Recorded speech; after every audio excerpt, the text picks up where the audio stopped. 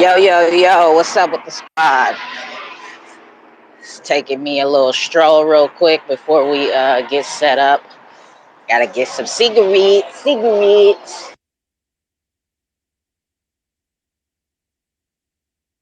I know it's hella loud background, all the cars and shit. What's up with y'all?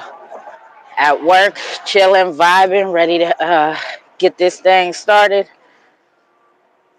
Gonna wait. We a bit early, per usual, letting them, letting the room build up and whatnot.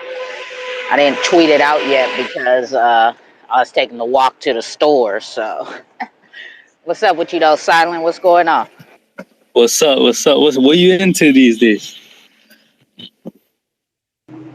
What you mean? Like what I'm projects are into. hot on the XRPL? What's the what? What's good on the XRPL these days? Like it's Um. My number one favorite project right now is called "Fuck Mainstream," fuck mainstream, yeah. and then All right. yeah, it's under FKM underscore token page. Yeah. FKM. Right, yeah. Right now, there's a rally going on, which is like steps you have to do in order to qualify to receive the airdrop for their utility token. Yeah. They already had their airdrop rally for their NFT token, FKM. So the rally we doing right now is for the UFM token, the Unflake Mainstream token, and Yeah. that's their utility token of their ecosystem. Yeah. And when I get a second, I'm gonna post it up to the top. But the rally's going on right now. We're waiting for step 10 to be unlocked, Yeah. and there's 13 steps. And once the steps is complete, you wait to get an email to see if you made it on the list for the airdrop. So they not just doing a everybody set a trust line and everybody gets an airdrop situation. So that's what I like about the project. And then once you look really, really into it, like there's a lot going on within the project. Um, so that, and then I'd say my number two is Xrpl. Have you heard about that? Xrpl. No, I haven't. What's Okay, that well, about? it's like Minecraft, but it's on the XRP ledger. Well, it is Minecraft, right? So it's using the Minecraft server, but he created his own server within Minecraft, and it's called Xrpl. So What the one, fuck? That sounds crazy. Yeah, man. Just have you got yeah, the links for that stuff? yeah. I'll put it all up at top, or I'll DM you. I'm taking a walk right now to get some cigarettes, but one My XRP. God. Yeah, one Yeah. XRP gets you one chunk of land. And when XLS 20 opens up, I believe he said he's going to close the open land sale. And then from there, it'll go peer-to-peer sale. Shit, this is too much to process, man. What? Yeah. And then, Minecraft with XRP. What the fuck's going on?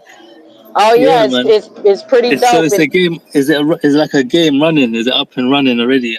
Yeah. Everybody's been in it. There's galleries in it. Like X Shrooms has a gallery in there. You could go look at NFTs in there. What's the ticker for that? What's Uh, the XRP? so it's Zerp, Zerp. Just go, XRP. yeah, or you could just go to their Twitter page, and his link tree will have everything you need.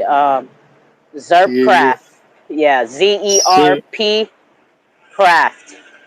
All right, got you. Yeah, so Yeah. those are shit. Sorry about the loud background. I'm fucking at the Nah, store. it's calm. It's calm. She's on a break. Yeah, so those are my two. Those are my top two right now. Yeah. I haven't been in this the XRPL for a while, so yeah, you updated me good still. Yeah, I got some more that I'm interested in, but these are my main focuses right now. Hey, listen, what about Lobster? Lobster, you know, Stella Oh wallet. yeah, no, that's not my You fuck lane with that? so much. Oh, you don't fuck with iTunes? I don't have a I don't have a lobster wallet yet, but I am gonna get one. Yeah, yeah. I could recommend you like Twitter page that you can follow. Oh yeah. DM it to me and I'll look into that as soon as I get back to the house. What's up, Lemmy bro?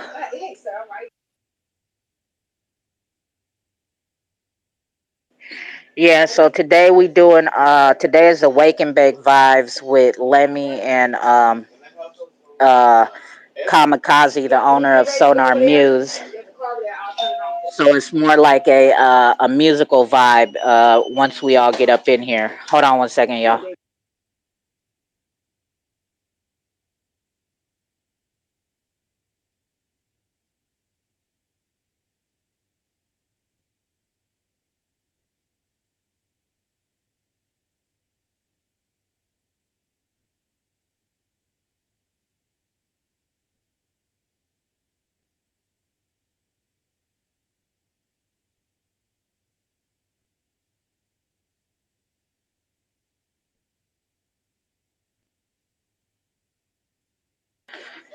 All right. Sorry about that, y'all. Had to had to walk and get my coffee. I smoked my last one last night, or actually this morning. And while I'm on these space calls, y'all be y'all be making me engage in my nicotine activities a bit more. So I needed to go uh, get some before we really started rocking and rolling and some good conversation. And then the room is, slightly lit. And then I'm walking down the street and all you hear is, sideshows going on and shit in the background. uh, so hold on one second, y'all. Hold on.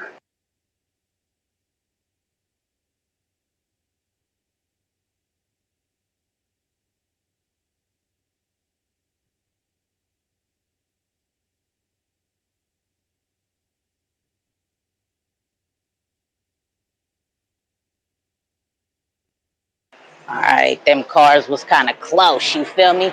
Oh, so for Lemmy and X, I know y'all on the pirate ship. Step 10 is gonna be unlocked in a little bit. Something about we got to do 3 riddles or something. So be on the lookout for my tweets. Who's that? Lemmy.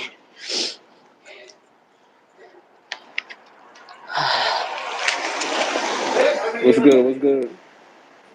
What's good? What's good, bro? What's going on? Not much. I'm over here at the barbershop, so I'm be in and out of the All schedule. right, for sure, for sure. Hmm. In there getting tapered up. You feel Yeah, me? yeah, for sure. You might have to play that track. I might not be at the house if it when it It's comes. all Yeah. good. It's all Oh, good. for sure, for sure. Hmm. You already What know. It's what's all going good. on? We got all bases covered. What's going on? Um, Everything straight? yeah, everything's good. Shit. Just yeah, everything's good. For sure. Uh, yeah, just other than the FKM rally. Hmm. Gonna do that. Be keeping my eyes open for that, and then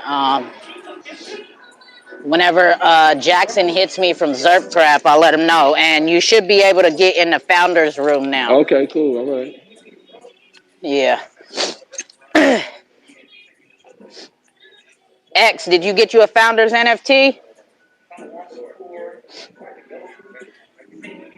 Clap your hands if you did. Throw a smiley face if you did not. Yeah, I'm in there. I'm in there.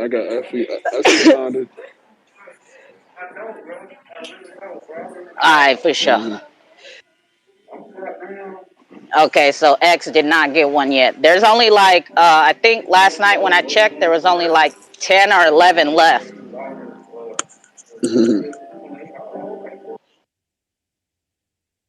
So again, bro, that's 140 XRP base price. You'll get perks in the game. When he locks it up and you go to sell land, he's the head real estate agent. So if you got a founder's NFT, you won't get hit with that tax if you break up your land and sell it little chunks by little chunks. You won't get hit with that commission fee if you got that founder's NFT. But if you don't, he taking his cut for putting in that work and that code to break up your land. You feel me? So you might want to take a look at that. See if you can snatch you up a founder's NFT. And if you can, you don't have to keep if you don't want to, you don't have to keep what it is. You could tear it down and rebuild it. You could build on top of it.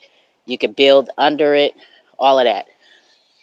But what you cannot do is you cannot move it to the side and like try to keep it and none of that. Like that's out. You can't do that. I asked.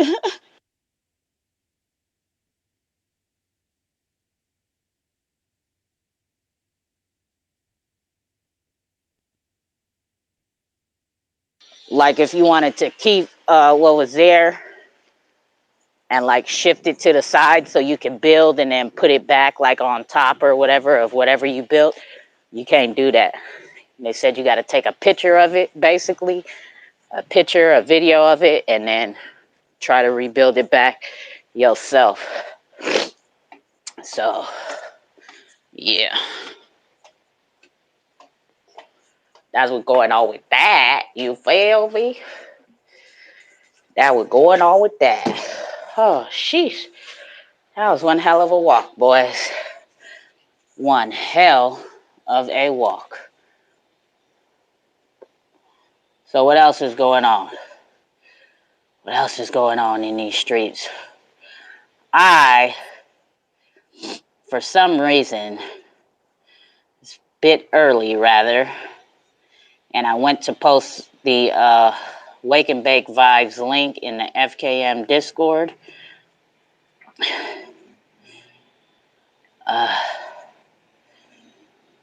And I accidentally started posting it in the Pirate Help Pirate, and you're not supposed to post links in there. So they timed me out, and now I can't text anywhere in the Discord. I'm on timeout. I can't text nowhere. This is fucked up. So now I gotta put in a support ticket.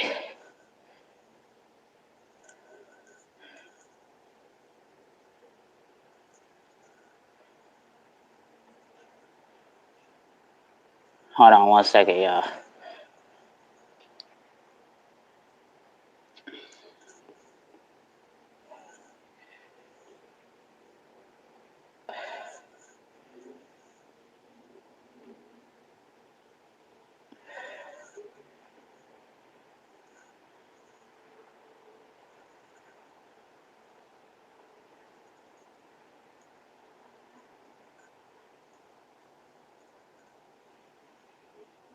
Hold on one second. I hear you. I can't text anywhere on the ship at all.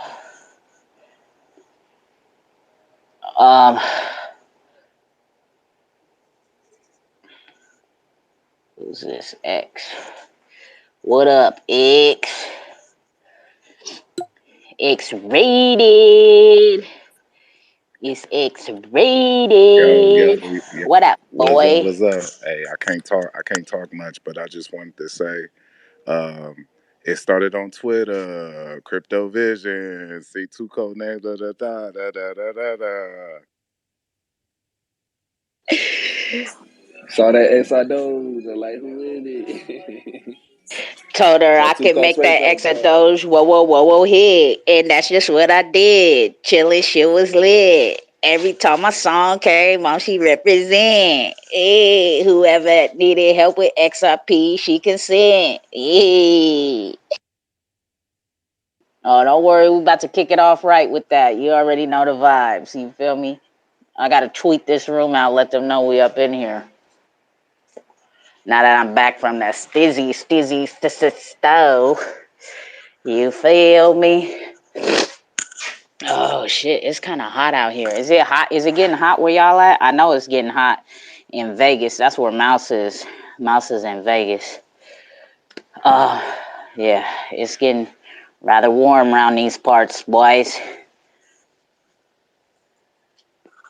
Rather warm in these Cali, this northern Cali area. I don't even know why the fuck I walked to the store with a goddamn hoodie on. That didn't make no sense at all for me to do that. You feel me? There goes our boy Kamikaze. What's good, Kamikaze? Kamikaze in his house. We got a new track today and everything from the fellas. All of that. You already know how it goes. What we finna be up to on Wake and Bake Vibes. You feel me? We finna play the tunes. Get a little loose. What's good? What's shaking in South Africa? God, just chilling this evening time here, so I'm just cutting loose as well. Yeah, just had a good day. I hope you guys had a good day, or starting your day out well. I keep forgetting the times of difference. Yeah, I hope you guys are having a good morning, good afternoon. Yeah, I'm just getting it started. Just came back from a walk to the store because I'm out of cigarettes and I need those while I be on a space call. So now I'm trying to set the room up, put everything up top, and tweet out the room, let everybody know we up in here. But this damn phone is tripping. There it goes. Okay, so I got that one up top. We need Kamikaze's info up top. Yeah. Y'all ready for this new heat he brought to the table? They brought to the table. You feel me? I got that new. I got that exclusive. That never heard before shit. You feel me? Fresh out the lab. Fresh off the press. First ones to hear it will be in this room. Tracked by Kamikaze and Lemmy. You feel me? Now let me tweet this room out and let them know we about to get started. You feel me? Pull up, you motherfuckers.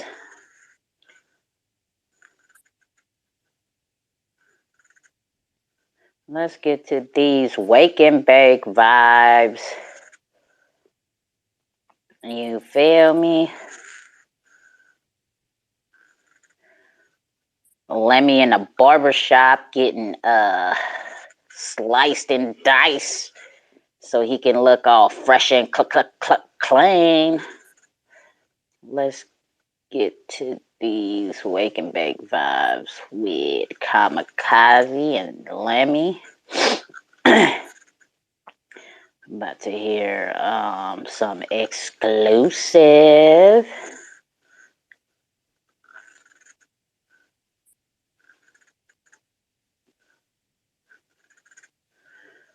Will only be heard here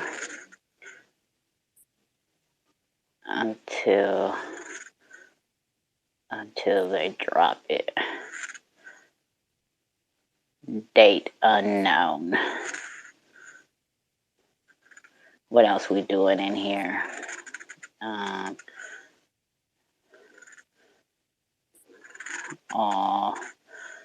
Musical talent. Welcome.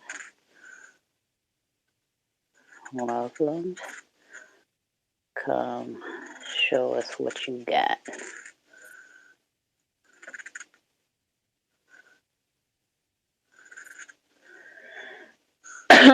What time is it in South Africa? Right now it's almost 8. It's almost 8 p.m. What's that? What time is it on this side? It's fucking about to be 11 a.m. where I'm at. It's about to be 2 p.m. where Lemmy at. Alright, I see. Yeah, you should be on that wake and bake vibes. You catching your vibes on your side. I'm catching mine right now. You know. Yeah, you catching them demon hour vibes. I'm catching them wake and bake vibes. I'm feeling time right now. You know what I'm saying? Yeah, Right? let's get it. But yeah. This we gotta get the vibes going. Let me also tweet about it. Let me share it as well. Let people know we're about to start. Yeah, so we can date unknown. Musical talent, welcome. Cause show us what you got. Um, yeah, so that we could get try and get some folks up in here. Um,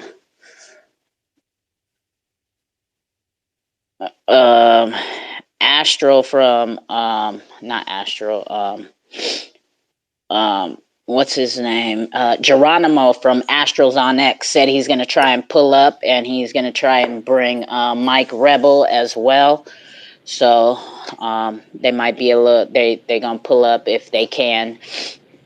So that'll be a good look. We got OC in the house. OC, if OC's not at work, OC said he'll bring something to the table this week as far as music goes. You feel me? So yeah, let's get to, you feel me? Let's do what we does.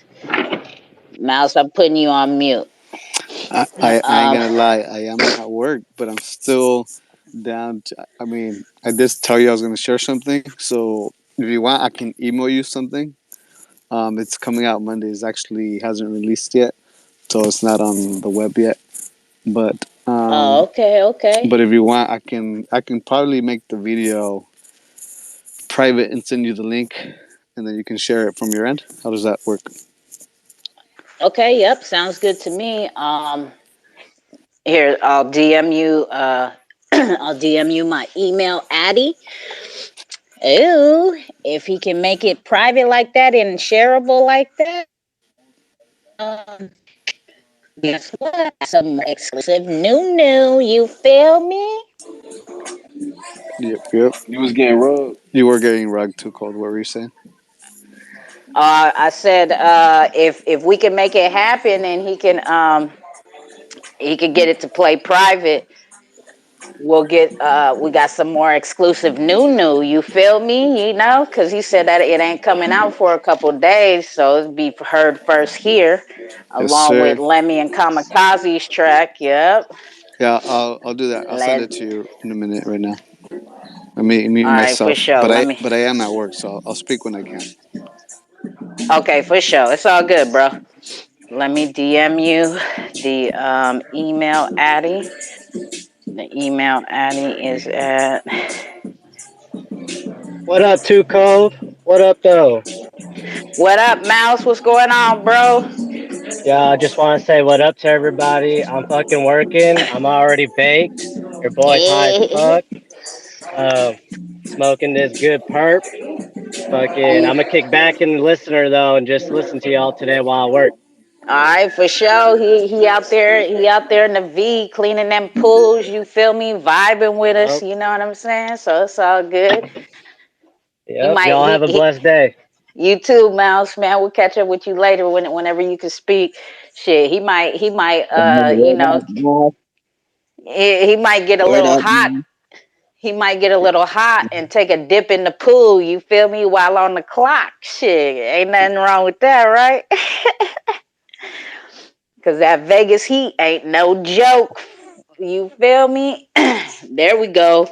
We got Astros on X in the house too. You feel me? Ooh, he came through right on the clock, on the dot. You feel me? He's punctual.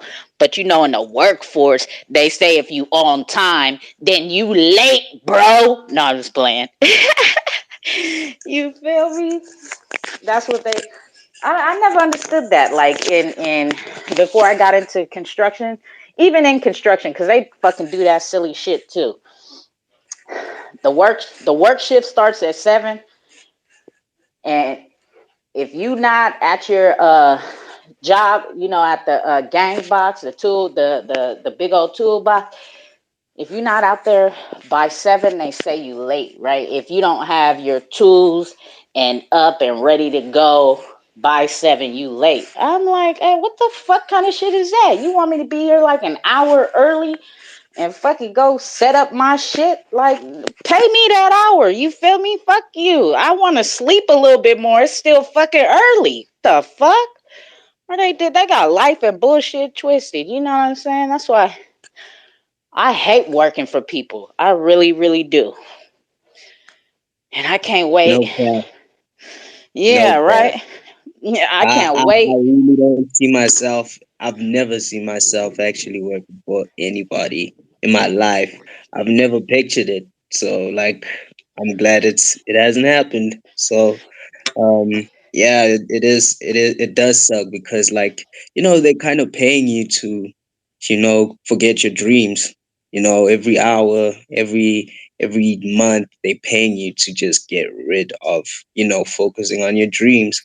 They're paying a price. So like, I don't see the purpose of living life like that. Just to retire at like 65 and, only start living after that. Nah, that's not the way to be and not the way to go. Yeah, that's that bullshit. That's that entrapment that they got us in. They got us enslaved into their system, right? And it's excuse me. And it's you're right. They paying us to forget our dreams but build theirs, right? And as a construction worker, like, I see the shit being built from the ground up, right? Like, as far as the building goes, the vision of what uh you know what I'm saying? And it takes a lot of money to build a building, whether you're renovating it or building it from the ground up. And it's like, and when I be in that building, every day my office changes, right? Because we're working ourselves out of a job every day we show up to the construction site. You know what I mean? So it's like, damn, now we're building this, and then as soon as we get done, they're gonna fill it up with people, and everybody's on the clock. Like, ain't nobody coming in when they want. And when I was in the field, because I'm on disability workers comp right now, it like, you don't have time to, like you said, you don't have time to enjoy nothing. Especially, I moved away from my union hall, which is the county that I work out of, right, where I get most of my jobs. And that drive in the morning is about an hour to an hour and a half, depending of the traffic, right? So that's 2 hours out of my day, just like solo time, because it's morning time. It's like 4 o'clock in the morning. I'm getting up, getting my day started, and then I'm on the road and hitting the freeway before 4:30 a.m. because if I get on the freeway 5 minutes later, then it's gonna make me late to work, right? And then I'm at work for 8 hours, sometimes 10 if there's overtime, and then on the way back, the drive is even longer because the traffic is different, right? It's fucking, everybody's getting off around this time. So my drive home goes from an hour and 30 to maybe 2.5 hours. Like, that's like more than half of my day spent on some other motherfuckers bullshit. You know what I mean? And it's like, fuck. And then they get you addicted. I won't lie. The pay in to be a union electrician in the Bay Area, it's good, right? But it's still not enough, right? Because the cost of living. And I say this to everybody who like be getting at me, like my family members and shit. They be like, oh, you got it. You're hella rich. You're in the union. You be making hella good money. I'm like, yeah. If I go to work 40 hours a week, I don't have to like stress and worry about my bills for the month, right? And I'll have a little bit extra to play with. So yeah, it's cool in that sense, but I'm still barely making it. You know what I mean? I have the ability to live by myself, if I stay within my means and know that if I go to work 40 hours a week, that bills are paid. Like, that's not living. Like, I'm still really not enjoying life. Like, I guess compared to my cousin, where he's stressed out every day if he can make bills for the month because he doesn't have like a consistent paying 40-hour a week job. You know what I'm saying? So, and he has kids and a wife. So I'm like, yeah, compared to you, I guess I am cool. I am, quote unquote, got it and I'm making it. But nah, it's not like that, bro. Like, I just know if I take my ass to work for the man for 40 hours a week, I don't have to worry about my bills. So that's just one stress I don't have to worry about, but I have to stress my ass out about being at work. I hate my job, fucking getting up hella early, going, and then I was in an apprenticeship for 5 years, and going to school twice a week after work, dog ass tired. Like, man, that's that bullshit. But let's get to some music vibes, right? Everybody do me a favor. Tweet this room out. Already did. And while y'all doing that, I am going to play the Too Cold song to get this wake and bake vibes started. You feel me? And then we'll start to get to chit chatting, doing what we does. You know what I'm saying? You feel me? Shit, I gotta find the folder. Wait, what happened to my folder? Uh-oh. Oh, here it is. I got too many folders.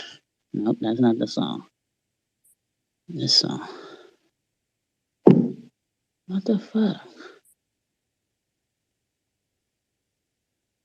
This Too Cold, raw and uncut. Why is it not playing my song?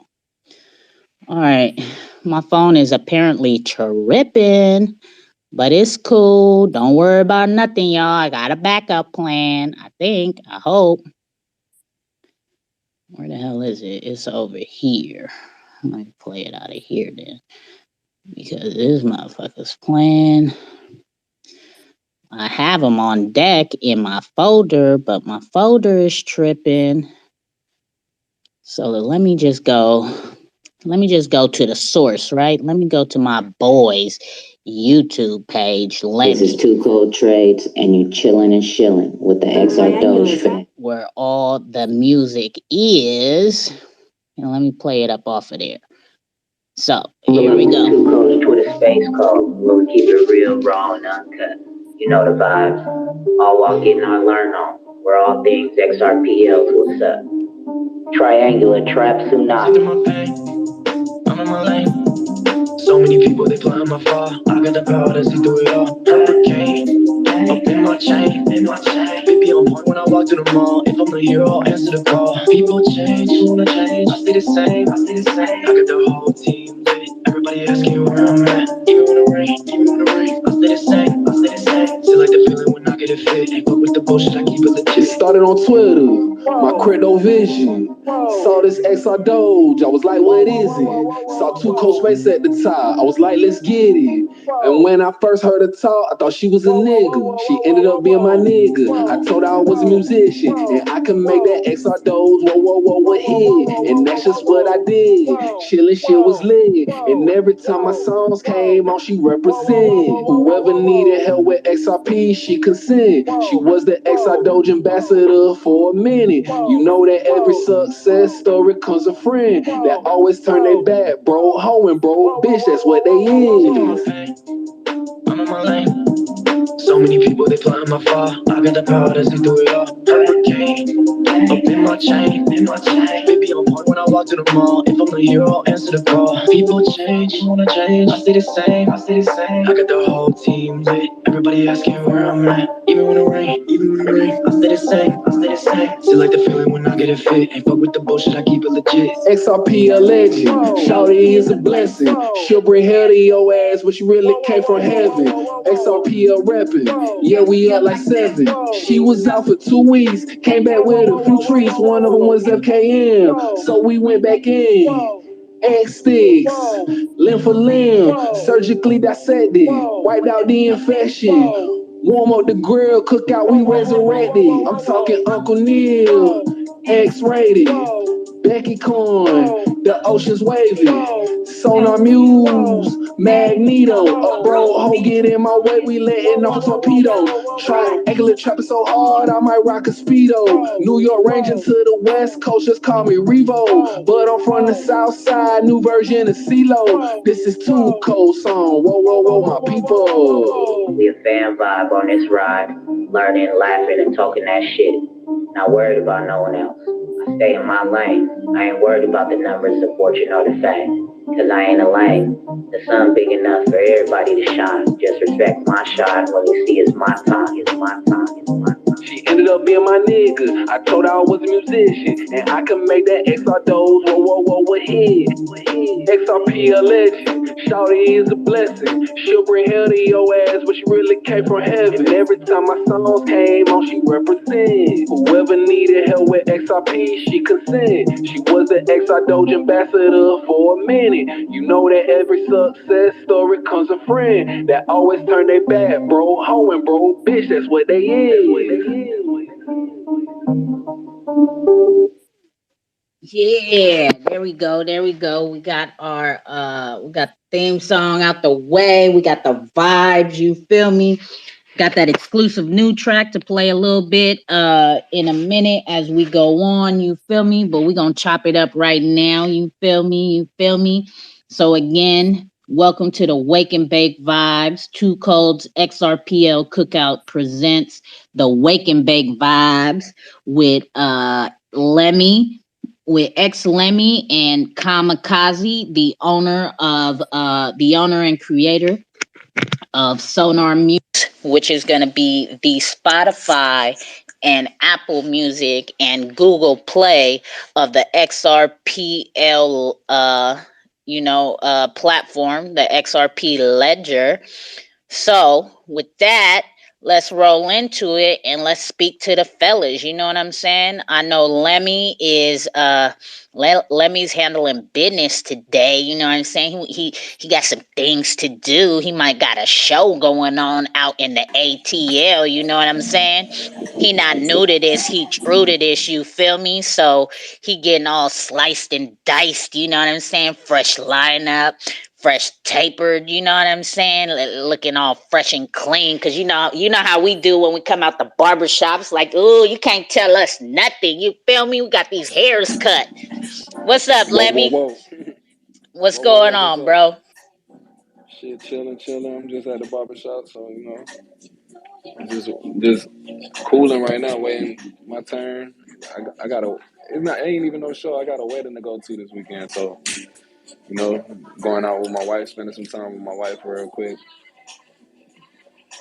And Oh, shit, just oh, okay. cooling. Yeah, I ain't gonna be able to do much. I might not be able to talk too much, so if I ain't, I'll be in and out the chat.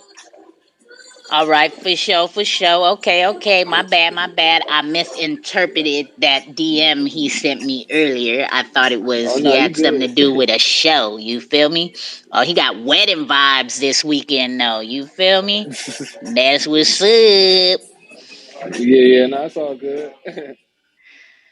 That is what is up. And all right, what's going on with our bro Kamikaze all the way in South Africa? You feel me? He on Lemmy's on Eastern time. It's 2 p.m. over there.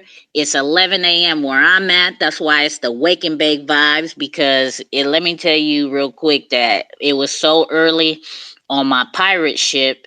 I was trying to send a tweet out and then I sent it in the wrong channel, right? And you're not supposed to, in the Discord, the FKM pirate ship, you're not supposed to send links in this in this channel. And I did it in the Pirate Help Pirate channel, and I meant to put it in the Pirate Follow Pirate channel, but it was so early that I fucked up and I posted the link and I got myself on fucking timeout and I couldn't text anywhere. So you feel me? The wake and bake vibes. That's how it rolls in the morning. So and we got our bro Kamikaze all the way in South Africa. You feel me? And he's about to roll into demon hours. He said it's about 8 p.m. his time. So let's tune in with him. And what's going on in South Africa, bro? Hey, what's good, everybody? I hope everybody is having a great day on your side in the early hours of the day.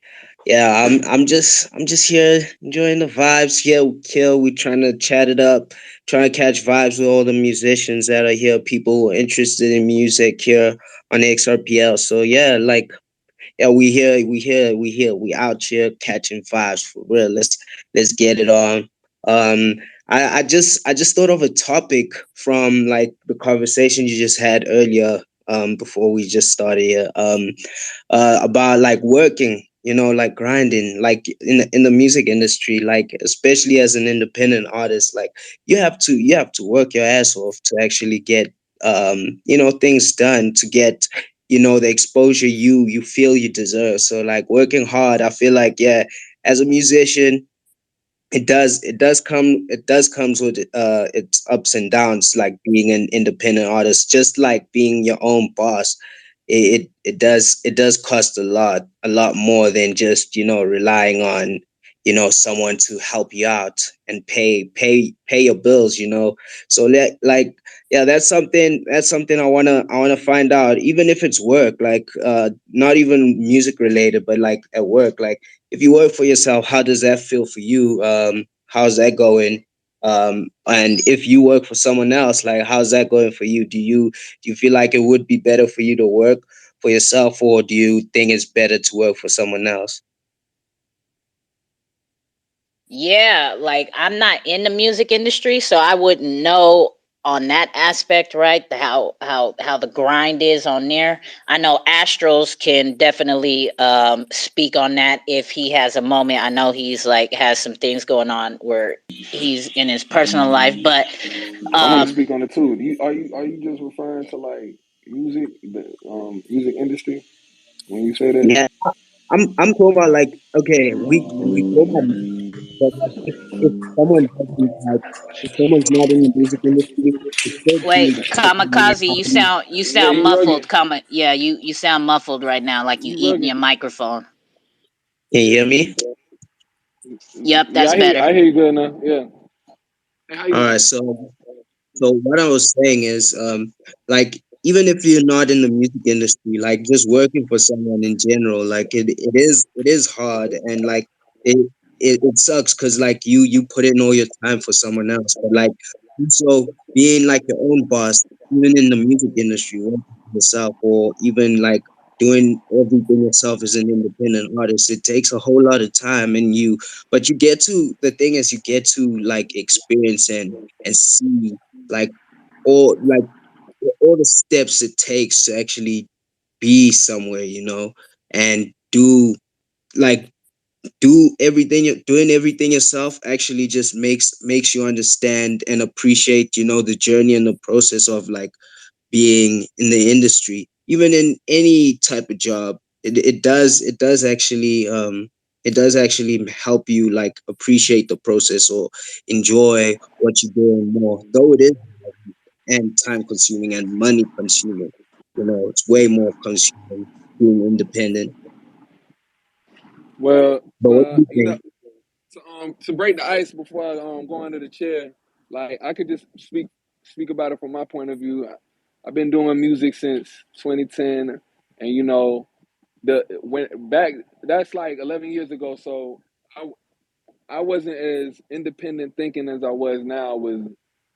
Me and my friends used to talk about, man, we want to get signed by so and so, this and that. We was looking to partner up with our favorite rappers. We wasn't taking our craft as seriously. I was in school. I was in college at the time when I took on like wanted to really be an artist, wanted to really take my craft seriously. I always loved music, you know what I'm saying?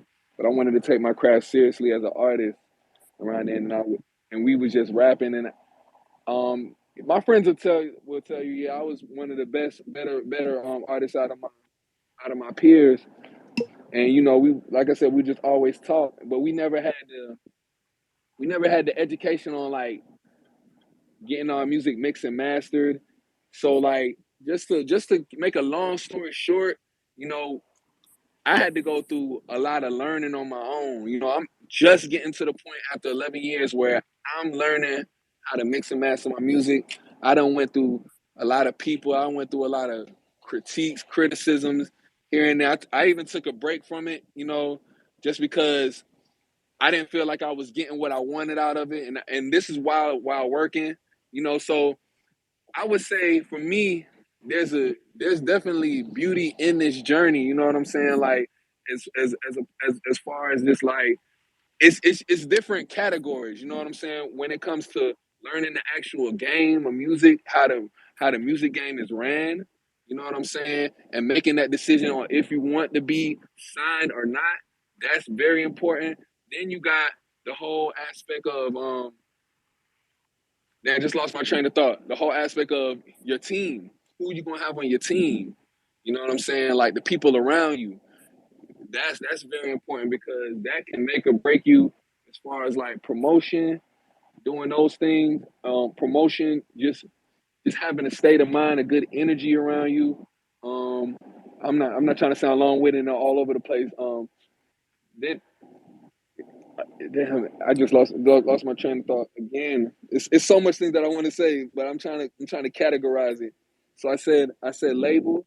Okay, being a student of the game, like if you want to be a rapper, do you know those who came before you? Like, do you know your genre well? Like when it comes to sampling and then when it comes to features and just being, are you in it because you love it, or are you in it because you see somebody making a quick buck off of it? You know what I'm saying? Like, do you really love your craft? Are you really willing to work, put in those nights, do the things that others aren't willing to do to be great? You know what I'm saying? Like, are you studying those legends?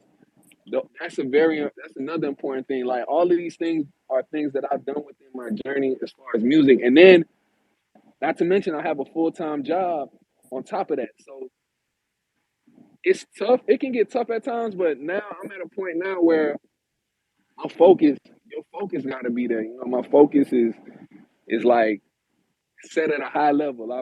I hold myself at a high standard. Like even when I met Too Cold, just for instance, when I met Too Cold in November, to this day, we got about 30 songs out on the XRPL, but I got almost 100 songs recorded. You know what I'm saying? And that's in between the time that I met Tuco. You know what I'm saying? I said, you know what? This is what I'm gonna do. I'm gonna go to work, come home, find time to chill with my wife. Priorities. Where's your priorities gonna be? If you get signed to a label, are you gonna be partying?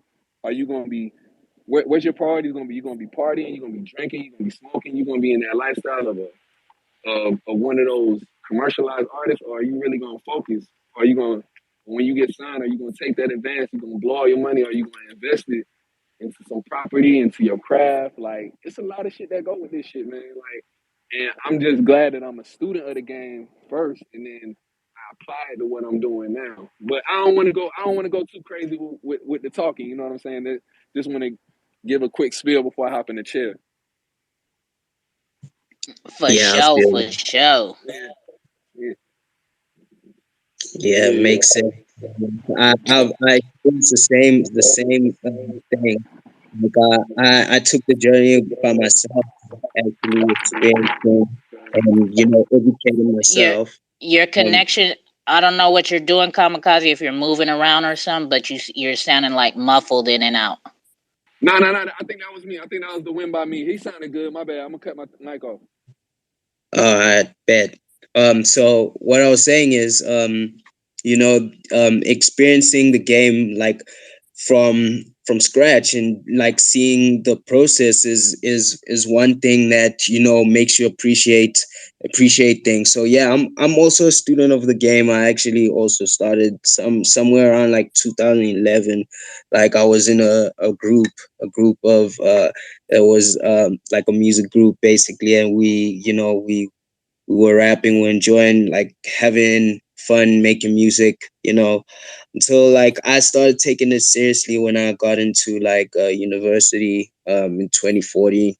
And just experiencing that, like now recording by myself, seeing like going to actual studios was what made me realize, like, yo, it's bigger than what I actually thought. Like, yo, I need to take my mixing and mastering, to a different level, because now I could hear things differently. I could hear that, like, okay, this is clipping now, like this sounds muffled. I need to, kind of do this instead, and I need to make uh equalize this and that to make it sound a certain way, like all of that, like having to experience all of that, like seeing people work in a professional studio also helped me, realize that, okay, yeah, there's just more to mixing and mastering than, just putting like a reverb and compressor and then, just an equalizer. There's more to that, and it is a process. But once you get into it, for sure, it just becomes second nature. Once you like know what you have to do, and you have basically a template. But yeah, in the game, I do understand, like working hard, and like it takes time to like actually get to that point where it starts flowing and it gets easier. But yeah, like Lemmy said, you do need the right people to actually get to where you want to be, though. You need to network. Networking is one important aspect of music that people don't realize, because there's people out there in the industry that feel like, okay, yeah, now that I'm big, I don't really need to do much because like I'm already at this place. But like, you need to keep networking to grow and to actually, expand like your fan base. And also, you also have to have a direction. That's one thing now that I I realize, and like I'm starting to understand from Mike Rebel actually pointed that out as well. Hey, you need to have a direction, and you need to stick to, that direction in order to, see if it goes anywhere. And if it doesn't go anywhere, it's trial and error, and you just learn something new along the way. But yeah, enough of me like talking about like a lot of stuff. I feel like I'm just going all around. But yeah, overall, like I feel like we need, like, as independent artists, though, as an independent artist, it's more about like you having, yeah, a vision and executing it to your fullest, as well as networking. Networking is one important aspect that I feel as an independent artist. For sure, for sure. I know that, like I said, I can't speak as far as the music industry goes. I can speak as far as work, and that shit sucks. But we'll get into my journey of work. Let's get to Astros. I know Astros knows about the music industry. So go ahead, Geronimo, my guy. Oh yeah, I'm enjoying listening in. I'm just on the move a little bit right now, but I'm free to talk for the next probably 15 or so. But I won't take up that much time. But yeah, myself personally, I started doing music right around the age of about 18. I'm 45 now, so I've been doing it a long time. But tried to do it professionally when I was younger. um, got the chance to record an album at Universal Records in Mexico City, the official one, and got into the music scene and learned a lot. Like Lemmy said, there's a lot to learn that you don't know about until you get into it. But yeah, it's tough sledding. I mean, personally, I had a band of 5 people. We had a rapper, a rhythm guitar player who also sung, an electric guitar player, a bass player, a Hammond B3 organ with an organ on top or a keyboard on top. And it's just it's just 5 guys and trying to keep 5 schedules and 5 dreams and alive. It's tough. As an independent artist, it's still tough as well. But no, my experience is it's a industry that's controlled by razor sharp people who don't give a crap really. They just care about their bottom end. But so it's kind of like there's a lot of luck and politics involved. Mike Rebel can speak on that. He was signed by Sony at 20, and he stayed in the game, but he obviously didn't get all the way deep into it. Like his contemporaries had seen a little bit different success in him, but he's trying to reemerge now, and that's the form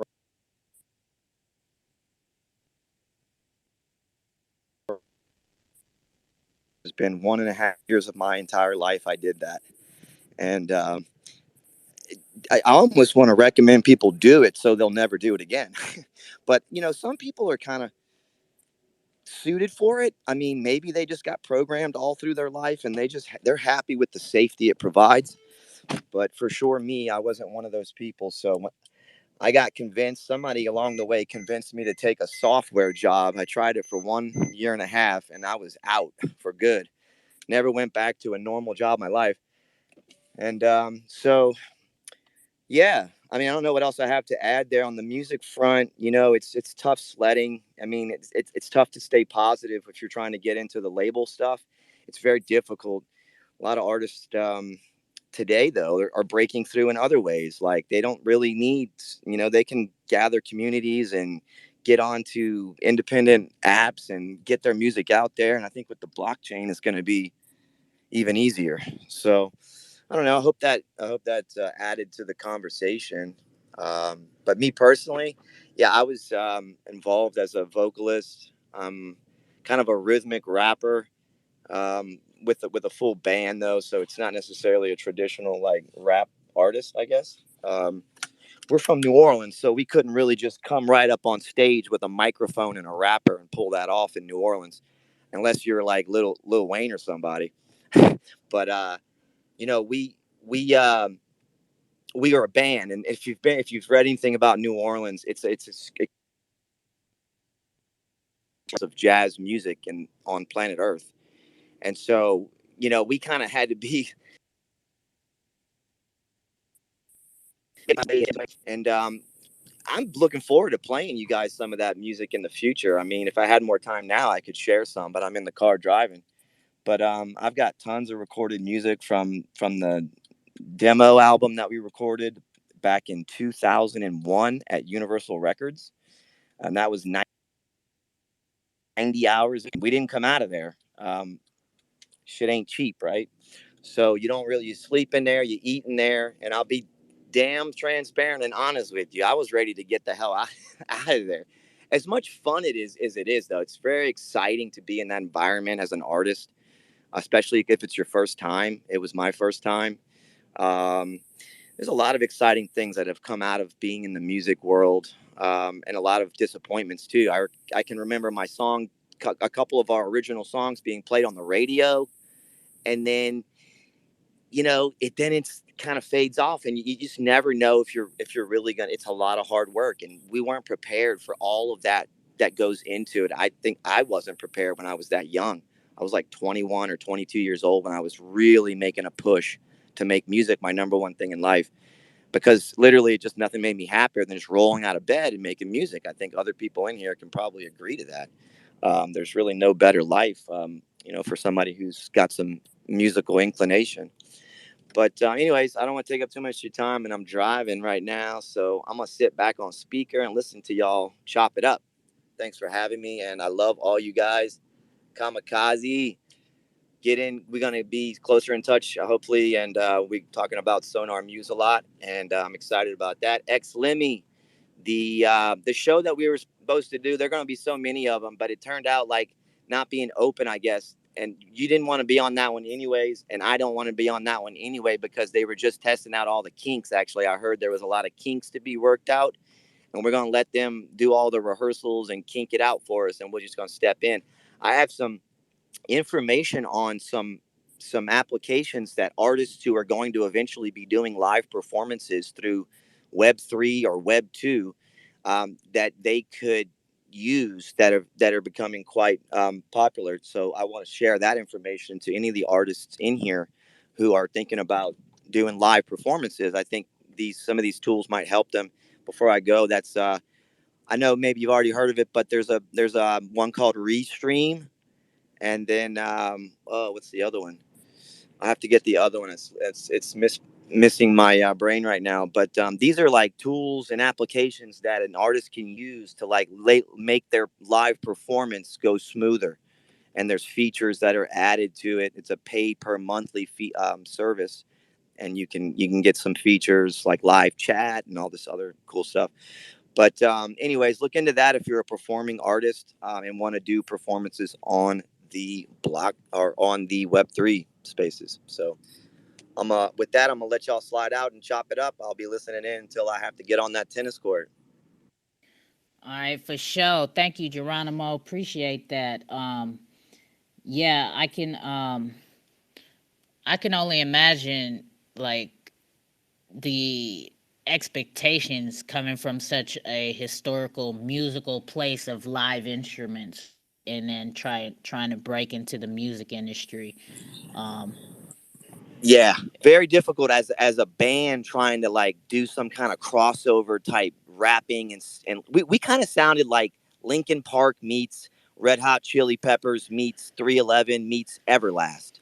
I mean, we kind of had all that kind of crushed together, but then we had a Hammond B3 organ going in the background too. That was like the real, we kind of had that jam band feel to it. But you make a great point. Like we had to be, we couldn't just come out acting like we were the shit as some rappers, unless you were.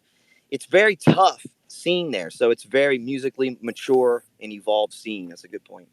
oh yeah, yeah. I mean, it's New Orleans has a very rich musical background. So just like Tennessee, right? Nashville, Tennessee has a rich musical background as far as the country industry goes, right?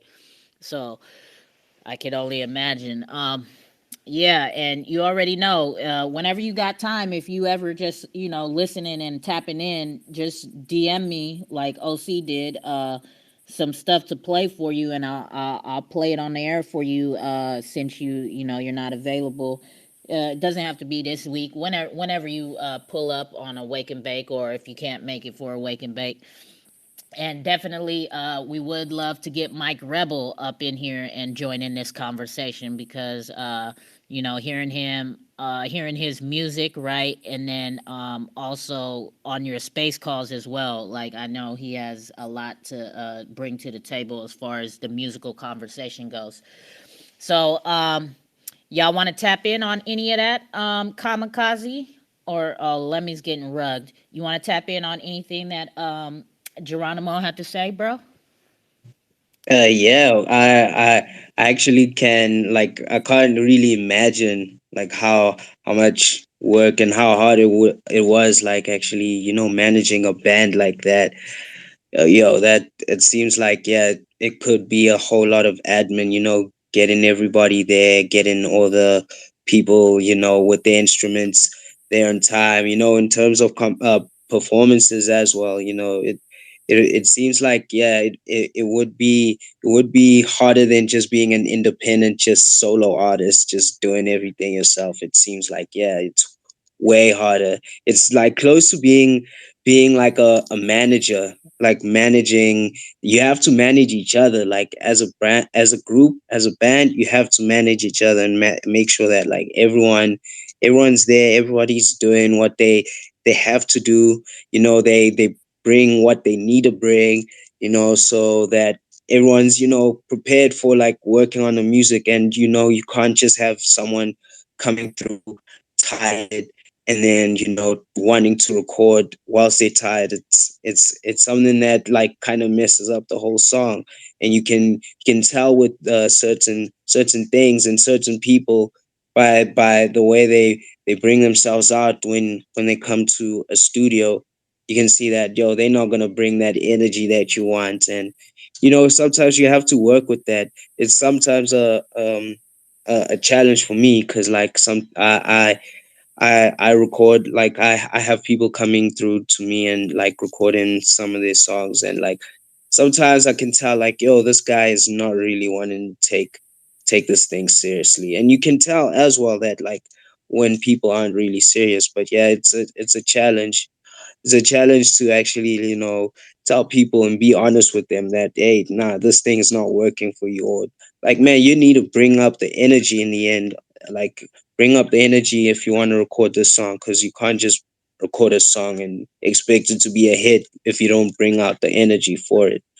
But overall, in terms of like a whole music industry, I do see that, yeah, there's a whole lot of challenges, and there's still a few more that I haven't experienced yet, and I'm willing to go through all these hurdles myself, and make sure that things turn out the way I wanted in the end. Because yeah, it's my life, it's my journey. I have to make the soundtracks to my journey, and yeah, I'm gonna keep doing that until like time comes where the finishing song has to be made. Yeah. Shit. Like I say, I'm not in the music industry. I just talk shit on Lemmy's track when he lets me. So me getting in me getting into the music industry so far hasn't been that much of a struggle, right? He lets me know when he wants me on a track, and I do it. You feel me? Um Now, as far as like helping him, I will say, I am a helping hand in getting his music out there, right? To the XRPL community, and trying to, get in touch with projects. Like, if Lemmy makes a song before we even contact him, because like we're that interested in a project or whatever, or just reaching out, because like you guys said, like Astro said, this shit ain't cheap. You know what I'm saying? And some projects that we've got in contact with, they, yeah, it's for the love, right? But at the same time, people don't, they seem to misunderstand um, the the effort and the things that have been put into making a song for a project. You know what I'm saying? So um I don't know. It's for me, like, dealing with projects and trying to get music out there, that his music out there, that will help bring hype to their projects, and bring hype to the XRPL community, as well as get Lemmy this exposure as being an artist on the XRPL. It is challenging at times, but for the most part, it is pretty well received. But it's those people and those projects that I've dealt with that kind of act like you owe them something, and his song should be for free, like no tip, no acknowledgement, like nothing, like to show any inclination of appreciation. You know what I'm saying? Like, to me, it's like a complete show of disrespect to this man, and to the art, and to the gesture. You know what I'm saying? So, and y'all know I be wanting to go bad on motherfuckers, but I gotta be cool and be professional. So I just cut off communication and just be like, all right, we see how you move now, and we won't be fucking with you no more. So that's as far as my journeys in the music industry are. You know what I mean? Like, if you want to call it that. I mean, shit. I believe we're on to something great here. The way we're moving. You know what I'm saying? So it's all good. And like we keep saying, the grind, right? Like I may not be in the middle of an industry, I may not be a rapper, but this grind to try and help him get the exposure and the recognition that he deserves, like it really is a fucking grind. It really is. So I can't even imagine what it is to be an artist. Um so we got Joshua up here. You want to add to this, Joshua? What's going on, my guy? Oh, sorry, Joshua. X was before you. Can you speak now, X, or no? If X can't speak, Joshua, then you'll be up next. Yeah, yeah. I can't hear you, X. I see your mic is unmuted. Hear me now? Yeah, that there you go. You can hear me? Yeah.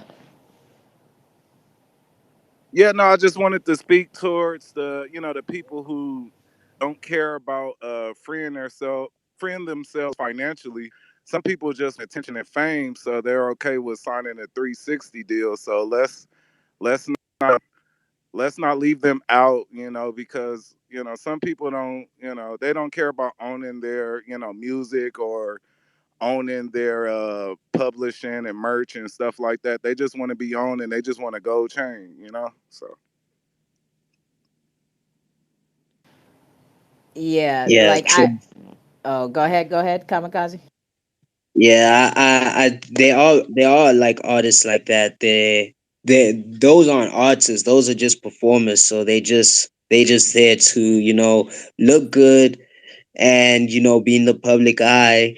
Just set an image. They just performing for us. So like yeah, those aren't real artists. I would say yeah, they are those people out there in the industry that just want the gold chain and the fame. They don't really want to own anything they do. That's those people that have like riders and all that. But there are those people who just have people that help them, but there's those artists who just have riders to just create their whole image. Yeah, it is what it is in the game though. There's so many aspects and facets in it, like you just gotta see through it. It is smoke and mirrors as well, so like you just gotta see through the bullshit sometimes. Yeah, like from what I see from the outside looking in, it's like X said, right? It's people these artists get these deals and don't even exactly know what they hopping into. So it might not even necessarily be that they just really give up all these rights. They just don't know what they have stepped into by signing all them papers. Because, in all honesty, if you're 21, fresh out the gate, you've been grinding for a couple years underground, and finally, you get hit with a deal out the blue. You coming from nothing. Do you have a lawyer to look over the contracts, right? Or yeah, they Tuco, they have a lawyer. It's the same lawyer from the record company. Yeah, exactly, right? They for the record company. You know what I'm saying? They not for you. Like, and that's the thing, right? Is whenever you do any type of business, not just the music business, right? You always want to bring your team to the table and not take the team that they give you, right? Because who are they fucking playing for at the end of the day? They ain't playing for you. They playing for who really hired them, which is the record label or the business or the company, right? So these youngsters that step into these deals, they just don't even know that they get that advancement and they think that the money is free and clear, not knowing that you just signed a $200,000 advancement, but your first two record sales 95% go to the label. You go on tour, 95% goes back to the label because that shit's coming out of the 200 that you took in advance. You know what I'm saying? They not aware of that. And that's why I know you guys hear me talk about him a lot. I respect Russ and what he has brought to the table as far as being the type of independent artist he is, and he talks his shit on his music, and I love it. You know what I'm saying? He talks his shit to the industry cats. You know what I'm saying? He be calling them out. You know what I'm saying? Like, y'all can't do what y'all want. Y'all do what y'all told. You feel me? You know, he makes it very clear. I go on world tours and sell out, and all profit is mine. You know what I'm saying? Because he's his own artist. You know what I mean? He been grinding for years, and finally made it out to where he is, and he's still not even hella mainstream, but he's so independent. You know what I'm saying? That, and he's made it by keeping 100% of everything that he's brought to the table. He's keeping his music, his royalties, his rights to everything. All his merch he sell is his. Like, and he paying his team out his pocket out of what he makes and brings to the table. And you know, you gotta respect that. Like, a lot of motherfuckers call him arrogant and cocky and conceited, whatever. But it's, I mean, this is a motherfucker who came from nothing and made it into something, and is feeding a whole team and his family. You feel me? And he talks that shit in his music. His mom's, he says it in some of his lines. My mom's Instagram is like a travel page. You feel me? Because everywhere I go, I bring her with me. You know what I'm saying? Like, psh, man, he got that room to talk that shit. You can't do nothing but respect the man that came from nothing and brought it all the way up to something. You know what I'm saying? And he ain't talking that shit to where he's arrogant about it. He speaks the game and tells you how to get it yourself, but you got, people ain't opening their ears and their mind to visualize that. Like Astro said, there's a lot of different ways that independent artists can bring their shit to the table without having to sign a deal. Just the grind is longer. Everybody wants to take the elevator, and as Lemmy said, the journey, you got to respect it. The journey is actually everything, because it's going to teach you everything you need to know along the way. So that's for sure. That's what I do know, and I'm not even in the music industry. Just from being on the outside looking in, yeah, motherfuckers is getting raped as far as putting their signature on that table. You know what I'm saying? Like, that's crazy. Like, Getting pimped. you know. Yep, exactly. Getting pimped. Joshua, you want to add to this? You there, Joshua? Yeah, I'm here. I got off a call from work, so perfect timing actually. I've been making music for 15 years or so, but it's always been kind of, I forget who it was that ended up jumping in X something before me. But the idea of doing it for the love as opposed to doing it for the money, right? And I think that there's that level of motivation that can come across to the audience, right? Because ultimately it's all about supply and demand, right? Am I supplying something that's in demand in your life, right? Whether that's a beat to dance to, or lyrics you can vibe with, right? Like something along those lines where I'm able to create something that you see value in. And so I think a lot of people end up focusing on, this like idolized, false imagery of, the chain and the car and the vacation. But are you really in it for the art, or are you in it? I mean, because don't get me wrong, like people need to feed their families, right? Whether you're an airdrop farmer or a gangbang rapper, like that's cool, like do what you do, right? But at the end of the day, represent yourself for what you are. If you're just in this to try and get a chain, like let that be what it is. But so coming into the music industry, right, or rather making music, right, there's that kind of view on anybody, especially anybody who has any kind of background with rap.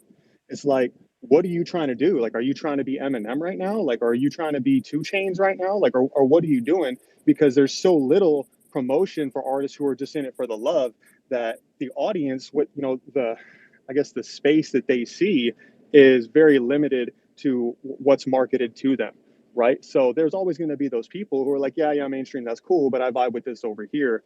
But if that's the case, right, if you're in it for the love, I think it's important to stay true to that, right? Like, it's not about the money. If I make money, cool, right? It's about getting heard. Like, I don't care if I sign the contract, whatever. Like, as long as it gets the message out there, right? That's a different vibe, and that's not necessarily like the wrong approach, but that creates a level of danger when if you're going to sign a contract with a company who's going to have certain expectations of you based on what because they want to make money, right? Like, they're a business and you can't necessarily fault them for that. But is the way that they're going to go about trying to make money off of you in line with the message that you want to be able to push, right?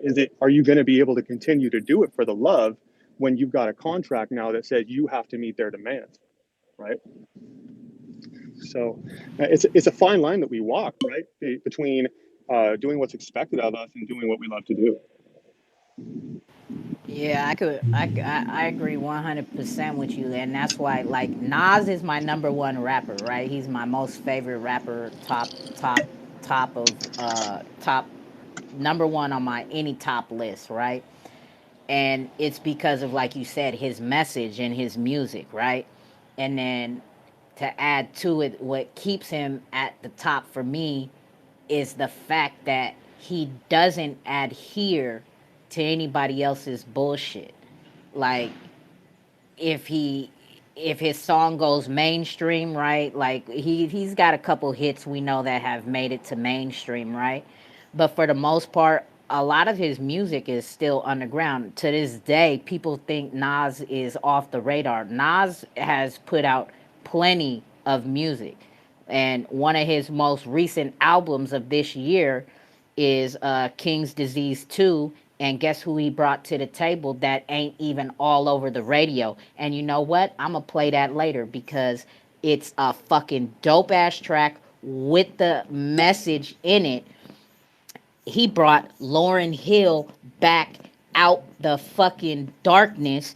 And guess what? She understood the fucking assignment. Sis, you been gone for too long. People sleeping on you. Forget that you a queen in this industry. So I'm dropping a track.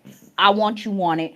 Come back and bring that shit. And guess what they did? They knocked that shit out the fucking park. And guess where you hear it? Nowhere. You gotta go fucking find that shit because the message in it is not for the mainstream to push. You feel me? And you're absolutely right. You know, your message has to coincide with the record label that you signed to, otherwise it's going to be a clash, right? And if you come out swinging and people become your fan base of being this type of particular rapper, and then you get signed, or not even rapper, right? Musician in the, musical artist in the industry, whatever genre you're in, if you create your fan base organically and grind from the underground, and now your fans are expecting this type of music, and then when they get signed to a label, and then they come out start being something different, and their music is nothing like it was before, then that's when you know that that's the sellout. You feel me?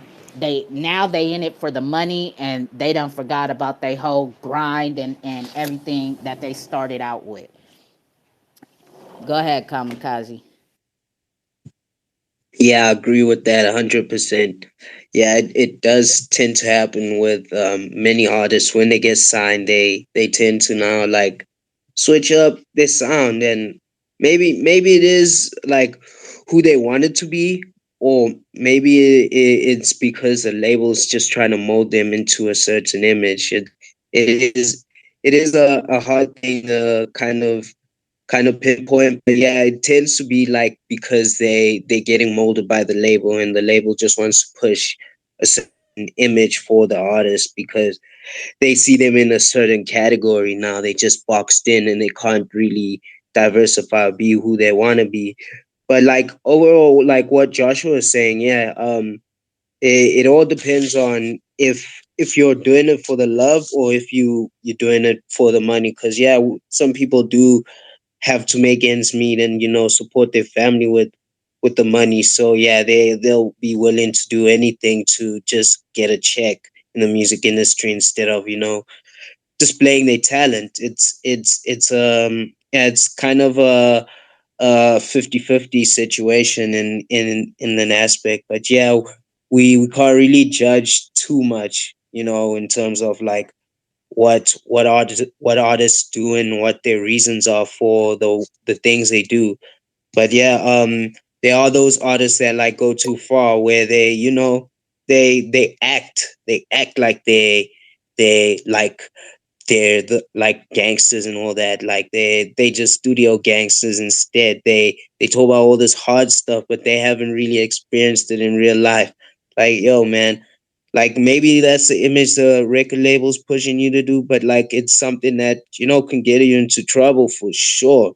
You know, like that kind of thing is real deep. Like, we experienced it with 6ix9ine. Like that guy just was, portraying an image that he was not. He was not like, he's not that hard guy. He's not hard at all. Like he doesn't like live that life, and he was just talking about it, exploiting us. It was basically appropriating the culture, and it's Culture, like, culture vultures. Yeah, for culture sure. vultures at its finest.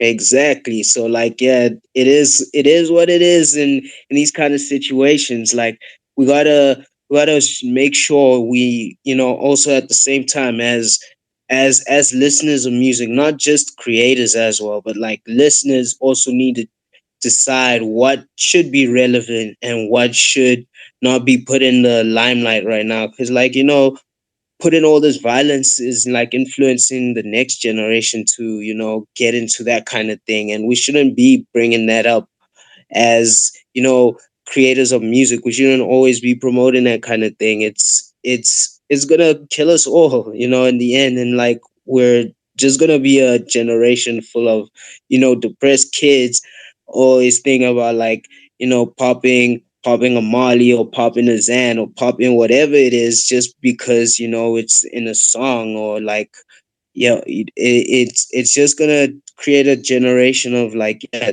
sad people, because of like the way, artists are portrayed and stuff. It's also the downfalls of record labels, because that's what they do. They trying to push an agenda for, the culture, in that sense of having just that kind of music out there all the time.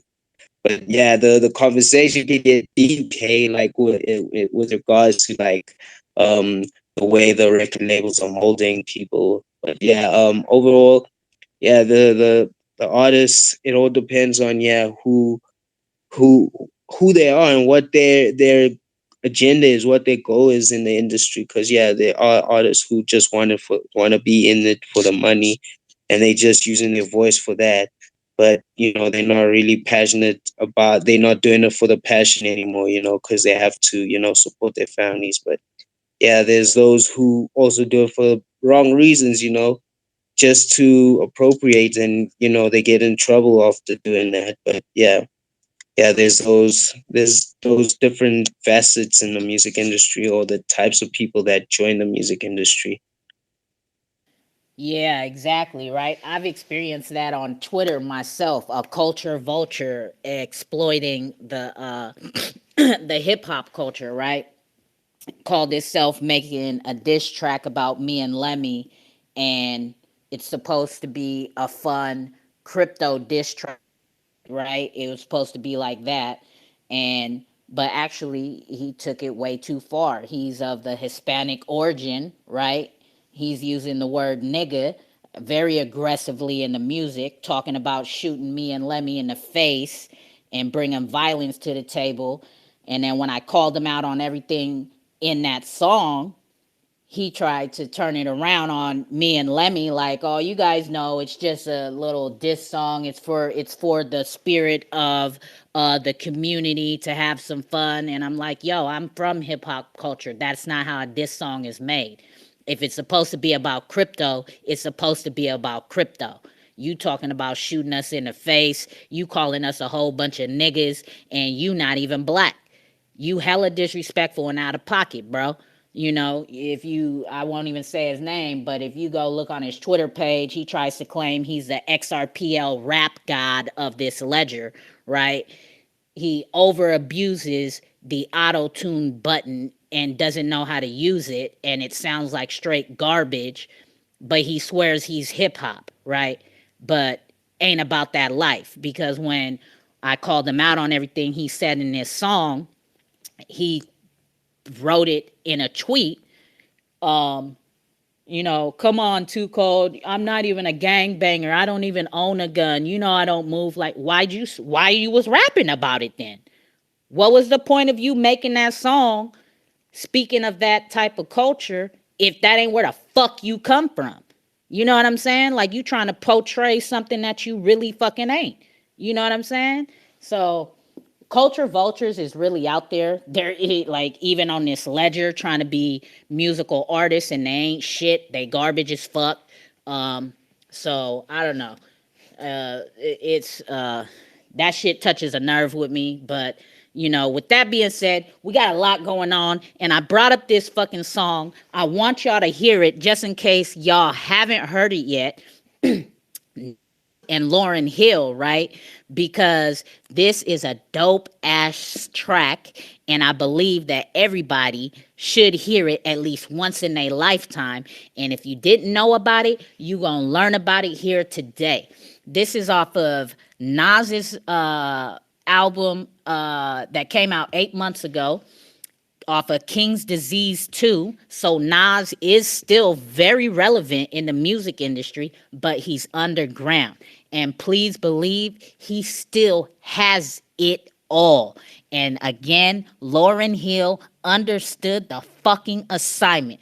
So let me know. Am I coming in loud and clear? Because I want y'all to hear this fucking track loud and clear, because this is my favorite Nas track of all time. Like, since this song has came out, this is my number one favorite Nas track. Am I coming in clear, Kamikaze? Yeah, you're all good. You're all good on my side. All right. To it. Let's rock with some Nas.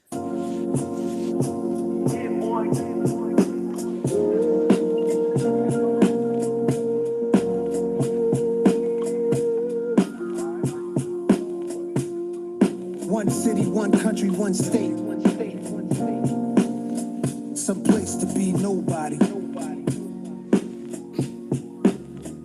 Yep, loud and clear. Thank you, man. Some place you wouldn't know probably.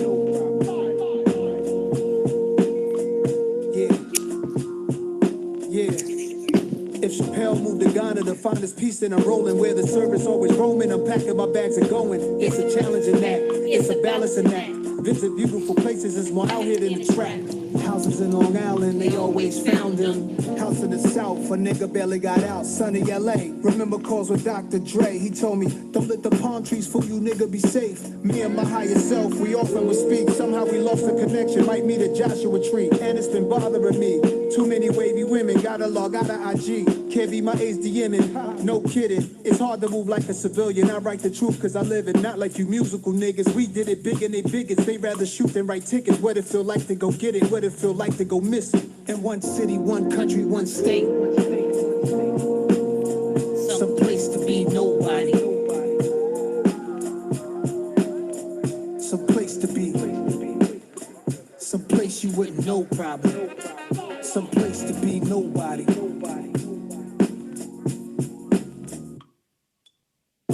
My dog bought a plane, said let's go to Paris. That's where baguettes are from, French bread that's long and narrow. I like the other definition, rectangular carriage.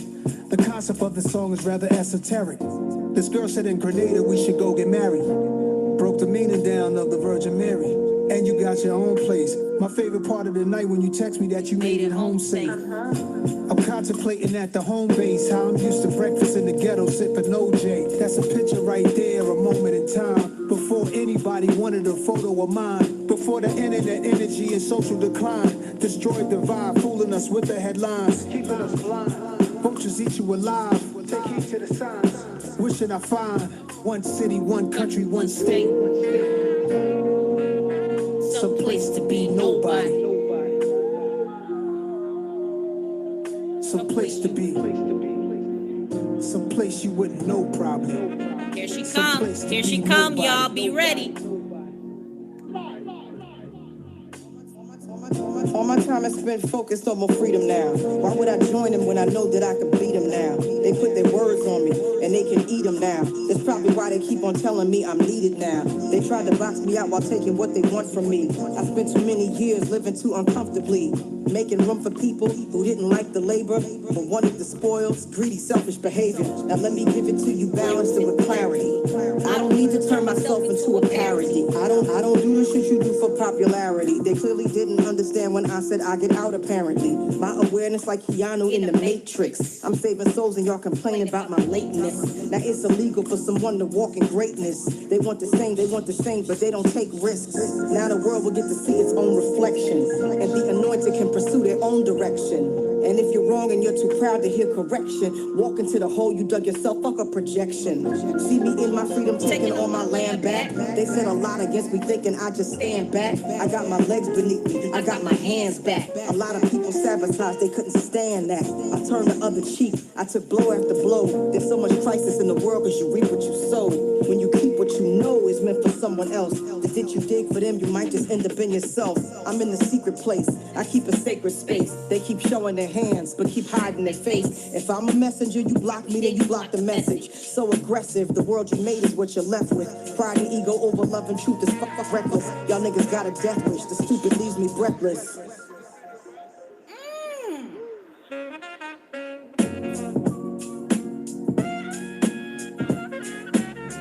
Some place to be. Yeah, ain't ducking nothing. Just might have to build my own city where I need a real nigga passport to enter. Miss Hill, we ain't going nowhere. They gonna have to deal with us. Make them uncomfortable. Yeah. Hey.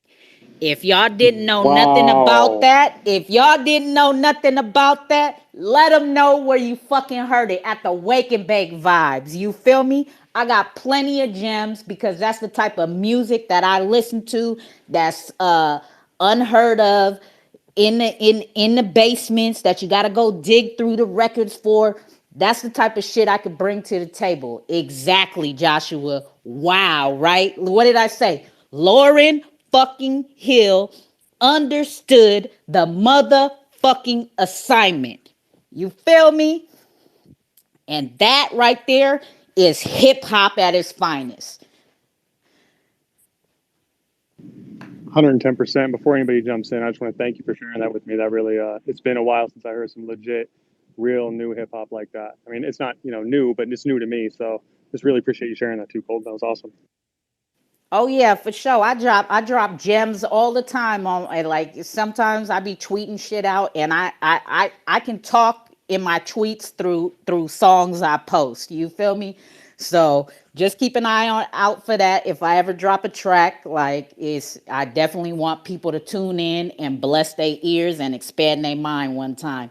So yeah, no problem at all. I love sharing and opening people's minds to hearing, you know, the non-mainstream side of shit. You know what I'm saying? Because I'm a lyrical listener and appreciator of the hip hop culture. So all that fucking fancy, shiny shit, that shit don't impress me as somebody being in the music industry. I want to hear what it is that you're putting in between my ears. If it's pollution and garbage, I don't want that shit in my fucking, I don't want to be listening to that. You know what I'm saying? Like, I need something that's going to inspire me, that's going to make me think, and that's going to open my mind. So that's the type of music I love listening to. So, what you think about that, Kamikaze? You ever heard that one?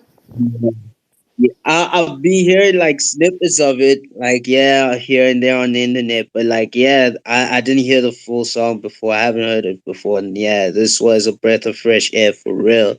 Like I'm also a fan of like the older generation of hip hop because like they were doing it for the fun, they were doing it for the love. At the same time, they were exploring the new sounds. Though like here in this new age, yeah, of course we're exploring the new sounds, but like they were about wordplay and keeping it real too. And like one of my favorite groups is a tribe called Quest. Like I really love them so much. Like they're always on my playlist. I can never like not listen to them. So like yeah, I really enjoy like old school rap as well. Like yeah, especially like Nas's Illmatic. Whew, man, The World Is Yours is one of my favorite songs. I won't lie. Like it's one of my favorite tracks of Nas's. So yeah, I do appreciate like old school hip hop boom bap because like yeah that's where everything started for me, like yeah, listening to that. And like even now I'm making my like old school beats, like boom bap beats here and there, like and I rap on them because like I feel like yeah, going back there is just gonna help me improve my sound further because you got to go back to your roots in order to grow, so yeah, that's how I feel about hip hop. You need to go back. If you can't really rap on boom bap beats, then yeah, there's something wrong. I feel like there's something wrong with you as an artist. You gotta be able to rap on those first of all before you can, be versatile and jump on these new age beats. So yeah, I do appreciate Nas. He's one of the greatest out there. Um, and yeah, that was an amazing song. Thanks for that. It was really, it was informative as well because she had, especially Lauren Hill. She has a message for us, and she's here for a reason. But I wish she actually did make more music and make solo albums because like she only made one. I can't believe it. Like she only made one solo album, and like it's one of the greatest albums out there. But yeah, I do appreciate the messages she does. She does give us the gems she gives us whenever she does come on the mic. Oh yeah, 100%. People sleep on her because she's not out in the spotlight. She's handling her business and taking care of what she needs to take care of. Like you said, her message, her song has, when she comes to the mic, she brings the message within it. And she's out here saving souls, and people out here complaining about her lateness. You know what I'm saying? So you gotta respect it that when she do come on the mic, she understands the motherfucking assignment. You know what I'm saying? Like, let me remind these fools of who the fuck I am, who the queen of this shit is. And let's not forget, she got them vocals too. You feel me? Cause she can show carry a tune too. You know what I'm saying? So yeah, you right. It would definitely be dope to be able to hear her put another album out herself. And speaking of your inspiration, right? Let's get into this exclusive clip, or not clip, this exclusive song by Lemmy and where are all my tracks going, bro? By Lemmy and Lemmy and Kamikaze, right? This is some new heat. Again, we start these wake and bake shows every Thursday at 2 p.m. Eastern time with Lemmy and Kamikaze as a co-host, and they're gonna be bringing a new track that they put together every week. They're gonna be bringing a new track that's exclusively gonna be heard here. I don't know when they're gonna drop it, so this will be the only time you get to hear it exclusively. The call is recorded, so you could play it back and try to find it that way again or whatever. Share it that way. Their release date of these tracks is on them. We did the first one last week. That song was called New Stage, right? This song today is called Crushed Diamond. And Kamikaze is speaking about his inspiration and what brings him to make his type of music. So you want to go ahead, if you can, you want to talk about it real quick, and then Lemmy, you want to talk about it as well before we play it for the folks. All right, yeah. So the track is called Crush Diamond Hands. It was basically let me can let us know about like the the story behind it, what inspired him to come up with the hook. So but it's basically about like you shouldn't be listening to all the fud in the markets. There's so much fud out there. You might just sell your portfolio, sell all everything because you're hearing some bad news out there. So like, don't listen to the fud. Just just stay strong. You need those diamond hands. Don't let them turn into crushed diamond hands. But yeah, let me, if you can speak, yeah, just let us know what inspired the hook for you and the concept of the song. So yeah, the name of the song. Can y'all hear me? Yep, loud and All clear. right, cool. Loud and clear, All bro. right, cool. So Crush Diamond Hands. I don't know, like if you listen to like these trendy rappers, like Future Thug, you know what I'm saying? Like mainstream rappers, they like to wear a lot of ice and a lot of diamonds. And they the diamonds with like a lot of clarity on it, it's called crushed diamonds. Like it's a lingo for diamonds. They're called crushed diamonds. So you know what I'm saying? So me, I'm in the crypto. I feel like I got diamond hands, but my diamond hands is on another level. My diamonds is on another level. I don't really wear ice like that, but I got crushed diamond hands. The way that they use diamonds, like as they lingo, like all that ice they wearing, my diamond hands are crushed diamond hands. You know what I'm saying? I'm so icy on another level with this crypto shit. That's basically what it is. So it's not like we crushing damaging diamonds. It's like, nah, I got crushed diamond hands. My shit is like I'm icy as fuck over here with crypto. You dig? So it's just a play on words, lingo, and then you listen to the hook, stack your core, reap this.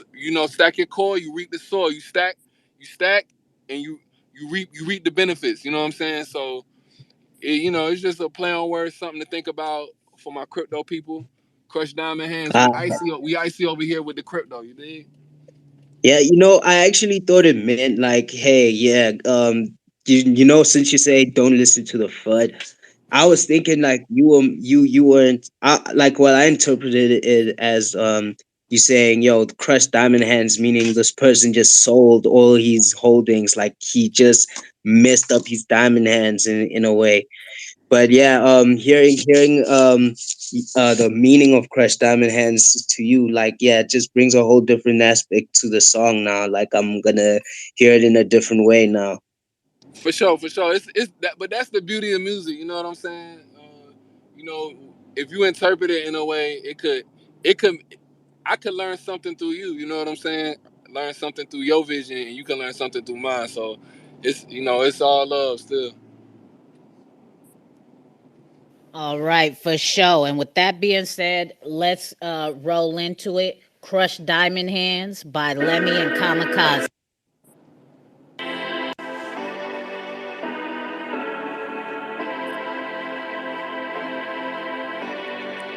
Stack your core, reap the soil, my lineage very raw. Looking like I hit a lick off gas prices and oil. Crushed diamond hands, like a loop, money for. Don't listen to the FUD, don't listen to the FUD. Stack your core, reap the soil, lineage very raw. Looking like I hit a lick off gas prices and oil. Crushed diamond hands, like a loop, money for. Don't listen to the FUD, don't listen to the FUD. Got it out the mud, Snooty, it was wild. Been wiping my nose since I was a child. Fashion over style over fashion. She saw my portfolio and caught an orgasm. Yeah, she so horny, the new two-line crew. I got all these coins, they calling me Uncle Scrooge. Me and Kamikaze, we said cheers on the booze. First XRPL music platform, Sonar Muse. Sophisticated, Southside #2. I don't gotta be in the front, I sit in the caboose. Towards the rear, FKM, I just sent all the Sims. Crushed diamond hands, you gotta have those for gems. SO22 vision, gotta have all your lens. Can't get too distracted on these hoes like Lil' Kim in 1996. You had it, but you let it slip. Now it's game over, back to getting little flips. Like the core, reap the soil, my lineage very raw. Looking like I hit a lick off gas prices and oil. Crushed diamond hands, like a loop, money for. Don't listen to the FUD, don't listen to the FUD. Stack your core, reap the soil, lineage very raw. Looking like I hit a lick off gas prices and oil. Crushed diamond hands, like a loop, money for. Don't listen to the FUD, don't listen to the FUD. If you got negative vibes, don't come near with it.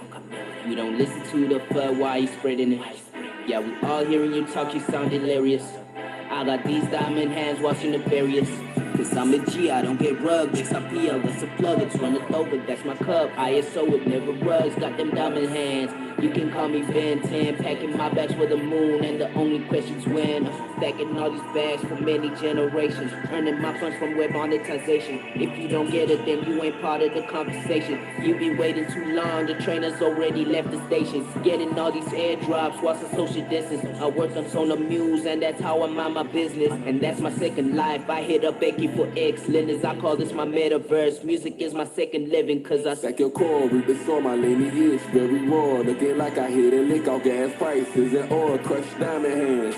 Like a loop, run four. Don't listen to the bud, don't listen to the buzz. Stack your core, reap the soil, lineage very raw. Looking like I hit a lick off gas prices and oil, crushed diamond hands. Like a loop, run four. Don't listen to the bud, don't listen to the buzz. Stack your core, reap the soil, my lineage very raw. Looking like I hit a lick off gas prices and oil, crushed diamond hands. Like a loop, run four. Don't listen to the bud, don't listen to the buzz. Stack your core, reap the soil, lineage very raw. Looking like I hit a lick off gas prices and oil, crushed diamond hands. Like a loop, run four. Don't listen to the bud, don't listen to the buzz.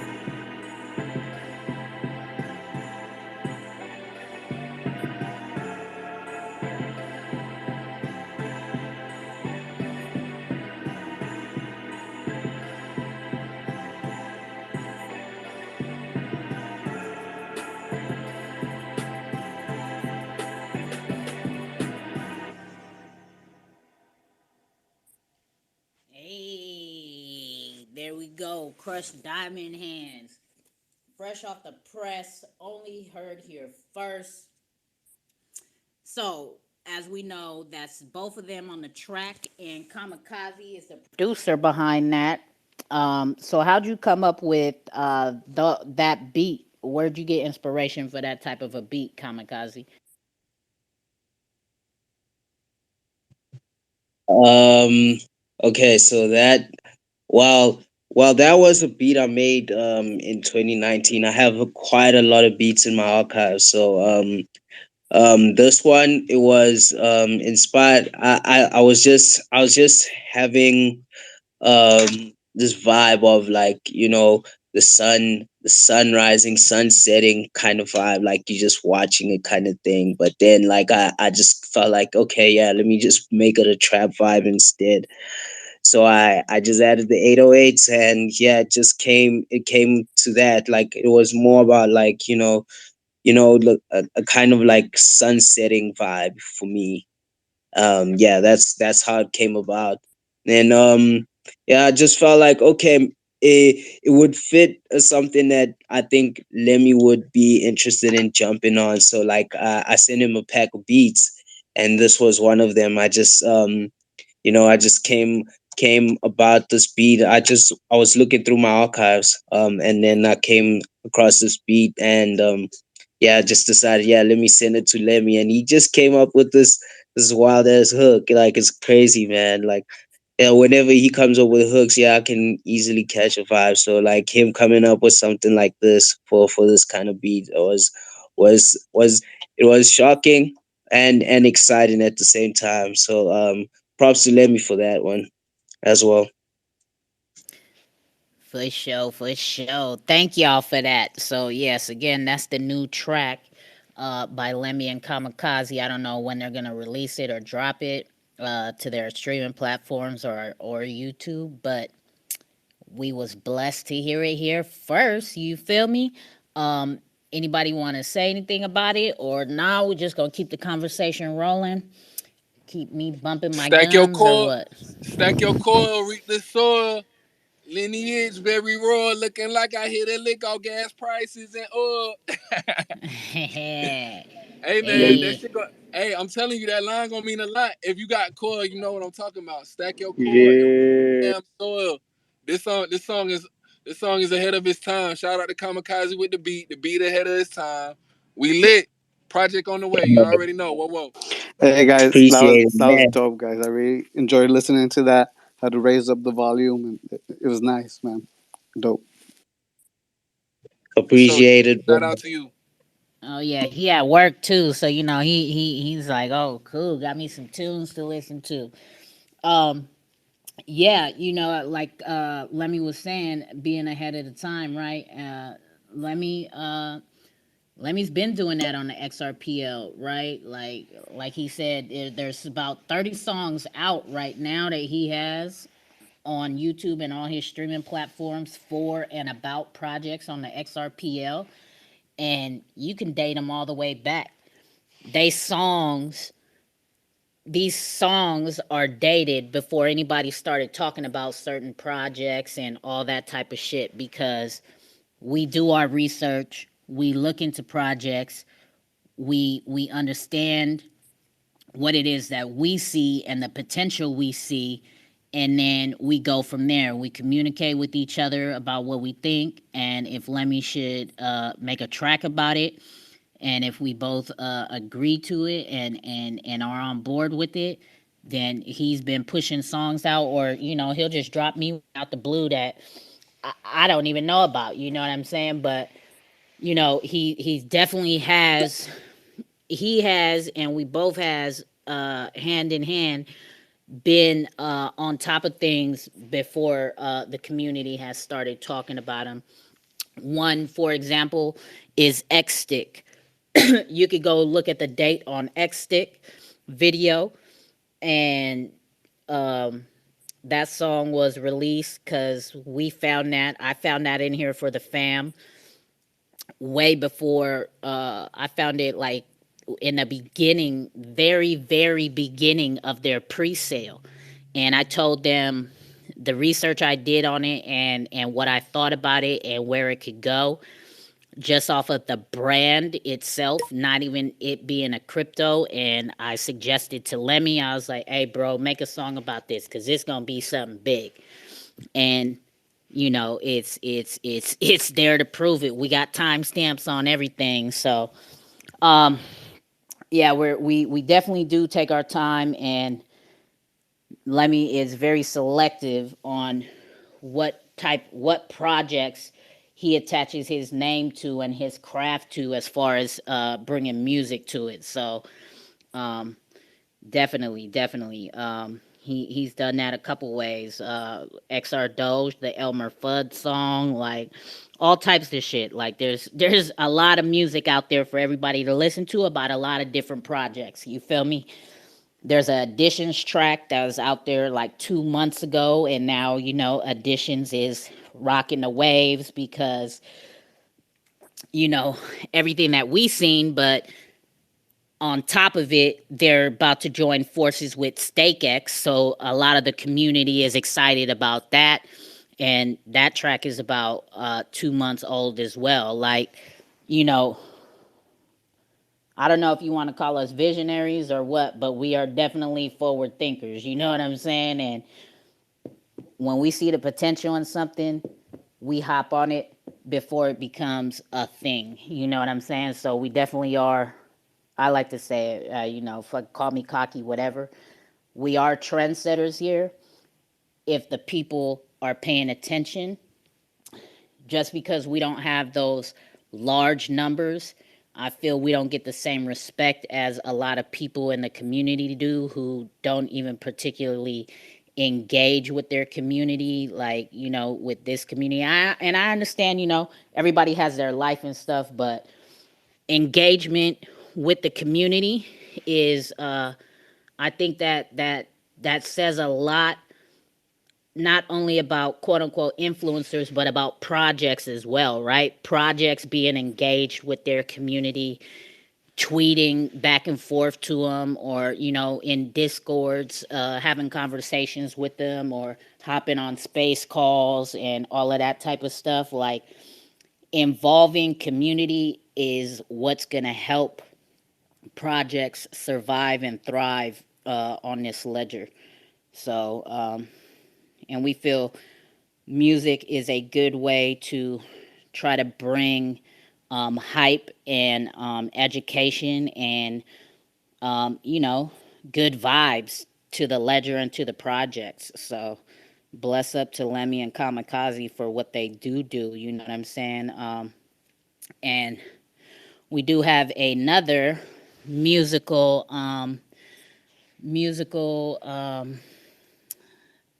shit, not performance. We do have another piece of music by our bro right here, OC, because this is what it's about, right? If you are a musician, Yeah, please. who's that? Oh, he done hit the. My bad, So my if bad. you, it's all good. If you are a musician or in the musical industry or whatever, and you do have music that you want to share on Thursday, Wake and Bake Vibes, you are more than welcome to. The mic is open for any and everybody to share what they got. We definitely want to explore everybody's music. So that goes for you too, Joshua. If you have music that you would like to share next week, pull up, bring it up, and we will get it on the air, let you play it, or I'll play it for you, however you want to do it. Hey, Tuco, Um, yeah. I don't want to cut you off, but this is a historic moment. This is our first time. It's our first artist that we're ever playing, other than me and Kamikaze. If I'm not mistaken. So this. Oh, shout out to OC for being the first person to do that. And I want to give a special shout out to Tuco. Words can't express how dominant she is and how she got it out the mud on this XRP ledger.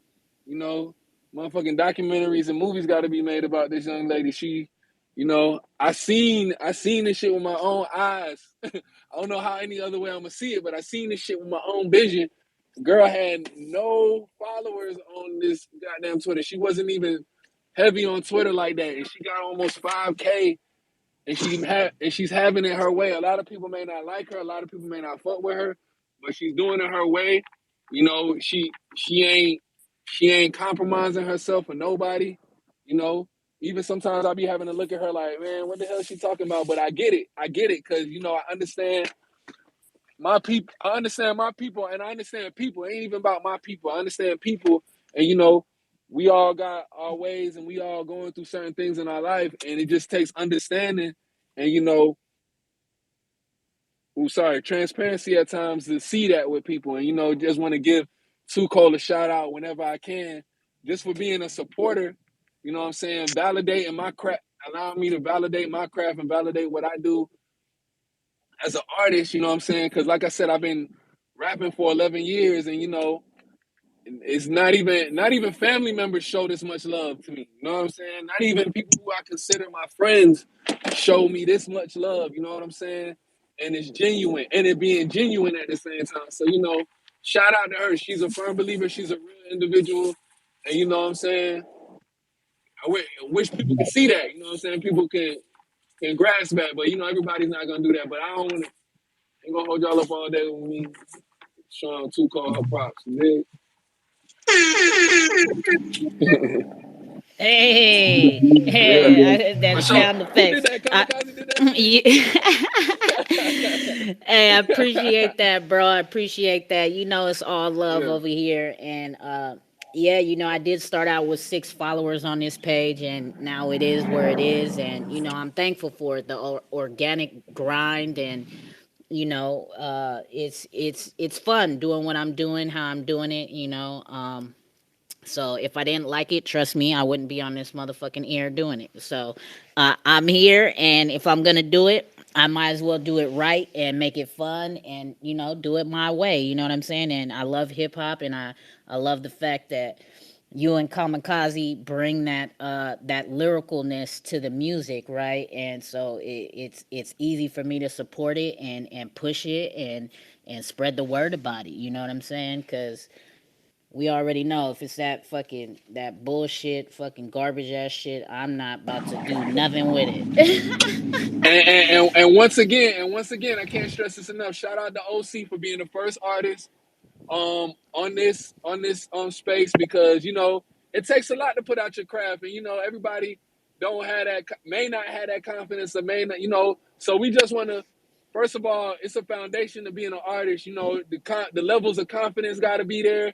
Your art means everything to you, and you want to bring it out to the world, and you want the world to perceive it in a certain way. So trust me, I've been in those stages as an artist and just as an individual. So shout out to OC for being the first person doing that. That means a lot. Hopefully it'll open the floodgates for more artists on our space to come through and share their craft. You know what I'm saying? And we all just do our thing. It's not a competition. We just doing it for the love and seeing what we can make shake out of. You know what I'm saying? So that's all. Yes, yes, most definitely. You want to add to that, Kamikaze? Yeah, shout out to OC. Shout out to OC for actually being one of the first But I feel like we need some sound bites for the show Ooh, now. you rugging a little bit. You rugging a little bit, Kamikaze. Can you hear me? Is it all good now? Yeah, I hear you now. All right, so I was just saying, shout out to Big OC here. Shout out to him. We really appreciate you being the first for sure. We need some sound bites now, just to keep the show, some vibes. We need more sound bites. For the show, like this blowhorn that I was playing, we need to bring it out to spice it up. But yeah, let's bring the vibes. Shout out to OC. Let's go. Let's go.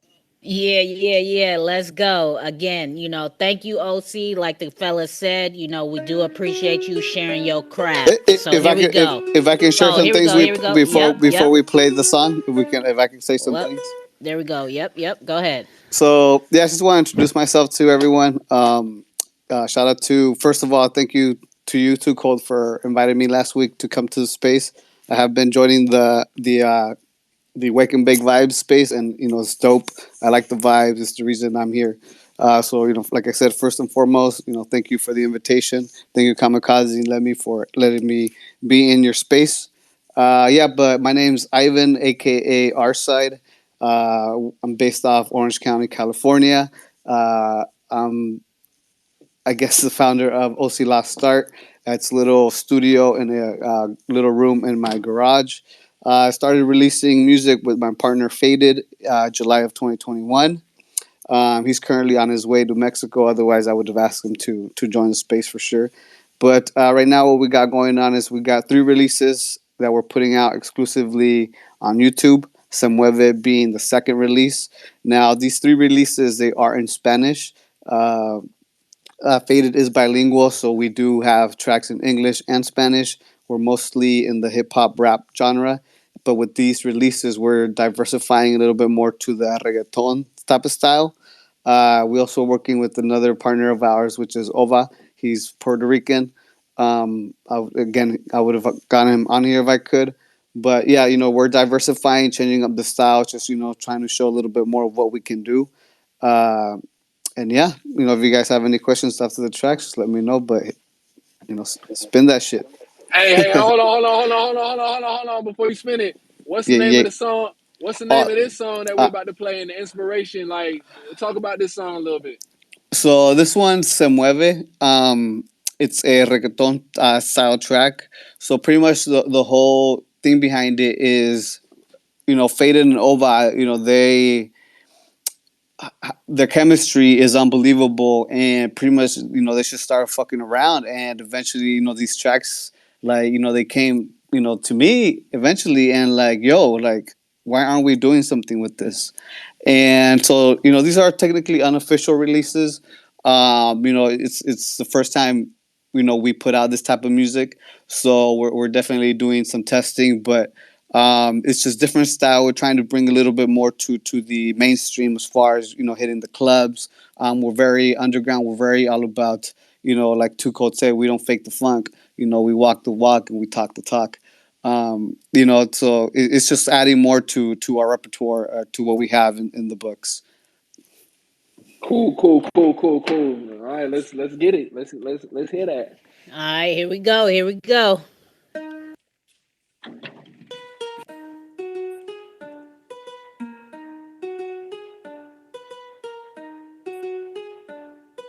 Se mueve, se mueve. Se mueve, se mueve. Se mueve, se mueve. Se mueve, se mueve, se mueve como quiere. Ella no es normal, mami, hecha con sazón. Cuerpo como Kim, cara como Lele Pon. Naga palpitando que parece corazón. Dice que na take her home. Sigue su paso, su paso, su paso. Rebota su culo como fuera un tazo. Estamos perreando, dice está mojada. Le gusta de perrito y le pinto yo la espalda. Se mueve, se mueve. Se mueve, se mueve. Se mueve, se mueve, se mueve como quiere. Se mueve, se mueve, se mueve como quiere. Mami, qué locura, quiero ver cuánto tú duras. Viene siendo droga de Colombia, viene pura. Shakira, Shakira, no miente su cintura. Me pego la fiebre, tengo calentura. La pista de baile, ella se dueña. El ritmo domina, otra solo sueña. Sexy morenita, creo que dijo caribeña. Mi propia Rihanna brilla como estrella. Se mueve, se mueve. Se mueve, se mueve. Se mueve, se mueve, se mueve como quiere. Se mueve, se mueve, se mueve como quiere. Ella no es normal, mami, hecha con sazón. Cuerpo como Kim, cara como Lele Pons. Nalga palpitando que parece corazón. Dice que na take her home. Sigue su paso, su paso, su paso. Rebota su culo como fueran tazos. Estamos perreando, dice está moja. Le gusta de perrito y le pinto yo la espalda. Se mueve, se mueve. Se mueve, se mueve. Se mueve, se mueve, se mueve como quiere. Se mueve, se mueve, se mueve como quiere. Me gustan latinas, so hot like a fire. Caliente, caliente, the standard is higher.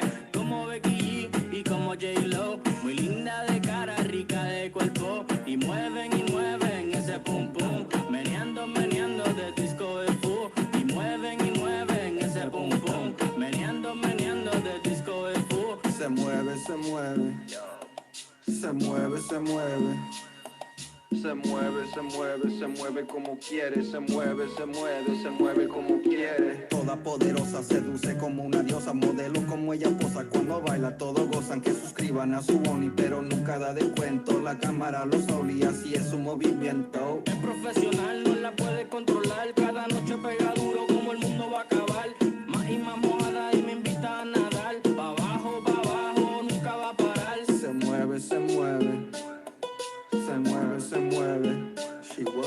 Se mueve, se mueve, se mueve como quiere. Se mueve, se mueve, se mueve como quiere. Ella no es normal, mami, hecha con sazón. Cuerpo como Kim, cara como Lele Pons.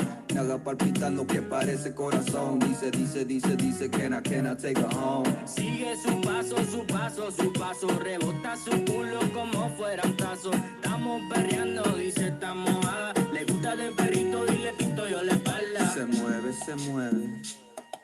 Se mueve, se mueve. Se mueve, se mueve, se mueve como quiere. Se mueve, se mueve, se mueve como what? Como what? You feel Hey, hey, that shit, got them, that shit is got hard, them, bro. That shit is hot. yeah, got them reggaeton vibes. Thank you guys. Thank you. Yeah, this track, it's the lyric video what she's playing. It's not set to release until Monday. Ooh, see, we got that exclusive new. You feel me? We always get first dibs up in here in the Too Cold house. You feel me? You never know what you Oh, come across Let's up oh, in see, here. go. did you link up with Kamikaze yet? Did you link up with Kamikaze yet? That shit is hot, man. Yeah, bro, that needs to be like I need that kind of vibe on the platform. We need like diversification on there, bro. Like that is some wow, like that was some vibes, bro. That was real vibe. I'm actually like impressed. I'm highly impressed. I didn't. I mean, I didn't think it was gonna be trash, but I didn't think it was gonna be this either. That was. You know, like if I'm in Atlanta and I'm going to like a Hispanic club, I can see that being played. Girls dancing, doing their thing. Like that should be turned Yeah, up for real. bro, Yeah, yeah. that should be turned up.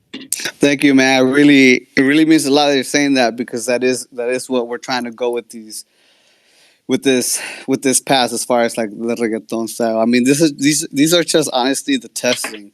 The real fire is coming out this summer. After we got few English releases coming, but then once the heat of the summer comes in, that's we'll probably be hitting these reggaeton tracks pretty Okay, hard. so let me. I don't want to guess on which part you was, but which part So were you? Because I'm I like that actually third verse. I like that third verse. so it's actually I'm actually not none of these fools. Oh. These fools. So what I do is I don't like calling them my artists. I like calling them my partners. But Okay. I partnered with Faded originally, and pretty much from the beginning we've been working together of his career. And I used to rap myself. I used to release music, and it's freaking difficult doing it by yourself. So I matured, and I've always been more of the back end type of thing, of like the technician, the more behind the scenes. And even with the music, like I love rapping, I love doing writing and everything, but the coming being on the stage, it's not that I wouldn't like it. It was just wasn't my space. I've always been like the one in the back. And so what I do is I do pretty much everything besides writing his lyrics and recording his vocals. Um, but the first guy, the one going se mueve, that's Faded. And then the little higher pitch voice is that's Ova. Yo, that song was fire, bro. I was feeling it. Se mueve, se mueve. That shit was fire, Hell yeah, bro. thank you. Nah, it It's was it catchy. was It's a catchy. it It's was a catchy. vibe for sure, bro. You would have caught me grinding on some girl at the club on that shit for sure. And that's Hell yeah, hell I yeah. like the vocals too. That because like it was in Spanish, but it was they you could actually hear them pretty clear. Like they almost speak like they sound like they speak English and Spanish. So it's like I don't know. It's just a lot Yeah, easier to like interpret what they're saying. Like I could speak Spanish, but when people just start going too fast and start talking unclear, like I start like not to be able to understand. But no, the lyrics were super clear. I like both their voices. It's dope. thank you, man. Appreciate it. Yeah, I really like the contrast that they bring, working together. Ova, he's not a native English speaker, so he does have that accent when he speaks in English, which I think did add some flavor to it. Yeah. But Faded himself, he is bilingual, so he had less of an accent for sure. Dope. Oh yeah, most def. For it being a reggaeton track, right, and in Spanish, like I don't know what the hell is going on, but the beat I could rock to, and like they were saying, like that's something I can definitely hear being played in a club. You know what I'm You saying? know that Along with song. some. You know that song made you want to move. Too cold. Oh yeah, y'all don't even be understanding what I be doing in my life when I be But on mute. Yeah, y'all don't that's even be knowing. That's exactly what he funny. was saying in the song. He's telling this girl she's moving. She got a body like Kim. All this and that. It's dope. Hell yeah. Oh, that's what's up. That's what's up. Yeah, definitely. So yeah, it definitely is a vibe. I could definitely see that being played in a reggaeton club and stuff like that. So yeah, good shit. Thank you for blessing us with that and letting us be the first to hear it before you even drop it, bro. No, thank you for Where X having me. rated Brazilian ass at? My bad, my bad. No, I was just thank you for having me. Like I said, thank you for the invitation. It's an honor being here. It's an honor you guys saying, being the first, artist here that you guys are supporting. It's just a great platform you guys are building. Thank you guys. Oh yeah, for Yeah. sure. This is just the beginning. This is just call number 2. Right. And as we continue to grow, like we said, we want any and all artists to come, shit, even if they don't got music, right, recorded or something, and they want to get on the mic and acapella some shit or whatever, we open to it all. Singers, hip hop artists, fucking country music, whatever, you know what I'm saying? Uh just not no fuck boy shit. You feel me? I don't fucking play with that shit. Fuck boys can get the fuck up out of here. You feel me? Yeah, yeah, I Um, feel you. Shout out to OC for that. Like we really appreciate that. Like that's the kind of vibes we here for real. To like at least explore like all the sounds of the blockchain on and like the musicians in the on the XRPL. Like we really wanna just spread the sound to like give at least everybody exposure as well. An open space to share their music because this is a new web space. This is a new internet, basically Web3. We here like to build communities, so why not build a community together? So yeah, whenever you feel like sharing music, come through, pull through with some music and send it through. Like oh we're shit, always, even better too, right? Them as your artists, are they in the crypto OC? Shit, Kamikaze's the owner and creator of Sonar Muse, and that's for musicians to you know, have their own streaming station, right? So get in touch with him. But yeah, I'm definitely down, open to conversate for sure. They're not into crypto, to be honest. More of the technology side. It's handled by me for the most part. So I'm the one getting us in the door, with Xrpl and just joining the spaces and trying to be part of the community. Um, Due to Faded's, I guess, working circumstances, we're very limited as far as our face-to-face interaction. We used to work, based off of my garage, all the time, but he did have to work abroad. So, everything we do right now has been working remotely. We have meetings every day or at least 4 times a week. We're sharing files, have to set him up with his own gear, start from scratch. And, but like I said, I'm open to conversate. I'll bring him in if I, whenever I can.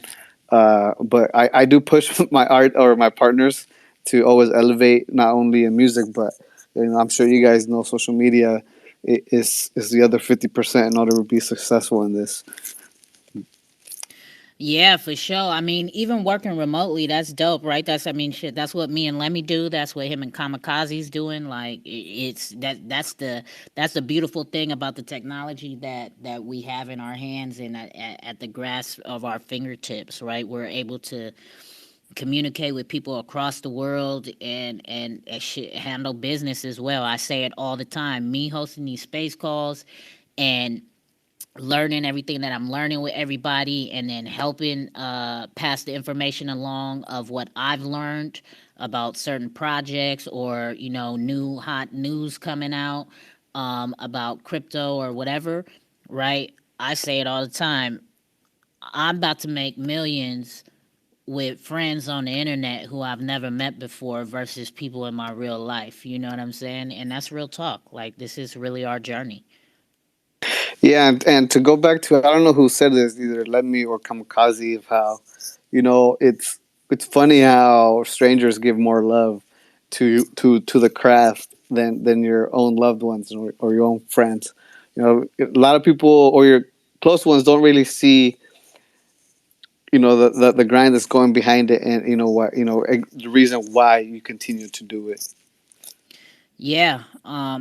As they say, strangers will be your strongest supporters versus versus your family or close friends, and that's because they can't see the vision. They'll be the ones to detour try to detour your path first because they're scared for you, because they're not risk takers, because they're not visionaries or forward thinkers. But like I always say, you know, the masses are coming into where we're at as far as crypto. It's only a matter of time. And we just continue to do what we do, how we're doing it. And when it is their time to receive the information, they are going to be the ones to come asking. We don't, from this point forward, even before this, like 2, 3, 4 months ago, we don't need to go trying to help and educate anybody, right? Because the narrative that the mainstream is starting to push is slowly pushing them to crypto. So they're coming. And all we have to do is keep doing what we're doing, soaking up this game, the information, and being ready for when they do come, that we're able to help educate and point them in all the right directions, right? Because it's our job, our responsibility, and our obligations if we're in this crypto space, because we're constantly preaching we want to be our own banks, we want to take control of our own money. And if we don't pass that information along when our friends and families decide to start waking up and asking us questions, and we snub our nose at them like, oh, I tried to tell you months ago and you didn't want to listen, so go figure it out. We're doing a disservice to everything that we do, the long nights and the early mornings, right? This is what it's all about. And they're coming. We just got to be ready. What's up, Joshua?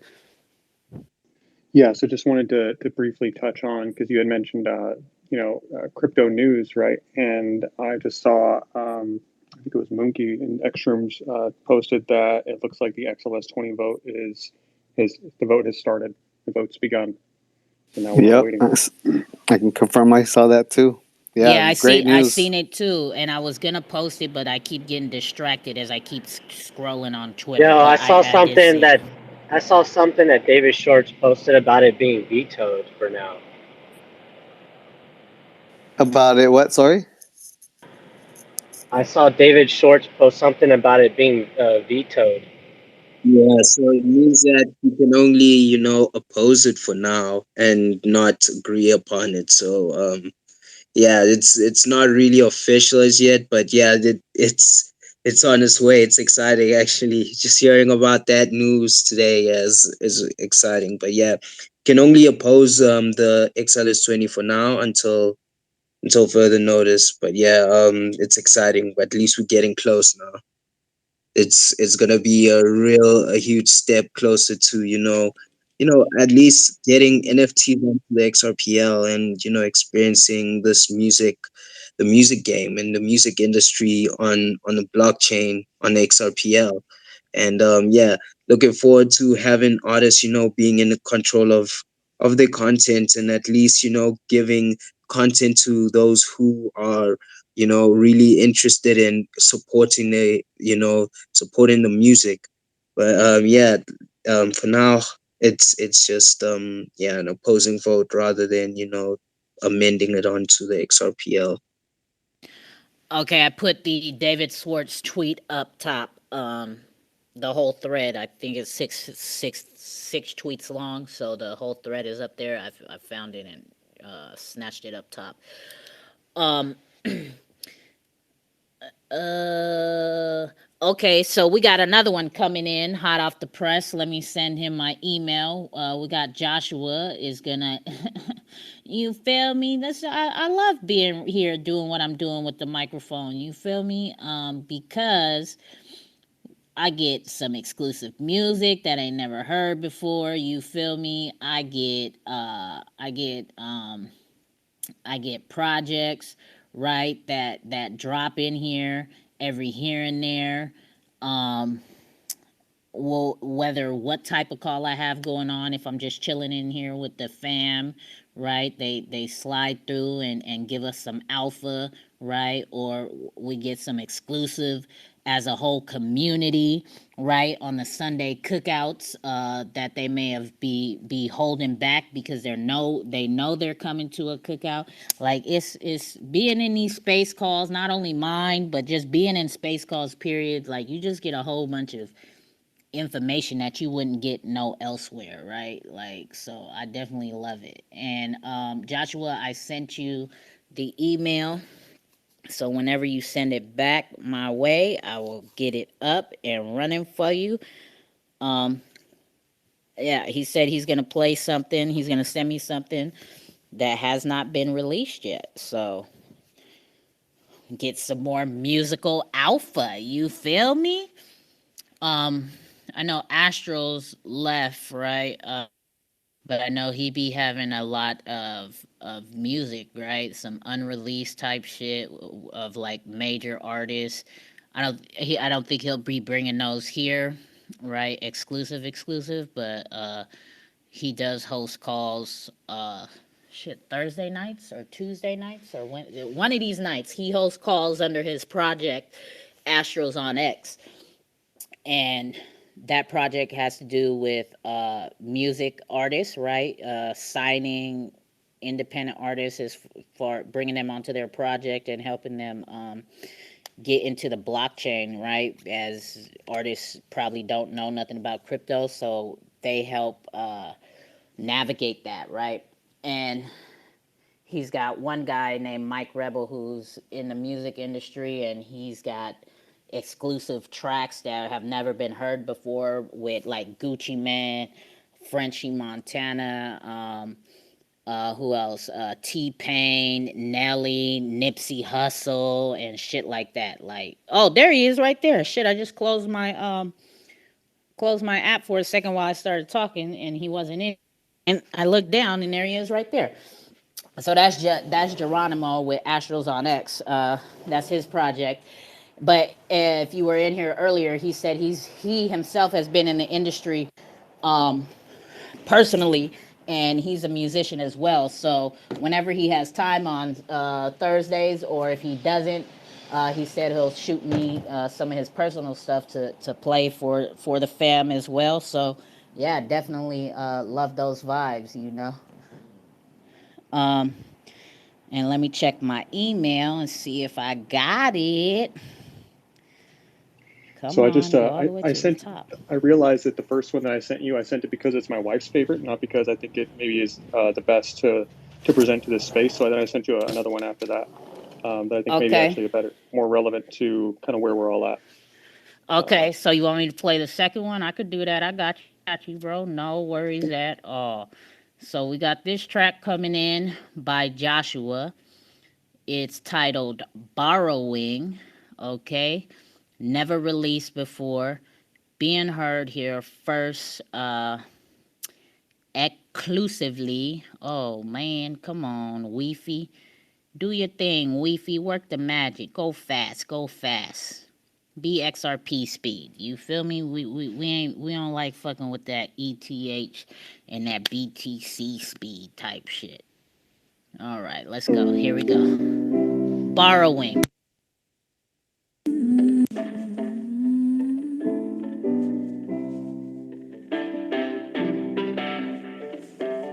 Yeah, we are just borrowing, borrowing. We are just borrowing, borrowing to build our little empires. Raise the fresh fire. Oh, we are just borrowing, borrowing. We are just borrowing, borrowing to build our little empires. Raise the fresh fire. Oh. I've been sacking my wallet full of paper. My vault is solid gold. All it holds is treasure. There's something better is all I know. Today my eyes are open, but on the day that they're falling close, I wonder whether I wasted my time, but that's just how it goes. Everything I have, I'll have to give it back. It's all alone, indebted into death. Will they forget me when I'm all alone? Life after this, I'm dependent. Heaven is calling home. Falling the broke, following death into the great unknown. Until there's nothing left, I left it all behind. My bank account is fat, they tax it at the end of time. My will and testament will be tested. They snatch what they can find. Empty my pockets in my coffin because it wasn't mine. What I'll find on the other side is undefined. Knowing what I built could never pay the bill. Declined, underline my balance, a statement of what I've done in life. I wonder if there's something that I'll miss. Nothing comes to mind. We are just borrowing, borrowing. We are just borrowing, borrowing to build our little empires. Raise the fresh fire. Oh, we are just borrowing, borrowing. We are just borrowing, borrowing to build our little empires. Raise the fresh fire. Oh, everything's given while I'm living, then I give it away. Can't take it with me into heaven, so I sow it today. When I enter into his presence, I hope he will say, well done, my faithful servant, thanks for helping me show him the way. All the things in my hands just cease to be planning. Jehovah Jireh, the Lord provides and he's never leaving me stranded. He knows all my needs. I surrender the things I demanded. I receive more than my wildest dreams. I believe that he planned it. From dust I was made, in the dust I return. He is just but he saves. He is love, so I learn. See the blood that he gave, it's the covenant cure. At the end of days, everything I covet will burn. All the barns that I build, the moth and rust will destroy it. Far be it from me to try to keep the things that God has anointed. I'm holding with open hands. I'm told that he knows the plans. He said to test him and see what he'll do. I know that he can. We are just borrowing, borrowing. We are just borrowing, borrowing to build our little empires. Raise the fresh fire. Oh, we are just borrowing, borrowing. We are just borrowing, borrowing to build our little empires. Raise the fresh fire. Oh, oh, I know with some grace and a little luck I'll be fine.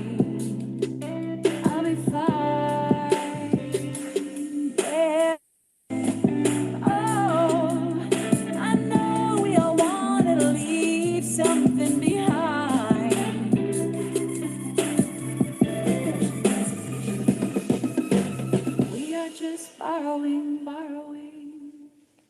Hey, I'm Whoa, feeling whoa, that. whoa, whoa, nice. Yeah. Yo, that was cool, bro. Like, wow. Yeah, You we got are really borrowing time for sure. We're borrowing a whole lot of things in this lifetime, and yeah, that's a beautiful message in the song. Yeah, I really appreciate that one, Joshua. mhm. Thank you so much. I appreciate the encouragement. It's a Sharing dope that I song, would. with dope us. song, bro. Yeah, that was definitely some vibes right there. You feel me? I was feeling the lyrics, the vocals, the singer was bringing as well. Yeah, y'all pieced that together very well. I fucks with that. Thank you so much. Yeah, I didn't get a chance to, I guess, preface the song or introduce it. But I mean, I'm a biblical rapper, right? I'm a Christian, and so I put God first in my life and my music. And at the end of the day, everything that we have, it doesn't exist because we created it, right? It exists from outside of us. Ultimately, like we didn't create the universe, type of thing. So we can't take a whole lot of credit for it. And then at the end of the day, we can't take anything with us either, right? So being able to recognize that these things that we have are an opportunity for us to reach out to other people and help them and build up all together. That's the important part, as opposed to trying to hoard and Uncle Scrooge it, and all that. Oh yeah, most definitely, right? You 100% right on that, right? The creator never gives us more than we could bear, right? And um, that's a whole different conversation, but most definitely the as they say, the strongest survive, right? And the people who go through a lot and still come out giving more than they have, like, those are real anointed type people, you know what I'm saying? So yeah, definitely appreciate the music. And thank you so much for the opportunity to share it. And everybody that's on here, big ups to you, speakers, Lemmy, Kamikaze. The new track here is fire. I'm digging it. So appreciate the space. Yo, For that was sure, some heat, man. bro. That was some heat. I appreciate it. Like the message. Also, Lost OC. I'm up here in Ventura County, so I mean, not too far out of your neck of the woods. Maybe we should link up sometime and do something. Oh yeah, it's not too far from here. Yeah, that'll be dope. I'm always down to collab.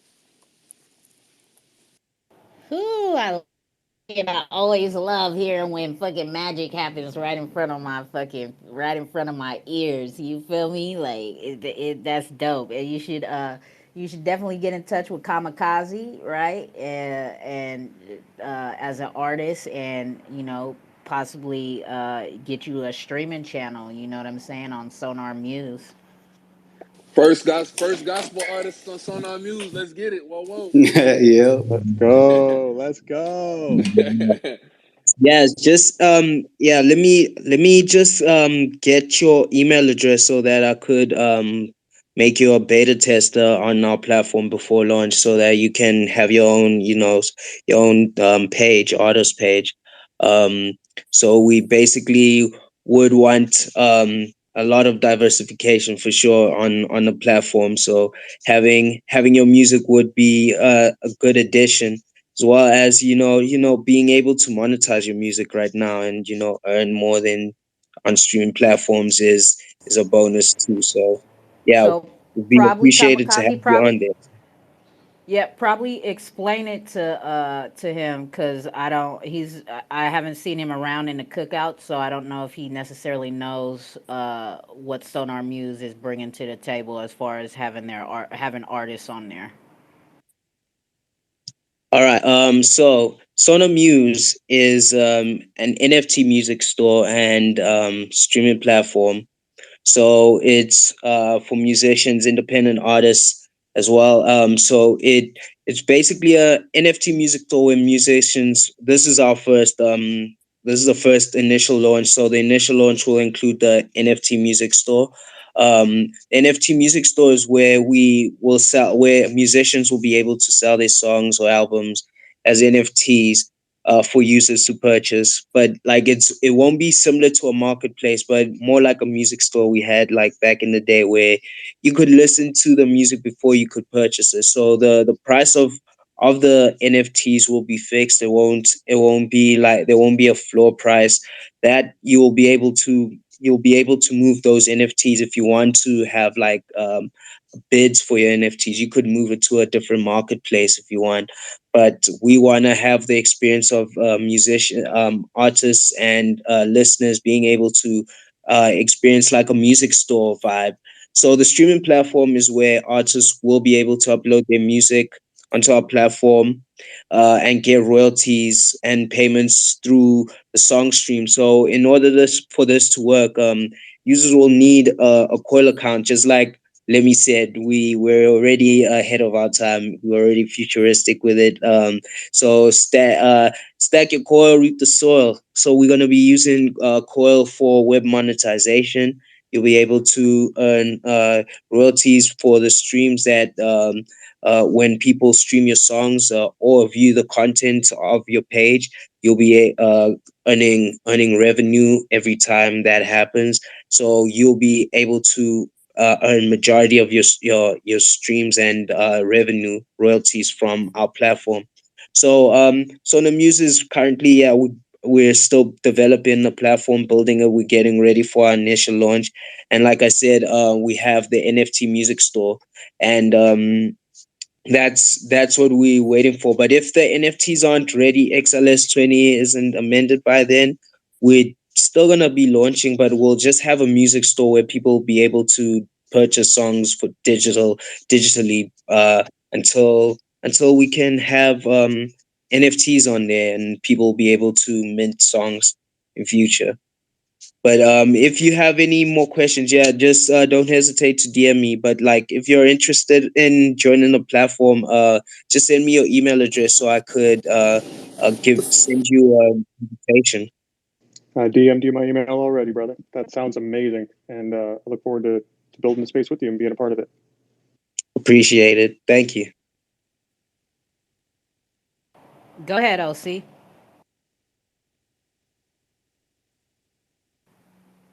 Oh, you can anybody hear him? I can't hear him. Nah, I think he's getting rugged.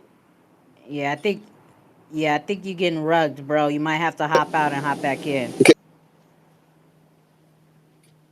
Uh-uh. Nope. Can He's Nope. getting It's rugged. Just tell him to come back in. yeah, you sound like a banjo. X rated. What up, boy? X rated all the way in Brazil. 17 years old in X rated, you missed the first. X rated, you missed the first.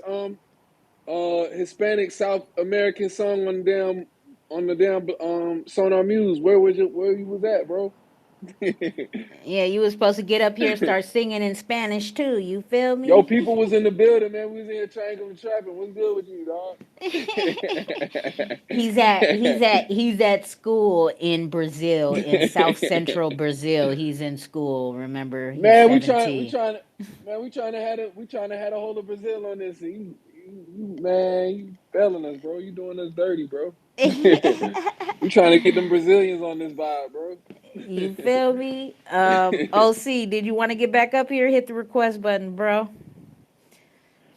Um, yeah. So that this today was dope. You feel me? We had some other music as Lemmy says. You know, we had the first artist that's been shared on the Two Code platform. Aside from him and Kamikaze, right? We got OC was the first, and we were also blessed with Joshua bringing some music as well behind OC. So yeah, definitely these are the vibes we want to keep pushing on these Thursdays. So spread the word about it. You feel me, and let them know. Any and everybody is welcome to share their music, and we definitely would love to hear it. And give big ups where big ups is due. What's up, OC? I had a question for Sonar Muse. Can you guys hear me all right? Can you guys Yep, you hear me? coming in clear now. Yep. Perfect. Yeah, So we can hear you. Um, I've been working on the side regards to like music and NFTs. So I guess my question to you is just like you said you can mint your NFTs in your platform, or eventually will be, and then move them out. Are you able to move in NFTs into your platform, or do they have to be started within your platform? So it will depend on the metadata that's part of the NFTs that are out of our platform, but we're hoping to actually create like a standard for music on the XRPL. So in terms of like minting NFTs, we will be planning on making our NFT minter open source, as we do plan to help a lot of platforms, a lot of XRPL projects providing music on a blockchain. So as time goes by, we will be able to see how to on ramp certain like NFTs from different music platforms. But it's something we are considering. But we are considering actually having a standard for the metadata, rather than just average metadata, because there are going to be different standards set for different types of NFTs. I'm Yep. assuming as Yeah, I NFTs agree go with that. by. So it would be best to have like one standard that everyone conforms to in terms of the music minting of NFT. So it would be easier for us to extract the data and implement it and incorporate it onto our websites, basically. So yeah, that's how we're gonna do it. But in future we will be considering it. Thanks for the question. Was a really good question though. Yeah, thank you for answering.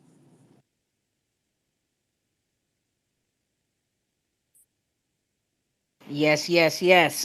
For sure. Appreciate that. Shit. Is there anybody else? Anything else you guys want to talk about? Kamikaze, music wise. Mouse, Lemmy, OC, Joshua. Y'all got the mics. This is free flow. This is some wake and bake vibes. You feel me? We can stray to some other type of topics as well, on some stoner shit, because you know how stoners do. They talk about one thing and hop to the very next. Well, I see some people. I mean, some people. I don't know how often they join the space. Maybe they have some questions. Maybe they make music. They just want to share a little bit about themselves. What do you guys think? Mm, yeah, nope. They ain't nobody hitting the request button. These is folks that know that if they want to get on the mic, all they gotta do is hit the request button. So, yeah. So I guess Yeah, but I have a question for Joshua and OC. Like, what inspired you guys to start making music, and what's your end goal in terms of like the music, being in the music industry or making music? oh, so you want to jump in first? Sure. Yeah, my phone's about to die. It's probably a good thing. So I used to make music myself, and just realize how hard it is to make it. Being independent. Um, I ended up not giving up on music, but I sort of had to. I was at a point where I had to I guess, design my vision, my music plan, my music business strategy as well. And I've always, like I said earlier, I've always been more of the back end type of guy. And I linked up with with homies, and we made some dope ass music. And eventually, I linked up with Faded, and I decided to go more of the management type of side. And what I'm trying to do with OC Lost Star is, for every project, for every official project that we have, is I bring in a new artist or designer to come in and work with us and collaborate to do the artwork for us. So we have two options we give them. Either we can go to their studio, he can come to my studio, he or she can come to my studio, and we bounce ideas, and they literally work on it right there and then. I bring the drinks, I bring the food, we just vibe out, play the music, or they can literally just take it and do whatever it is they want to do and interpret the song to whatever it is, it's being interpreted by the artist. So we've done both options, and I'm just trying to bring artists here, local to Orange County, artists as far as music, artists as far as painters, designers. I'm linking into dancers, performers. So I'm just trying to bring the best out of OC, because it is something that's highly underrated. And I mean, yeah, that's sort of what I'm trying to do. The whole vision of OC Lost Star. I do have what I call different branches. I have a gaming branch for going to be streaming. So OC Lost Star does a little bit, streaming too. We do a little bit of everything, but I guess the end goal is to put OC on the map.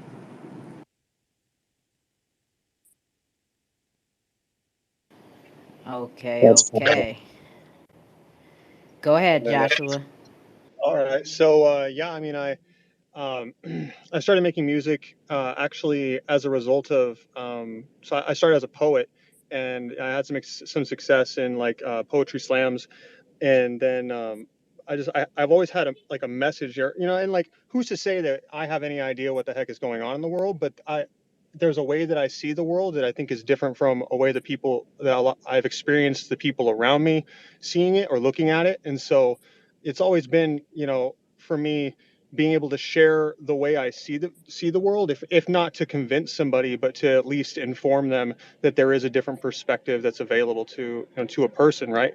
And so I was like 15, 16, 17, rapping about politics, right? Obviously no idea really about politics, but I cared about it. It was for the art, it was for the passion. And so that's what I wanted to do. And then I kind of fell off for a couple of years. I went to prison, and then and when I got back out, I had a relationship with God, and so I realized that He's given me a gift to use for that can continue like to push information, but now it's about the gospel, right? And so there are people that are in my church community that I think they need more quality music that they can vibe to, that is also positive and uplifting, and it cannot not necessarily like reinforce their beliefs, but to kind of feel like they're in a sense of community. It's not just them in it, and I put a lot of questions out there, like in my own struggles, and so that they can know they're not alone in it. And ultimately, my desire is never to just put a problem into the world without a solution, right? So I'll typically flip a track from this is the struggle I've been going through to this is the solution or the way I've found to deal with it, in hopes that it'll be able to help somebody else, right? So again, coming back to the idea, like, is it the contract, is it the money, or is it for the love? Like, it's always been for the love for me. Like, I I've only gotten paid for a couple of shows, and I've done quite a few shows. It's because it's not about that, right? It's about, it's a passion project. It's doing it just to do it, and if people get something out of it, that's all I wanted. Yeah, and I agree. I feel the same way. I'm in it for like the love. At some point, yeah, I did lose myself in the music industry, like in the game. Like I was trying to, also be a cloud chaser, trying to, also fit in and conform instead of, bring out a message, until I realized, like, man, it's actually making me more sad trying to actually fit in than actually being myself. So I do things for my enjoyment, though I know, like, okay, some of the sounds I make aren't like really what is normal or considered normal in the industry, So yeah, doing it for the love is what I'm here for the most. But yeah, the getting the payouts and stuff is part of the perks. It's a perk for me, and I'm actually enjoying enjoying the experience and the journey that I'm going through during these times. Like, I've met a whole lot of new people, and getting to learn a lot from people as well during this journey is one thing I enjoy, and I take out of the music industry. It's all about, like, getting something out of it, more than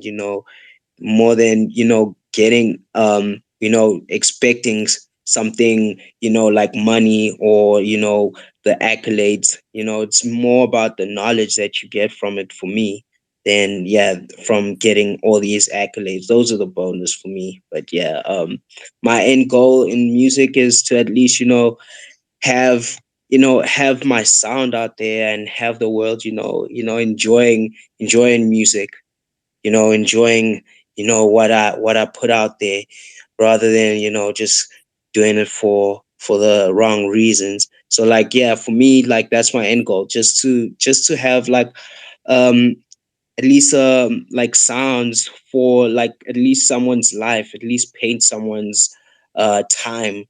I just want to paint someone's timeline with music. And at least in their life, I was part of their soundtracks. So that's my end goal.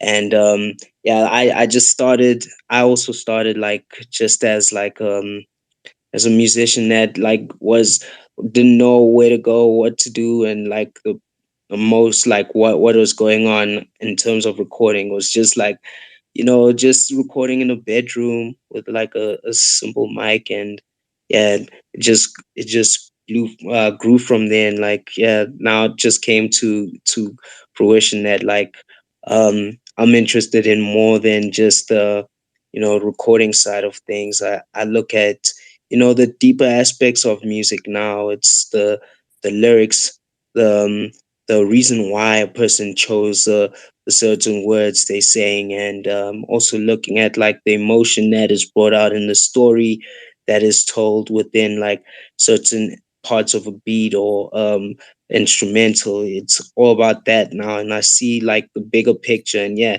just being a student of the game, like Lemmy said, yeah, it comes with its perks and it comes with its downfalls. And like, yeah, I tend to, like, appreciate the perks a lot, like, in terms of, like, learning what to do and how to grow as an independent artist. Because there's so much that you have to do as a independent artist. And um you know like, seeing it for yourself and doing things yourself practically, yeah, it's a learning curve. And like, you tend to appreciate it a bit more. So yeah, it is beautiful being an independent artist, I would say. And also, I'd want to, see how it is getting signed, in terms of, like, what they go through in the processes, so that, like, I know, like, okay, this is not what it is, this is not for me, or this is for me. But like, yeah, from hearing and seeing what people were saying about, like, being signed, it doesn't sound like it's that good unless you have, like, a goal, and you have a vision. That's one thing, like, Mike Revel said, like, you need a vision for sure to actually be able to handle being signed. Is there something you want to say, bro? Let me. Yeah, facts, facts, facts. I feel like, yeah, just to piggyback on what you were saying, I feel like we've seen, it's not a secret what happens when you sign, especially when you sign to a 360 deal and you actually put the optics on a certain artist deal. You know what I'm saying? It's out there for the public to see. A lot of these artists that sign deals, and a lot of sacrifices have to be made. And these sacrifices aren't good sacrifices. It's a lot of rituals behind these sacrifices. It's a lot of murder that come behind these sacrifices. It's a lot of things. I don't, we can talk about it if I want to, but that's the nature of the game. And I feel like us being in this discussion, it we're we understand we don't live for free. We got to go out here and work to make a living doing something. So why not do it? Make money doing something that we love. And at this point in all of our careers, we've been led to this point where cryptocurrency can be an avenue for us to actually make that happen. And with XRP just being an ISO coin, guys like Kamikaze creating Sonar Muse, um, and we're able to create our music in the NFTs, we can see the light at the end of the tunnel. You know what I'm saying? I seen that Josh has his music on music streaming platforms, so he knows that rabbit hole we got to go through streaming platforms. We at this point it's clout. Like these streaming having our music on streaming platforms is just clout. Like it's just something to say. All right, I got my music on streaming platforms. What else? What else do I need to do? You know what I'm saying? Because they robbing us blind anyway. So with this, we can actually stack our core, reap the soil while we wait on XLS 20 to come. If once we get our, once everybody gets their core membership locked down, and then when the NFTs come through, we can go on Sonar Muse. I don't know if I'm supposed to be disclosing this, but people view your profile. You get paid for it. You get paid in core. You get paid in XRP. So it's like you staking just for being an artist. You know what I'm saying? Like that's a dream come true. Like, and it's all coming to you. You know what I'm saying? Like you're not being robbed blind. You're not being paid pennies on the dollar like some of these artists for their streams, and you don't have to succumb to what managers and record labels tell you to say. Like they tell these rappers to talk about lean. They tell them to talk about drugs. They tell them to talk about degrading women. And don't get me wrong, I was a product of all of that. I grew up on a lot of this music that's degrading, and I just thank God that I didn't succumb to it, and I thank God that I'm drifting away from it, and realizing my potential, realizing that there's music that's out there that's more pure and can keep my energy where it needs to be at a just at a steady level. You know what I'm saying? Like me and Kamikaze was talking about the hertz in music. It's certain hertz in music and frequencies that trigger negativity in all of us. And like I said, I love hip hop, but my love is going away, especially as I hear where it's going, and I see where it's going, and I see what the people behind it are trying to do to it and trying to taint it. It's like, hey man, I'm glad that I found something with this crypto. And even with the crypto is it ain't the best place in the world, but it's something that can allow us to be financially free. We all want to be comfortable with our finances. I know a lot of us we didn't grow up with a silver spoon. We didn't grow up with a lot of opportunities that other kids may have had, and we just want to be comfortable for ourselves and our family. So, that's what this brings. That's what this brings for us. And if we bring our positivity to it, then we'll for sure get positive results out of it. So, just the end of, if you're independent, just continue to find yourself and master your craft. You're on the right path. Trust me, because you don't want nobody owning your masters. When it's time to sit down and be like, man, I want to use my music to do this, and you don't own your masters, and you got to go back and go pay out somebody 10,000 XRP to go get your masters. That ain't a good look. You know what I'm saying? You might go broke, or you might have to put it all in and get it all back. So it's starting, getting it out the mud and doing it the hard way. You know what I'm saying? Making it look easy is more beneficial. I think it's more worthwhile. If I had to give any advice to anybody in this chat, you know what I'm saying? Like, that's all. Yeah, like you said earlier, right? The journey is everything. And with that being said, the type of topic we on right now, you saying you lose, your interest as far as hip hop, but it's because we have to dig for those type of songs and that type of music.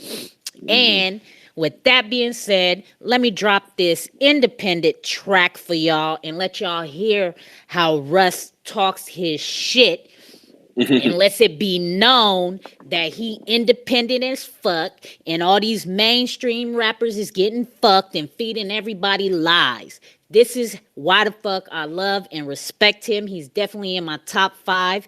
This song is called Sore Losers by Russ. So I'm gonna go on ahead and let y'all hear this. Bless y'all ears one time in case y'all never heard it. Listen carefully because he spit a lot of game in this shit. Up, let's go. What happened? My bad, my bad. Yeah. Some of these sore losers keep trying to talk to me. Y'all need to focus on winning. Stop focusing on me. Yeah, yeah. 13,000 in Portugal, that's arena talk. You still on your training day, you eat the hard rappers with the get rich quick scheme gimmicks. Instead of hating, you should focus on your 16th minute. We are not side by side, ain't no split screen image. I'ma be around forever like a Springsteen ticket. I'm just bathing in success, yeah, I rinse clean with it. I put my best foot forward like a Nowitzki pivot. I got blitzkrieg critics, they ain't wasting no time, but I ain't wasting no money, so I pay him no mind. That's a lie I be snapping, that's my fault, I'm adjusting. The people spreading lies about me, just hating and judging for the sake of discussion, in the hopes of some clout. Just been stressful, I just need some pretty hoes and some out. Put my home in the south, 10K square feet. Name your favorite rappers now, let's play where's he. Probably chasing a hit, probably lost in LA. Probably paying for likes, probably paying for plays. Probably owns a Corolla, but probably rents the Aventador. Business manager furious, like what the fuck did you spend it for? Fuck y'all though, I'ma keep on winning. I got angels all around me, y'all can keep on sinning. Cause ain't no way y'all are fucking up my light. I spent 2 million just on taxes, something light. In hindsight, I was right all along. Life of a dawn, writing songs, all the to get on, you gotta see it way before it happens. Yes, yes, I'ma be the greatest. I won't settle for next best. Got your girl in a birthday suit, that's best dress. Plus she likes girls too, like Ellen DeGeneres. First class Emirates is how I'm flying. SUVs on the tarmac is how I'm arriving. Presidential treatment, ooh, this life so good. White skin, they can't believe that I got friends in the hood. I know the love songs and melodies throw y'all off. Don't give a fuck about your face tats, we know y'all soft. People we know with face tats got them for a reason. You use them for the gang culture aesthetic, you reaching. A lot of kids are popping Zans and sipping lean now. A lot of rappers using Instagram to teach how. A lot of kids OD that you don't read about. Cause they don't follow rappers, they just follow fiends now. But I'm the bad guy for calling it out. I come in clutch with the truth, y'all are starting it out. I only get in trouble when I say the truth, which means you getting fed lies every day, you fools. Do your research before you try and speak on my name. Rappers wearing CZs and Lisa the chains. The beat's classic, I amaze myself. I'm a boss, I'm an owner, yeah, I pay myself. Fuck the capes of society, I save myself. Even after all the millions, bitch, I stayed myself. I still take my mind with me. Boogie's still right here. New people think my buzz got here in the light year. Fuck y'all, this ain't a Toy Story. I ain't Nigerian, save some moi moi for me. Yeah, a lot of y'all girls I could've hit, but I'm the type to pass a pussy to stay home and cut a hit. Never fuck a chick at a house, she got exes. I just bought a crib, I got guns, I got exits. Cameras at the entrance, try if you want to. Boogers told me God forbid they get you, I got you. I'm an idol, people treat me like Billy, singing and rapping, going platinum. People treat me like Drizzy, take the studio with me. Said I'm shopping in telly, I've watched a lot of rappers talk, but then they flop like belly. There ain't shit you can tell me, you can save that shit. Fake convos before favors, I hate that shit. Yesterday turned down 150,000, I ain't tripping about it. I get that every week like allowance for my independent catalog. Fuck these rec league rappers trying to battle Braun. Stay in your lane, this is big business. Move, bitch, get back like Chris Bridges. I remember only selling like 6 tickets. Now I make the girls crazy like Sid Vicious. I could've played it different, could've silenced all my troops. Could've buddied up with rappers for the sake of looking cool. But it's not in me to be fake, I can't do it. I can see through it, man, this game is translucent. They twist the truth for the headline drama. Clicks create traffic, traffic creates dollars. The sheep believe it, they ain't up on game yet. Smooth rides ain't as fun to watch as train wrecks. Now, controversy is currency, controversy is clout. So all my haters keep my name in the mouth. Y'all are hopeless. This is a decade of devotion. It's hard to stop my movement when I'm already in motion. This ain't luck, this is by design. I had to work in the dark for my light to shine. A lot of people are dope, they just quit too soon. A lot of rappers go broke cause they got rich too soon. Damn, my confidence plus my success is just a mirror for some. Forces them to look around and see what they haven't done. That's a line for any hater, y'all are mad at yourselves. Judging every move I make, y'all distracting yourselves. You can do this shit too if you want it. You would rather sit around and bitch and make comments. Oh well, suit yourself, be miserable. I'm country hopping in a jet, that's the visual. I saw this coming in my hoodie with the plaid flannel. I bet on myself, yeah, I had to gamble. I feel like I'm half God, half mammal. Bitch, I turn my life into the travel channel. I'm not home, I'm in Stockholm. With heated floors in the beds with the soft foam. It's like clockwork, watching sore losers poke their heads out. Every time I pick myself up, they get stressed out. I'm the best out, yeah, I said it. Self-made millionaire, you know what's up with the credits there. I'm the best out, yeah, I said it. Self-made millionaire, you know what's up with the credits, bitch, yeah. I love when he talked that shit. You feel me? Move, bitch. This is big business. Self-made millionaire. You feel me? That's that real talk. You know what I'm saying? That's why I fuck with him. That's why I love his shit. Y'all ever heard that one before? Yes, sir. Yes, That's my first sir. time. That's my first time hearing it. Yeah, Russ be spitting that shit, man. Yeah, and you see that, you feel me? He went all the way through. No chorus, no nothing. I know we was talking earlier about culture vultures, right? You know what I'm saying? He's not of, melatonin, skin complexion, right? But not melatonin. He's not of skin complexion, right? But he is from Atlanta, right? And through all his music and his videos that he's been grinding independently with, he has a group of friends, and they're black, and he name drops in every song. They from Nigeria, right? They're Nigerians. And I respect him over, like you was talking about before, Kamikaze. What's the fucking name? The hot chip guy, Taki, or whatever his name is. Takashi 69. Yeah, you know who I'm talking about. You know what I'm saying? Like, because he really respects the game and the culture of hip hop, and he's not using it and abusing it.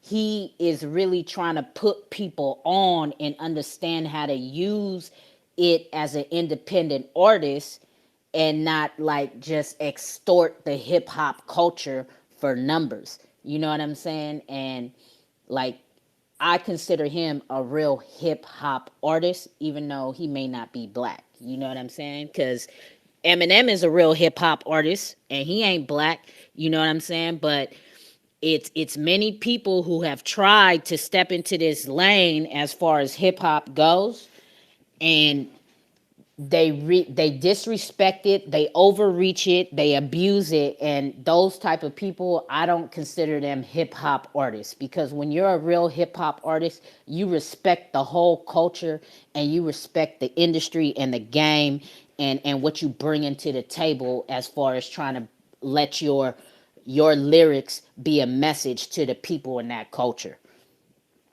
I love it. Because at the end of the day, as a hip hop artist, I mean, as a lyricist, right?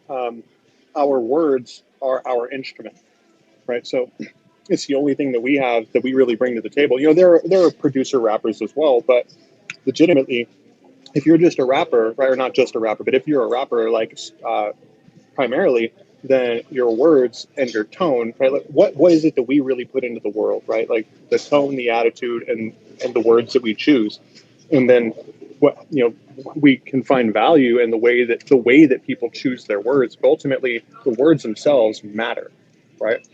And so, like, that's why I hate this mumble rap crap. It's like you're not even saying anything. And don't get me wrong, like, there are people who only listen to hip hop to shake their butts to the beats. Like, so be it, right? But that's not hip hop to me. That's an instrumental that has somebody. And I guess in the beginning, right, like, legitimately, the DJs that started hip hop, they're just cutting records back and forth, and you'd have an MC come on just to really hype it up, right? Like, put in a little something here, a little something there, right? But now it's kind of evolved from that into, like, you're putting a vocal segment on the track, but it's not actually adding anything to it lyrically.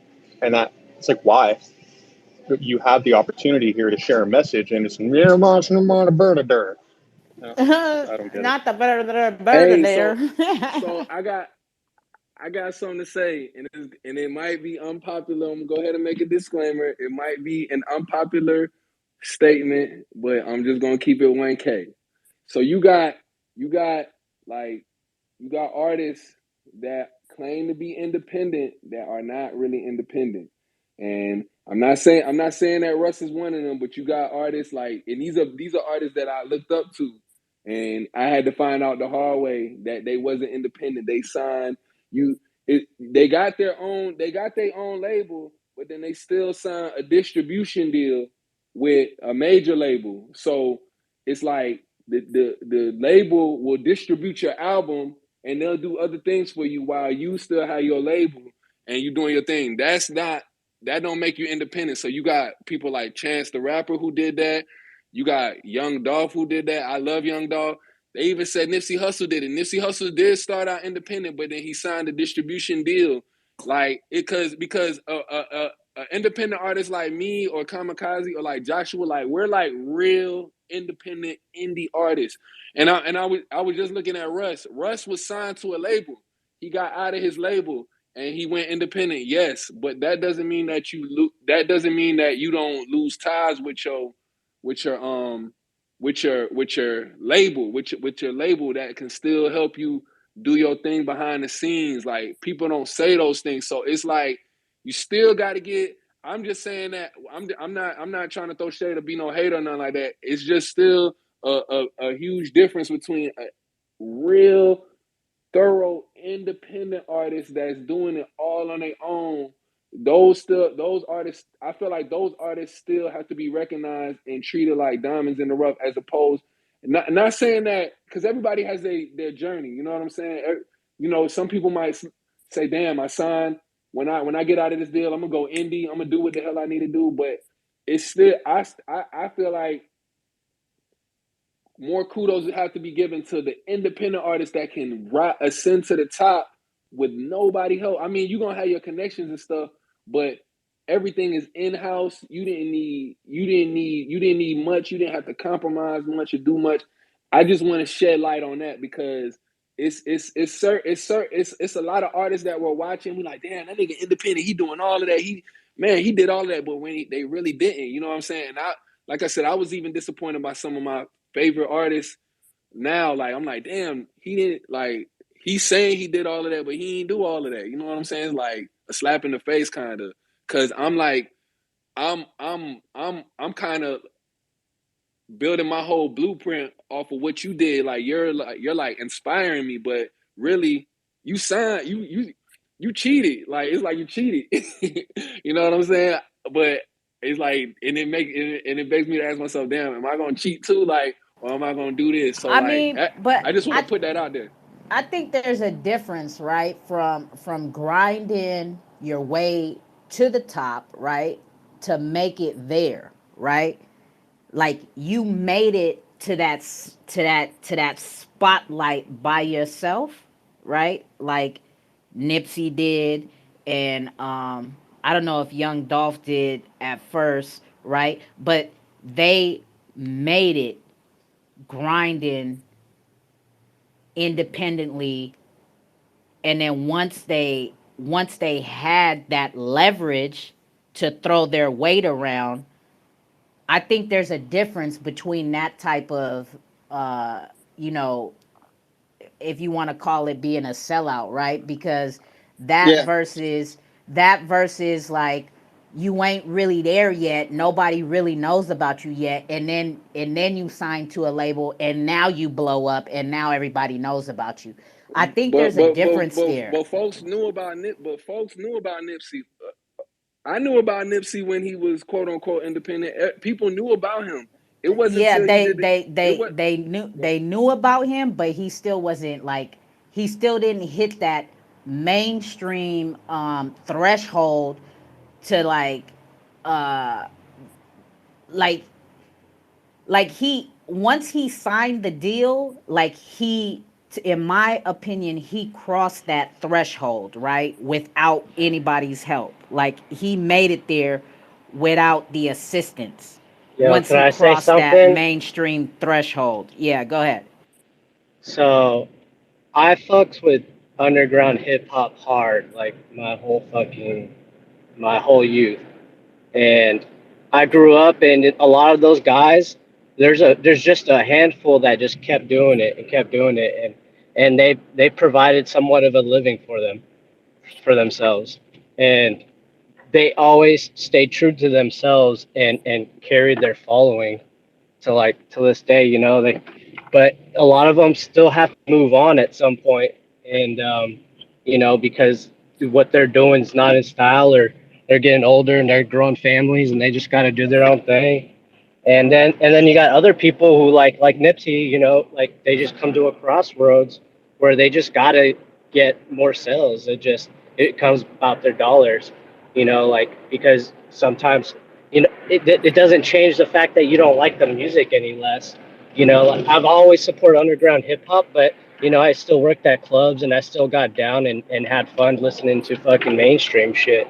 So there's always like a place for it all, and you can't really compare everybody's story alike because we don't know the shit that they're going through. But I like to this day, like I still support underground hip hop artists. Like I just posted one on my feed right now that I've been listening to since I was in high school. Like Zion I, he recently passed away, and but he was always true. Like I saw him like 5 years ago in this the smallest bar in Vegas, and definitely not a sellout crowd, but it's just something that I stayed true to, and I always appreciated his art. Like I said, I'm not hating. Like I said, I'm not hating. It's just the truth. It's just the truth. So It because is. You're right. that's just what it is. I just got to put that out there because everybody, it ain't what it seems like. It's a lot of curves and Yeah. loopholes and this shit. So I just wanted to shed light on it. Like People that's trying to all. claim that they're underground when they're not. I feel you, man. Like just be real. Just be true to who you are. At the end of the day. Yeah. You know what? I can add on to what you guys are saying. I understand Too Cold side and Lemmy side.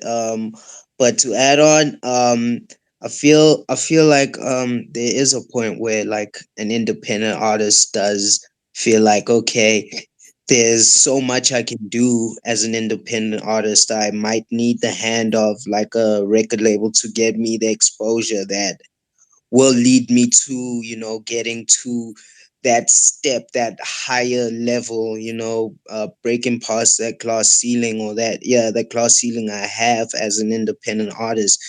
The studio, like the record labels or distribution deal, could help with getting me to a wider audience than I have. So it I wouldn't say it's like being or like not staying true to being an independent artist. Now that you have like at least the audience and the means to now expand on your marketing, then yeah, getting a distribution deal is like part of expanding yourself and getting more exposure in the industry, rather than, yeah, of course, you still might be keeping it indie in so many different aspects, but just having the distribution aspect and just being in the light of having your music in like probably the top 10 releases of Apple Music and Spotify, or like being on the billboards and stuff like that. Yeah, that kind of thing. There's artists that just make use of the the resources they have, like Nipsey. Yeah, like you guys were saying, Nipsey. Yeah, he of course was underground. He started off there, and then like he started making money, and then he immediately got made use of the business tactics he was learning along the way, and you know then he got into the distribution deals and all these kind of deals to push his music out further. And yes, I feel like sadly he kind of got the short end of the stick with his last album, because like he's not around to reap the rewards as much. But yeah, like Yeah, there is two sides to it though. yeah, like most def. Go ahead, OC. I'm gonna expand on that as well. Go ahead, OC. Yeah, I just wanted to add to this conversation. I see both where Lemmy and Tuchel are coming from, but I guess you really have to look, into the actual deal, because, to an independent artist is damn if you do, damn if you don't. Which goes to what Kamikaze was saying, where as an independent artist, you're still trying to be a main artist, but you still got to remain independent. But at some point, say you do reach your goal as an independent artist to, make your music mainstream. Not that you're being mainstream, but you're making your music mainstream. So now that your music is technically mainstream, now you have all this audience, but as an independent artist, you don't have the means to so say for example, I'll take music distribution specifically. Now if the deal is to do music distribution for digital and physical, that's different. But for me, I would definitely have to make a music distribution deal for physical CDs. Why? Because I do not produce CDs. I don't have a company or know of a company who's going to do that for me to reach millions of people worldwide. So I think it depends on the specific deal of a distribution deal, because you can get very nitpicky. For example, somebody like Russ, who already has a following, he has leverage. Exactly what Too Cold said. He has the leverage where he can say, "Nah, you know what? I don't like that. Take that part. I only need you just for this one job, and that's it. And that's for you to give me physical CDs to my audience." So it just depends on both of your sides, where it just depends on what the deal consists of. And if you're going to sort of outsource a specific job, then that to me is still you're still independent, but your business has grown in a way that you cannot no longer manage, a specific good yourself. Yeah, see, that's I think you described it best, right? So when I say when they cross a certain threshold, right? Um, shit, who did I hear say it best? I forget who I heard say it, but they said it like this. There's a difference between there's a difference between a one-hit artist, right? Somebody that shoots straight to the top rather than who has grinded for years, right? Because if you're the independent artist who's grinded for years, you have your fan base, right? You have the people that are going to support you whether you're mainstream on the radio or not. You know what I'm saying? And um, they said they said that they were able, oh I think, yeah, they were able to walk away from a deal from the major labels and say, I'm out of here. Like, if you've reached that point of independence, I still would consider you an independent artist, because at that point you could sign the deal and then you could back out of it and say, fuck y'all trying to switch up this and do that. I don't fucking need y'all, and I could walk away from this and still be good. Now the one hit wonders, they get paid in advance, you know what I'm saying, to be brought into the spotlight and to let their light be shined upon, whereas the independent artist is already there and they just need that extra hand, like OC and Kamikaze was saying, as far as distribution and reaching a bigger crowd. Now, if you got that ability as an artist to say, fuck you, Sony, or fuck you, Warner, Universal, or Death Row Records, fuck y'all. I don't need y'all. You know what I'm saying? Go ahead. Yeah, I'm gonna walk away from this deal. Okay, go ahead. Tax me. I could pay it. It's good. I'm out. Fuck you. If you have that power, how can you still not consider yourself an independent artist? Because you really don't need them, and you could walk away from them and not get sued and fuck off your career and your life, right? Your financial situation.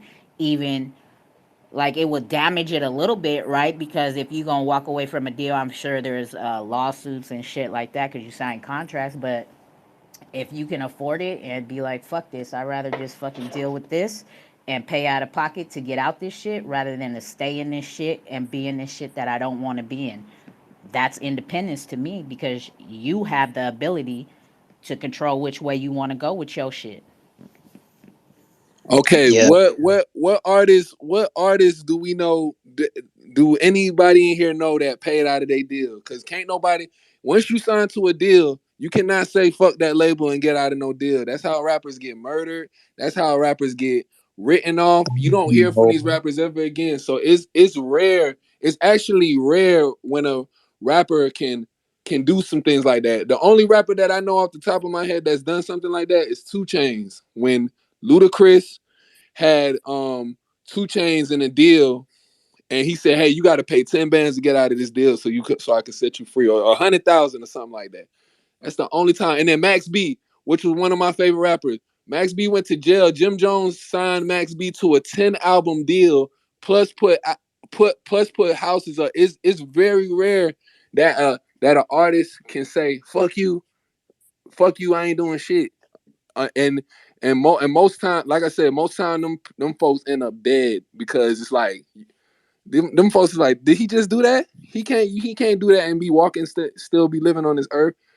It's the game is dirty, and even with distribution deals, yes, you can sign a distribution deal and a distributor handle all of your things, but what I've been seeing, because like I said, man, I be studying this shit. I be paying attention to all of this shit. A lot of those artists, their content changes. It's like their content is just straight negative. All of those independent artists that I've heard that sign distribution deals, it just get like they content just get worse. It's like, damn, where what direction is this shit going? Like I be paying attention to everything. Like it's deep like that. So like I said, I started to say this. I said I ain't hating. It's gonna be what I'm gonna say is not gonna be popular, and so I just want to keep it 1K with y'all because I hold y'all in high regard. Just want to keep it 1K. Like just we can all be open minded with this shit. I still listen to all artists. Like I said, Future and Thug. Them is some of my favorite artists, but them motherfuckers they doing whatever them folks tell them to do. You know what I'm saying? So I listen to music with an open mind, and I make sure I'm staying true to what I know and what I believe in. But I still love music too. You know what I'm saying? I still be partying doing my thing, but I'm still open minded to all of this shit. That's all. So I just wanted to share it with y'all. Yeah, yeah, I agree though. Another artist that I can mention is Tiger, um, as well as Drake. One is one of them, of course. Like Drake left, he left Birdman, he left Cash Money, Young Money, I guess. Um, but I can say yeah, there was a price. There was a price to it though.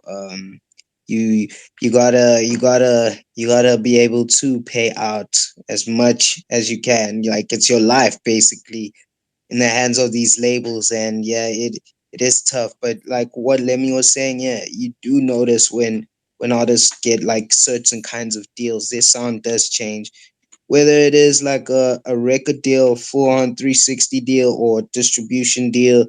Like the sound changes for that small period of time because they expect to get like a certain type of payout, and they just want to fit a certain audience to get a certain type of payout.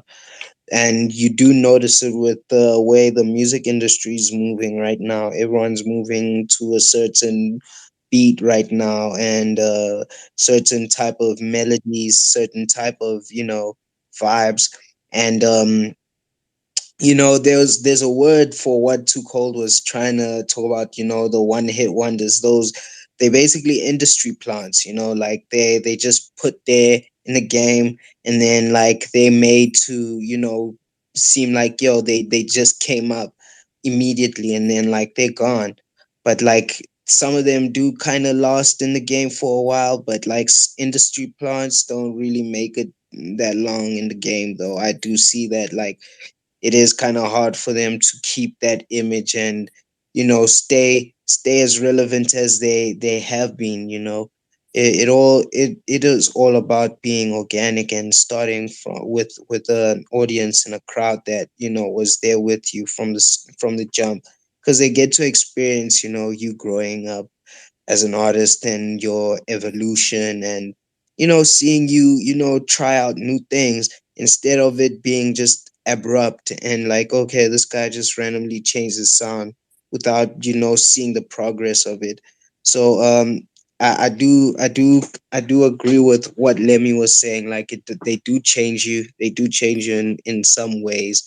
And it's not organic, it's not 100% organic, but there are those who just who who do get these deals for like certain purposes, and some of them do execute it right and get out of the deals successfully by doing things like Frank Ocean. Like Yeah, that's one I was person just I could think like I Frank was just Ocean, about to bro. bring him up. I was just about to, I swear to God, I was just about to bring him up how he finessed Def Jam. Yeah, exactly. You see, like he just finessed them. Like wow, he was like, okay, cool. Let me give you guys this one album before I leave.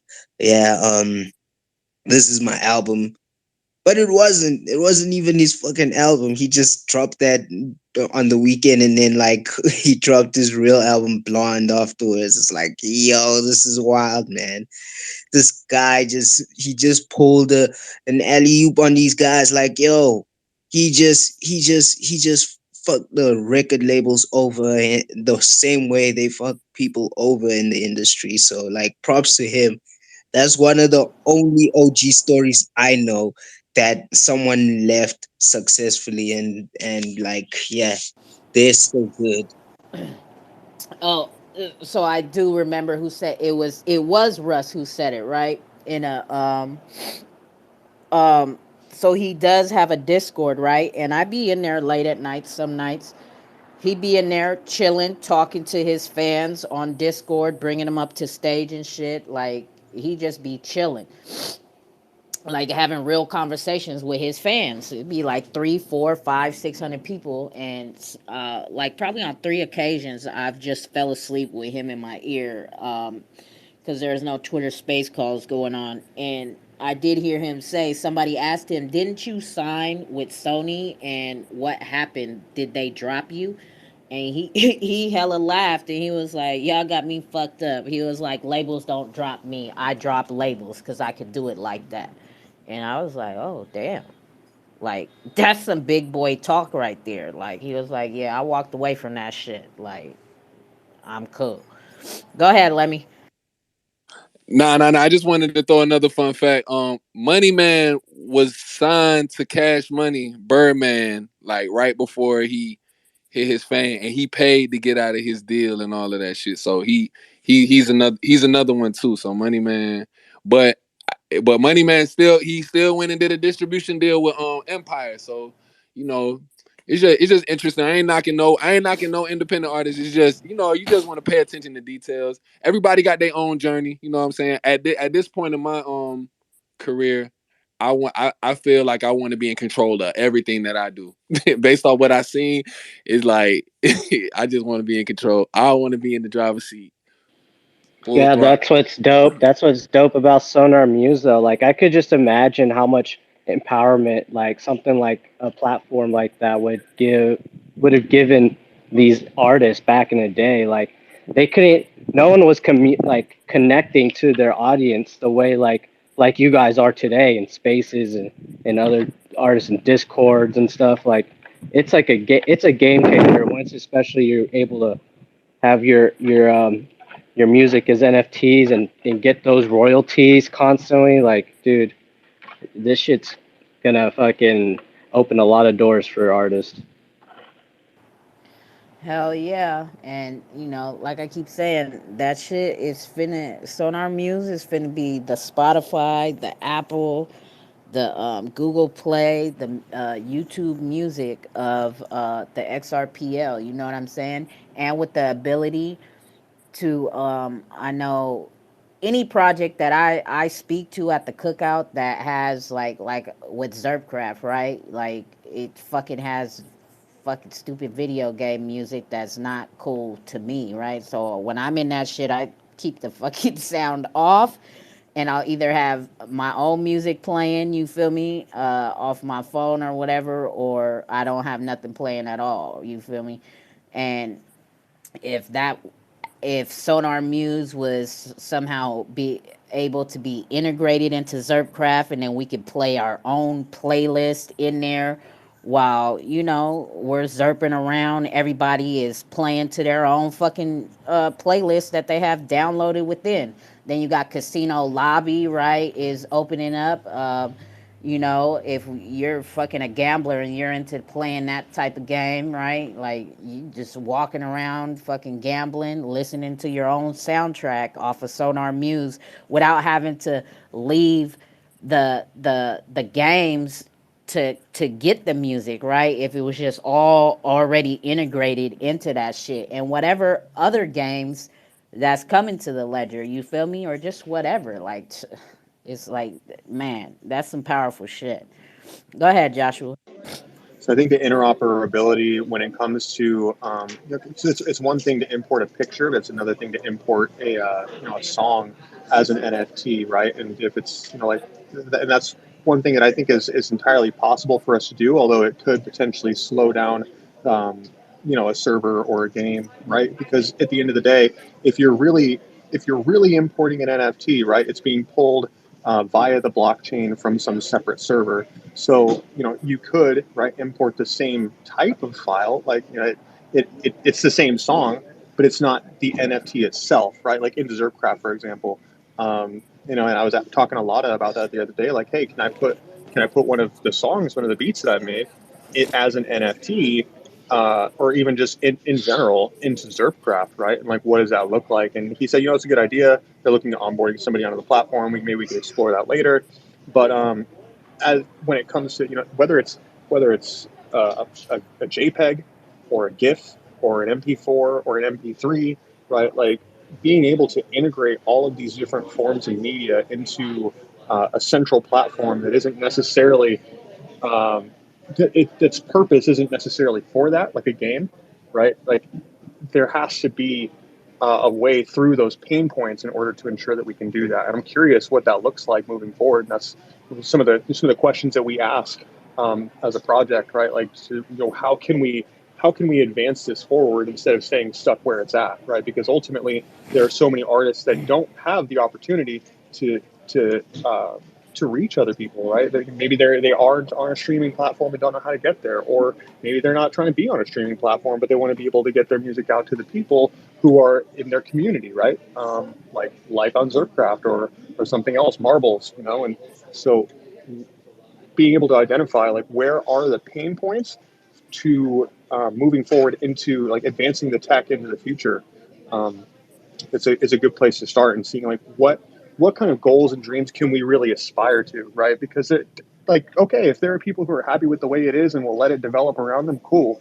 But there are those also in the space who have a vision and say it's this now, but it could be this. What's our path forward? How can we get there, right? And there's so many people in this space that do have that outlook and mindset. It's really cool to be a part of, right? Especially with um, you see Kamikaze and Lemmy, like the platform you're talking about. Is it Sonar? Is it? I'm sorry. What's it called? Yeah, Sonar Muse. So what you're saying, right? I feel like in terms of integrating and interoperability, of course, yeah, there will be a bit of like lag somewhere, but like that's at least on in the aspect of like getting the music. Um, the metadata it will be part of the NFT. So like of course it will take time to get like all the NFTs that you have and like distinguishing them between like the different types of NFTs you have. You have to find out what type it is, if it's an audio or if it's like a visual type of NFT. So but with regards to that, if we just cut that problem out, that might not be a huge problem though, but like if we cut that one out, it would be easier to actually get the music because then it's just in one decentralized place. It's one place where you can easily just get the data without having to go through a whole lot of loops.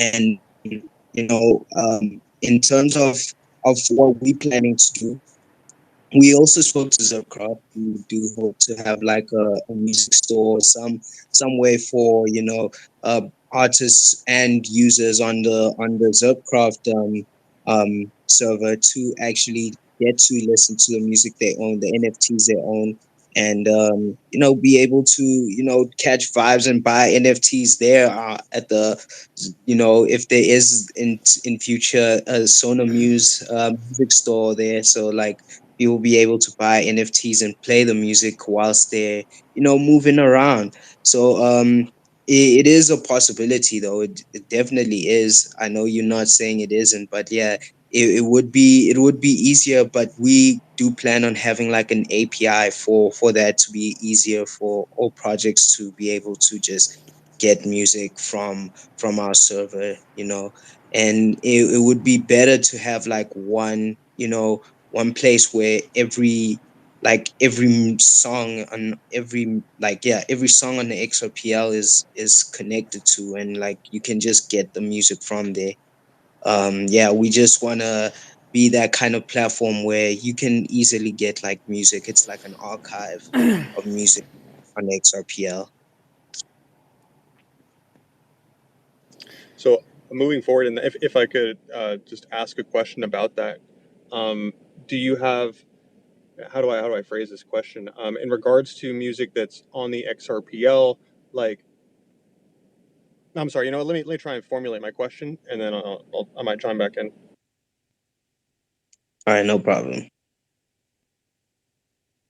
But overall, yeah, it is exciting to like see and read that like we're getting closer to having NFTs on the XRPL now. It's getting real. Like things are starting to move forward. A whole lot of projects are gonna start minting NFTs, and I feel like in the first few days there's gonna be an influx of NFTs being minted on the XRPL, and a whole lot of full history nodes and certain types of nodes are gonna be full and filled up, and we might see something that like a similar situation to what happened last year when the XRPL was being congested with all these trust lines being added and all the transactions going through because of the trust line phase and the trend of trust lines and airdrops. So yeah, we might see a price increase or the fees increase a bit, like how it happened for a while, just because there might be an influx of people minting or converting their XLS 14 NFTs to XLS 20. So yeah, I'm excited to see what's to come in terms of like NFTs on the XRPL and how things work and how to move around with it. So yeah, looking forward to how things turn out in the next few months on the XRP ledger. I don't think the fees are going to be that significant, right? Because they have that fee option. I think Yeah. I think those prices are going to stay where it's at, low, medium, and high, and those ain't even nothing, And usually, what I do when my Zoom wallet starts tripping and it starts moving hella slow is I'll restart my phone, and if it's still tripping after I restart the phone, then I just go through the different stages of the fees, right? I'll go through low first again. And if that don't work, if it's still moving too slow, I go to medium.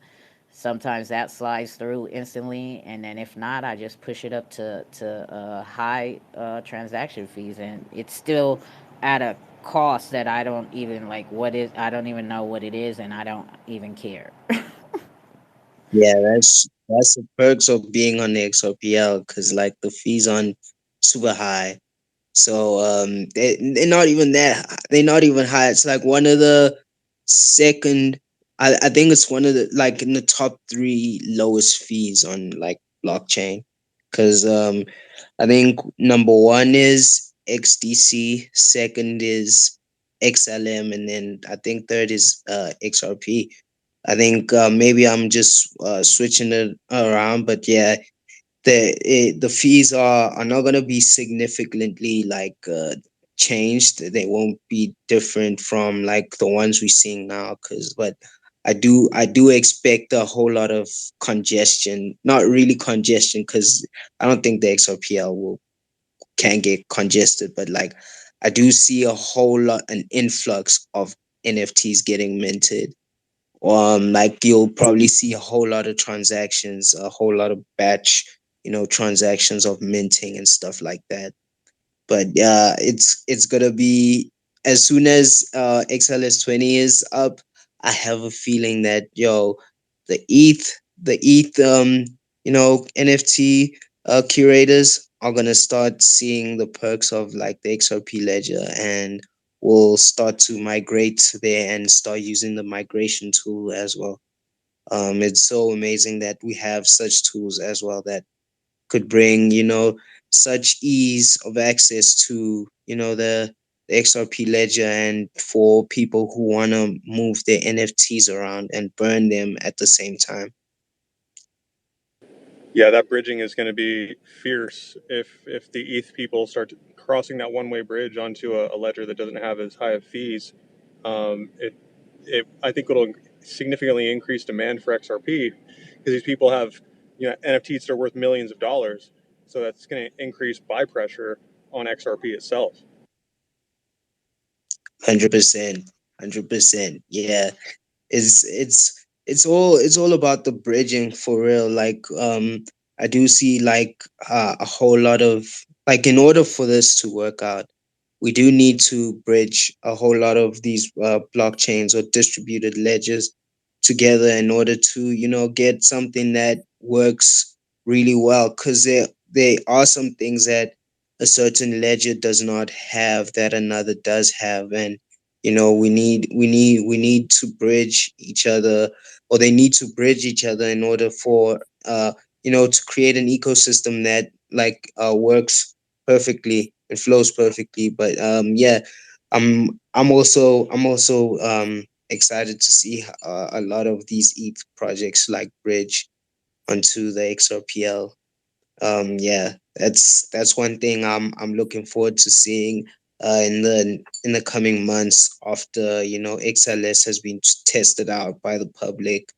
And yeah, it's 100% people are 100% confident with what is amended on the XRP ledger. But I have a question. So um what do you guys think, in terms of like minting music as NFTs? What do you guys think would be the best way to do it? Like, if someone has an album dropping, right, on they want to mint an album, do you think it would be best that there's a possibility they could like mint each song separately, or just have the whole album minted as one collection?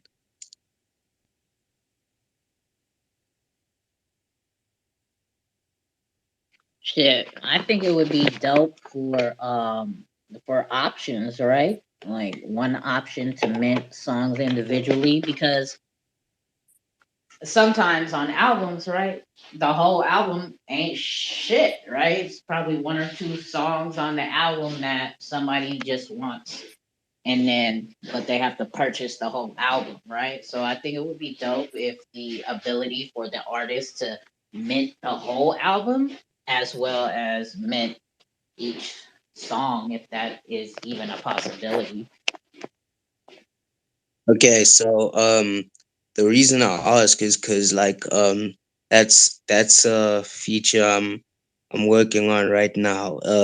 So basically there will be album uploads and then like single uploads. So um maybe like, yeah, there'll be songs that from the album, just like on streaming platforms, where you can just drop it as a single before you drop the whole album, or just have it as a single as it is, and then like you mint that as an NFT. Yeah, so like yeah, it's good to know that, yeah, there there is like an interest in that kind of thing. There would be an interest in that, because as an artist, yeah, it would be great, and as a listener, it would be great to actually just buy a certain song rather than like the whole album, because yeah, you just want this one song. And like that's one thing that that kind of got me when like buying CDs and stuff. Like, you buy the whole CD just for that one song, but you really just wanted to listen to that one song only. But now you have the whole CD and you have to skip all those tracks just to get to that one favorite song. Yeah, what if you dropped the album first, so you encourage more people to get the whole album, and then you do like single releases later, and have them buy the singles that way. Yeah, that's the plan as well. Like, so yeah, you can be able to, you will be able to do that. So just upload the album first, and then like yeah, there'll be an option to just upload singles as well. And then yeah, I'm just thinking about like the metadata aspect of that, and that's the one thing that I'm considering the most in terms of like the standard of NFTs, like the kind of metadata that we would want to put on like on the XRPL, so that other projects will be able to, you know, in import these NFTs onto their platform too in future. So yeah, I'm just on that kind of phase right now of the website, where it's just considering how to you know, move around, the metadata, and Trying to make less resistance points, huh? yeah, exactly. So that like every platform is kind of in sync and congruent in the metadata aspect of NFTs. But I just gotta also look at like the type of metadata that all the different types of NFT formats, the file types, like the JPEGs. I just need to look at theirs as well. I have to look at also the visuals, the video type of NFTs. I just need Isn't to see. that were you at the XLS 24 talk? Yeah, I wasn't added yesterday. I actually missed it, but I have been checking out the GitHub and discussing it with some of the guys there. Yeah, So it was all about metadata. yeah, was it recorded? I would want to check it out actually. Yeah, I'm not sure if it is. It was Mint and Xrooms that did it, so what I don't know if they recorded it or not, but it was a good discussion for sure. It was all about having the same, like exactly what you're saying, just like the data all just being like in the same language. That way, it's easy to transfer and move around. Yeah, that would be awesome, and I feel like that's the same talk on GitHub, where they have been discussing having one, standard one schema for just a regular NFT, whether it is an audio file or a media file in terms of like videos or a JPEG or anything. So like just having a standard format first, and then having like a custom, you know um a basic variable for like all the other custom data. So that's where like if it's a JPEG, maybe there's additional data that a JPEG needs that maybe an audio file doesn't need. So that's the kind of stuff that would work. But like I would want to check out if it was recorded what they were talking about, so that like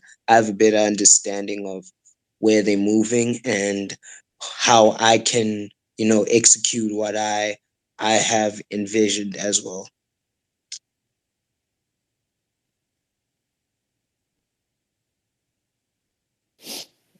Yeah. See, that's Devi talk, so I don't know too much about it. um, Anybody else want to get in on this? I'm still in the building. I'm kind of busy, but I'm listening. Oh, and check your DMs. Let me. I just DM'd you. All right, 1 second.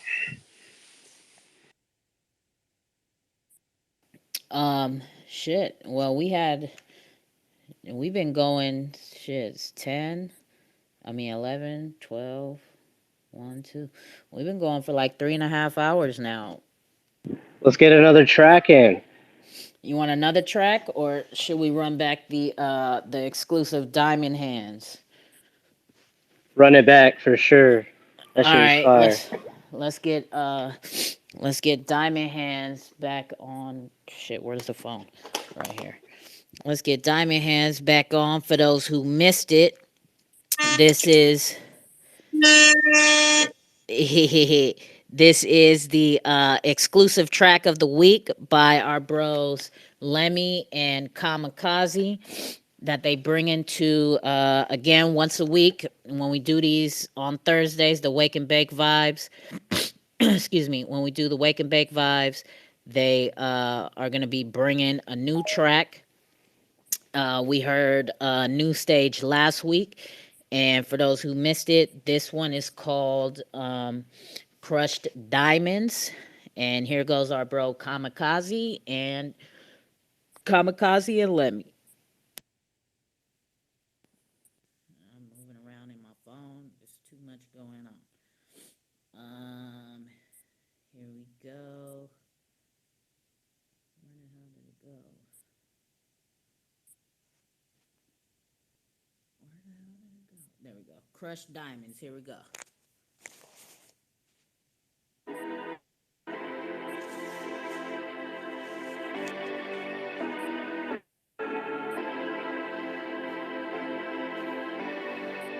Stack your core, reap the storm, my lineage very raw. Looking like I hit a lick off gas prices and oil, crushed diamond hands. Like a loop, money forward, don't listen to the bud, don't listen to the buzz. Stack your core, reap the soil, lineage very raw. Looking like I hit a lick off gas prices and oil, crushed diamond hands. Like a loop, money forward, don't listen to the bud, don't listen to the fuzz. Got it out the mud, snooty, you was wild. Been wiping my nose since I was a child. Fashion over style, style over fashion. She saw my portfolio and caught an orgasm. Yeah, she's so horny, the new two-line crew. I got all these coins, they calling me Uncle Scrooge. Me and Kamikaze, we said cheers on the booze. First XRPL music platform, Sonar Muse. Sophisticated, Southside #2. I don't gotta be in the front, I sit in the caboose. Towards the rear, FKM, I just sent all the stems. Crushed diamond hands, you gotta have those for gems. ISO22 vision, gotta have all your lens. Can't get too distracted on these hoes like Lil' Kim in 1996. You had it, but you let it slip. Now it's game over, back to getting little flips. At the core, reap the storm, my lineage very raw. Looking like I hit a lick off gas prices and oil, crushed diamond hands. Like a loop, money forward, don't listen to the bud, don't listen to the buzz. Stack your core, it's very raw, looking like I hit a lick off gas prices and oil, crushed diamond hands. Like a loop, money forward, don't listen to the bud, don't listen to the fuzz. If you got negative vibes, don't come near with it. You don't listen to the flood while you spreading it. Yeah, we all hearing you talk, you sound hilarious. I got these diamond hands watching the barriers. Cause I'm a G, I don't get rugged. XRPL, that's a plug, it's running over, that's my cup. ISO, it never rugs, got them diamond hands. You can call me Ben 10, packing my bags for the moon, and the only question's when. Stacking all these bags for many generations, earning my funds from web monetization. If you don't get it, then you ain't part of the conversation. You be waiting too long, the trainer's already left the station. Getting all these airdrops, what's the social distance? I work on Sonar Muse, and that's how I mind my business. And that's my second life, I hit up begging for X-Lenders. I call this my metaverse, music is my second living, cause I stack your core, reap the storm, my lineage very raw. Looking like I hit a lick off gas prices and oil, crushed diamond hands. Like a loop, money forward, don't listen to the bud, don't listen to the buzz. Stack your core, reap the soil, lineage very raw. Looking like I hit a lick off gas prices and oil, crushed diamond hands. Like a loop, money forward, don't listen to the bud, don't listen to the fuzz. Stack your core, reap the storm, my lineage very raw. Looking like I hit a lick off gas prices and oil, crushed diamond hands. Like a loop, money forward, don't listen to the bud, don't listen to the buzz. Stack your core, reap the soil, lineage very raw. Looking like I hit a lick off gas prices and oil, crushed diamond hands. Like a loop, money forward, don't listen to the bud, don't listen to the fuzz.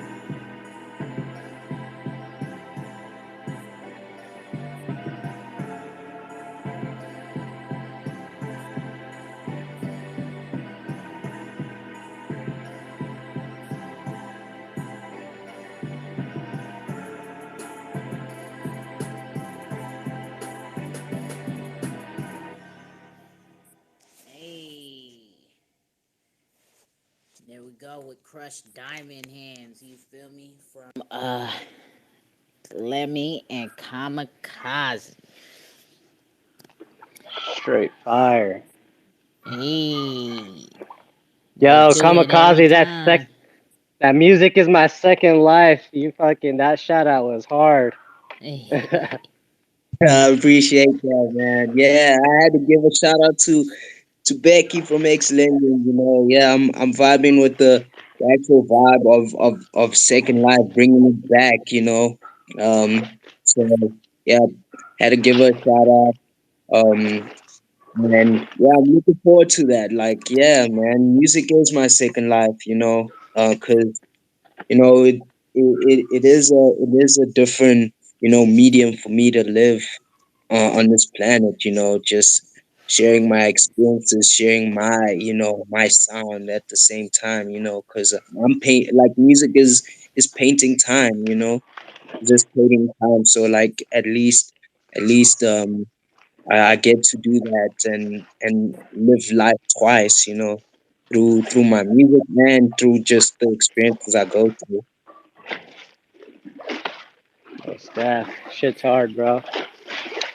Oh yeah, most definitely, and that's why we'll continue to do these spaces every Thursday and vibe how we vibe, and as we grow, um, these Thursday calls be open to being exposed to more artists and their sounds as well. So yeah, most definitely. I'm gonna mute you, Mouse. Oh Making me yeah, my splashing in the bad. pool. It's all good. He's at work cleaning pools, but yeah, So again, if you guys know any artists who want some more exposure, want some more open ears to what they bring into the music side of things, tell them to pull up. You feel me? We definitely would like to give it a listen, and I think we've ran a pretty good call today, man. We've been going for a good couple hours, hitting on all types of topics and conversations. Majority of it having to do with the music side of things, of life and blockchains and industries. So, yeah, anybody want to add to that before we close on out? Yeah, I just want to say, yeah, shout out. This was a really great space today. Great episode. Looking forward to, continuing this and building more and bringing more people into the space, yeah, I guess this is a second one, so there's not a lot of people willing to open up yet. But yeah, we will be bringing more of the vibes. Just get comfortable. Catch some vibes. Listen up. If you have anything to input, yeah, just bring it in. You know, we were open to answering any questions. Regarding music, and if you have anything else out of music, yeah, just bring it up and we can talk about it because this is Awake and Bake Vibes with Too Cold and Lemmy and Kamikaze. So let's keep it going. Shout out to Too Cold, shout out to Lemmy for today. Yeah, looking forward to the next one for sure. And shout out to everyone who spoke today. Shout out to Crypto Miles, shout out to OC, shout out to Joshua who's not here right now, and X Rated. Like we appreciate everyone who comes in and talks and brings anything insightful. So yeah, let's keep it going. We're like episode two of many to come. So yeah, let's see how far we go with this and bring the sound to the blockchain, especially the XRPL. Yes, yes. Go ahead, Lemmy, bro. Yeah, man, shout out to everybody checking in. Being the first person to um play his music on the show other than Kamikaze, some real triangular trap flavor. Joshua, first gospel artist, so we made history today. Great discussion. Everybody that checked in, you know, spoke their mind as we usually do. It was a good show. I don't want to get too long winded, man. We did our thing. Let's continue to grow and continue to keep it moving. We'll have new music next week for y'all, week by week, treat by treat. You know, till the NFTs is complete. You dig? So catch y'all next week around the same time, man. Bless up. Y'all see what he did there? That's how lyrical genius he is. You feel me? Straight off the dome. Go ahead, OC, bro. For being a contributor with your music and let us get in those vibes with those reggae tones. Go on ahead and bless the mic again, bro. Well, first off, thank you guys for hosting the space. Like again, I said, thank you for inviting me to be on here. It was an honor here, being with you guys. We had a lot of dope conversations. Like I really like this specifically this space because we did bring up a lot of dope topics that we were all able to discuss peacefully.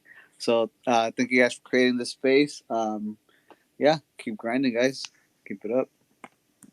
For sure, for sure. We got Gorilla Jakes in the house. What's up, bro? This is fam right here. What's going on? You decided to get on the mic now, all of a sudden, when it's time to say bye. What's up, Jakes?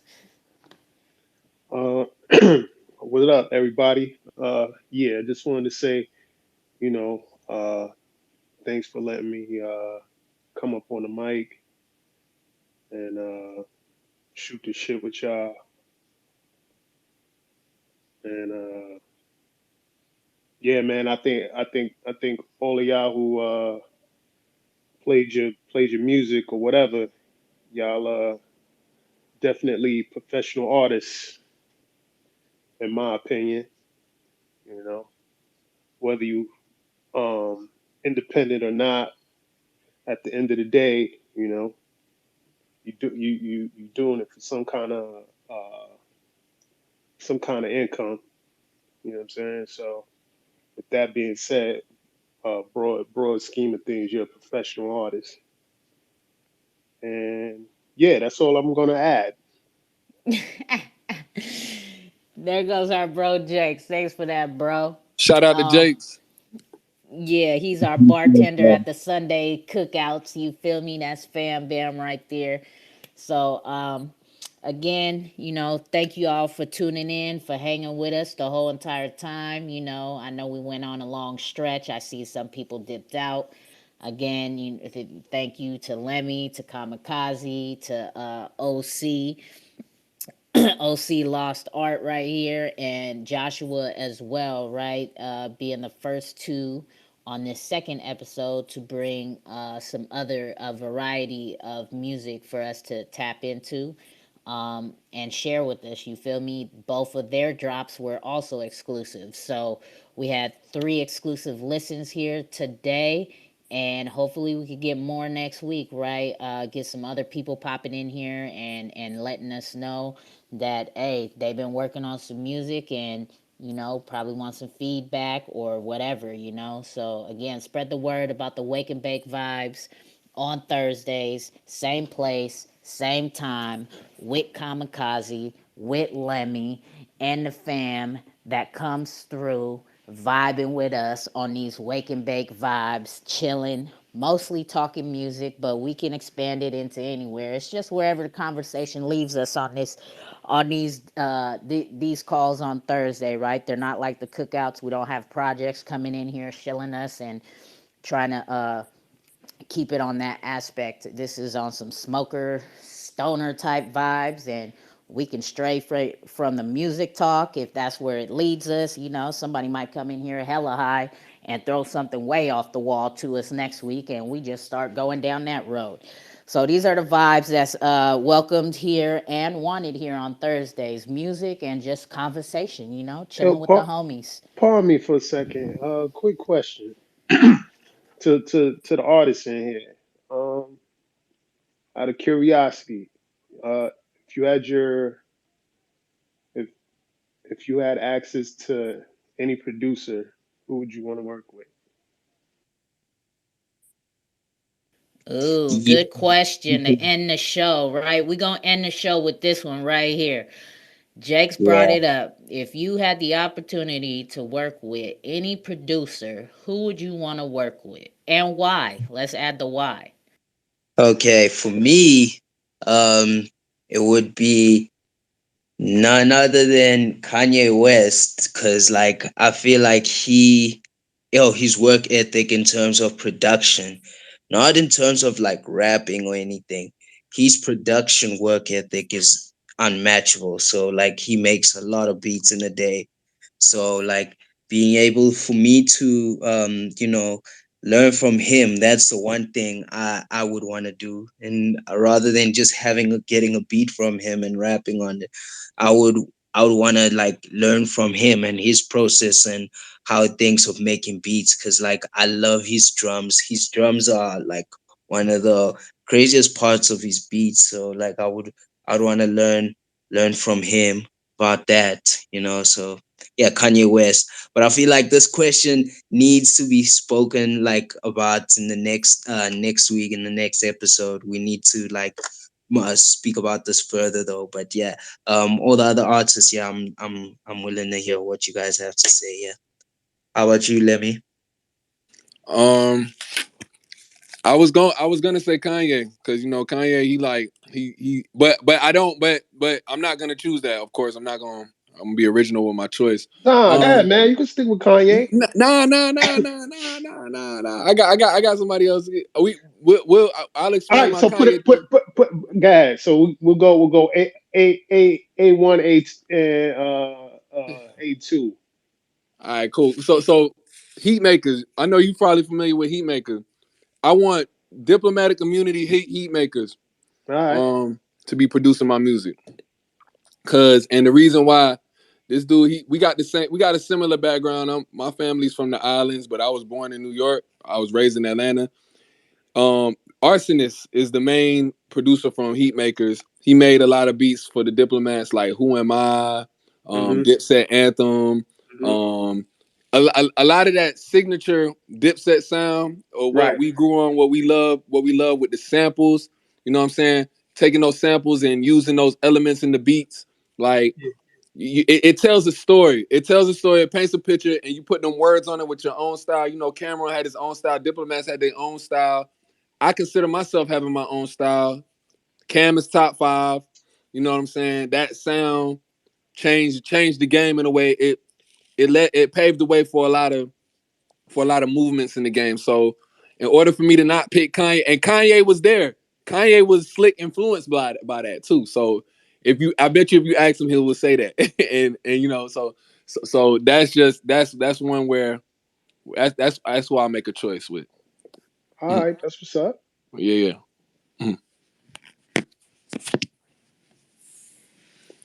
Anybody else? Yeah, OC, Yeah, go ahead, bro. I'd have to go. Well, I mean, you said producer, so I hear two things when I hear producer, and yeah, a lot of people, at least a lot of like the generic public doesn't know. So by producer, by beat, if I wanted somebody to produce a beat for me, I'd have to go with none other than the one and only DJ Premier for sure. Uh, Nice. I'd want to go back to that classic hip hop. I mean, Nas is one of my favorite rappers for sure. And, he just has that production level where he can bring that boom bap, but at the same time make it where you can make that specific beat mainstream. And if I had to produce somebody, help me produce a record or an album, I'd probably go with, Rick Rubin. Definitely heard and Okay. seen, Okay. what he's done, and definitely be cool to to try something different and something like his style. Ooh, damn that those are fire choices. DJ Premier is, yeah, he's amazing, man. Like he him being on the turntables, with the scratches and man, like that survives. Like I would actually choose him too. And Rick Rubin, like, yeah, that's a different aspect of production that like people just don't look at. They only think of like the beats aspect of producing Yeah. and not the whole aspect, which is why I say this should be another conversation for the next episode, because yeah, we can expand on this for sure. And I feel like, yeah, we should talk about it more in the next episode. Appreciate the question, Gorilla Jakes. Like, yeah, this one is gonna bring a whole lot of conversations up next week. Hey, Yeah. we should put categories on it too, because um, you got a lot of southern producers that's changing the game as we speak. You know what I'm saying? So we should put categories: favorite South, favorite West. favorite North, you know, favorite global beat maker, and then one producer, I guess, that could produce that album. Produce that album for all four genres. Even you can even go into your Afro beat and your Yeah, yeah, yeah, yeah, yeah, yeah. dance hall wave too. And who would produce that album? Who would you have produce that album type thing? So we can come back with our answers next week. I go with Black Coffee, and I'm not even an artist. For sure, for One time. sure. How that sound? Yeah, that sounds good. Y'all keep that locked in, and we will circle back around to that next Wait, topic. We'll hold on, open with that. Now hold you on, can't. We try to close this shit, bro. hold on. But I didn't say my producer though. Oh, I thought. All right, True, go true, ahead. true, Go true. ahead, bro. My producer is Pharrell. Yeah, he Oh, hard. For real hard. gosh. Why? Why? You forgot the why. Yeah. Pharrell is amazing. Just how I mean, just amazing. His sound, that whole that whole Star Trek vibe. I mean, yo, he's the shit. No lie. Like, Say less. Say That's your less. answer, huh? And you sticking to it. Final I answer. yo, I I call him for real because he's the truth. I heard that. He is dope. You feel me? All the producers y'all mentioned is dope. They definitely doing their thing. Nah, you know what? I'll expand on it. The reason why is I I used to DJ. I used to DJ in nightclubs in the city. What? Yeah, Jake's yeah, finally yeah, letting something out the fucking yeah, bag. You yeah, feel yeah, me? yeah. Letting Low us key. know a little something. Come on, man. Stop playing. And being a DJ, you have to have a broad ear of music. And with Pharrell, I could play a open format from just all his production. Like I couldn't think of anybody like off the top of my head that was just that broad range. I mean, there are others like, but I mean, yeah, Pharrell's the truth. He's that dude. Drop it like it's hot is probably one, and grinding is probably he probably made some of the hardest beats ever. I forgot about him, bro. Pharrell probably No, made some of the hardest beats of all time, honestly. no, Yeah, he has, bro. Like so many albums he's been on, like even, producing for Pusha T and his brother for the clips, and yeah, even Jay-Z and like even inspiring Kanye West. Like, yo, man, this is he is the truth. He definitely is one to inspire. He inspired a whole nation of musicians, basically, like a whole generation of musicians right now, like from the Tyler the Creators to the even the Lil Uzi Verts and all that. Like he paved the way, yo, and like I appreciate like Pharrell for that. Like he's one of those cool guys. He made it cool to be yourself and to just enjoy the regular stuff and not be a gangster. He was the one who oh, for started sure, the whole thing. for So sure. the skateboard P for that. Yeah, and not only that, like in my Serato, I have like a Pharrell category, just a folder of joints he produced, and like he had joints for the chicks, like that whole Britney wave, that whole slave, and Beautiful, beautiful. yeah, like all that, like the Justin Timberlake, that whole pop vibe, like I mean, crazy, Word, word. crazy.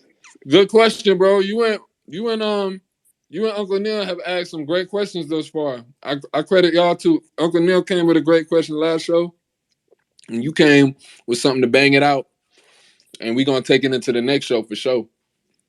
No doubt. Yeah. Yeah. Real quick, intermission. Sorry, I don't mean to cut it off. I'm listening.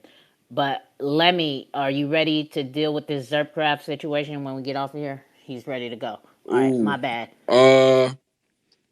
I'm gonna possibly. I'm gonna let you know. You buying more Yeah. head? Yeah, possibly. Oh man, listen. So yeah, we can cuz this is recorded. I'm going to get it out eventually onto the YouTube channel, right? I want to start putting all the calls, not just the cookouts on YouTube, right? So I got last week's I still need to get uploaded to YouTube. I'm going to rerun this one and get it up on YouTube as well. You know, we just going to keep the Too Cold channel on YouTube as, you know, a place to run back all of these, I guess, podcast type things or whatever, the conversations, whatever you want to call it, right? Um, as far as us being on a schedule and putting these out when we kicking it on the fan vibes and just chilling in a room, you know, even though some of those should be fucking recorded too because there be some fucking dope and and very funny conversations going on during those times, but you know we can't stay recorded 24/7. So, but definitely we will be getting these up to keep spreading around and letting people know, you know, this is where it's at. This is what we doing here on Thursdays to pop on in, run the audio back, listen to it at work, you know, shit on a Tuesday or something or whatever, you Sean know what I'm Bird. saying? Sean. But definitely thank you everybody for pulling up. We appreciate y'all. Much love to y'all. Same place, same time. Next Thursday, 2 p.m. Eastern Time. Too Cold XRPL Cookout presents the Wake and Bake Vibes with XLemi and Kamikaze, the owner and creator of Sonar Muse. We're going to keep the vibes lit. Next week, they'll be coming with another exclusive track. Hopefully, we get another new artist in here as well, and bringing something to the table and giving us a peep into their musical world. You feel me? And thank you again to OC Lost Art for blessing us and being the first to bring us out of the triangular trap sound, right? And being the first person that we've played on this Too Cold platform, um, aside from Lemmy and Kamikaze's music and, you know, like the commercial music like Nas and stuff like that. And also Joshua. Joshua blessed us with a song as well. He's not in here, but he did he came with some heat too. So definitely thank both of y'all. And y'all can catch their music again. If you didn't hear it, run this back. I don't know what the timestamp is, but you can definitely catch it back. OC is dropping his song, say I think on Monday on YouTube. It's a reggaeton song. Joshua, I don't know when he's releasing it. He said it's a never heard before song. And Lemmy and Kamikaze, I don't know when it is. They're dropping their songs, so that's two. They've dropped on deck last week and this week is New Stage, and today was Crushed Diamonds. So until then, this is the only place you're gonna hear that type of shit. So if you want to hear it again, you definitely gotta run the playback. You feel me? So with that said, thank y'all. Mouse is over there in Vegas cleaning the pools. I see Gabe down there, down under, hanging out. I don't know what time it is over there, but I see our bro down there. I see AQ has been hanging out all day with us. Appreciate you. You know, I caught up with you in in the 3D Apes Discord in the lounge last night, and we was vibing in there. So appreciate you. Got our fam right here, Gorilla Jakes, and I just seen this cat hop in, Yeah, Lewis. shout out my ape, Sean Bird. Oh, okay, Schomburg. Okay, that's who that is. So Schomburg just popped in here. I guess he's a part of the V Chain Ape fam. So Thank you for pulling up, but you missed the show, bro. We've been on here for about a good 4 hours now, so you gonna probably have to catch it and run it back. But again, thank y'all. Much love to y'all. We will be back on Sunday for the 2 Code XRPL cookout. Y'all know what it is on Sundays. We going up. We got the guests coming, right? The projects gonna shill to us, talk about their projects, and you will have the opportunity as a investor or just an XRPL community member who's not invested yet, who might be thinking about it, if you've heard about the project or hearing about it for the first time on Sunday and thinking about hopping in. So now that will be your time to ask any and all questions to the projects. You already know how we get down. We're going to have giveaways, live trivia giveaways on the air. You know how the vibes go. We try to make it rain and make it fun, educational space. So definitely catch us back there on Sunday for the XRPL cookout. The promo video of the guests of who's coming this Sunday and the time of the cookout will be released either tomorrow night, afternoon, or Saturday morning or something. But y'all know how we do. Once you see that guest list up, make sure you do your own research, bring all your questions to the table, and do you a little research to try and win you a bag for the giveaway. You feel me? So, thank y'all. Much love, much support, and be careful in these crypto streets. We out of here, y'all.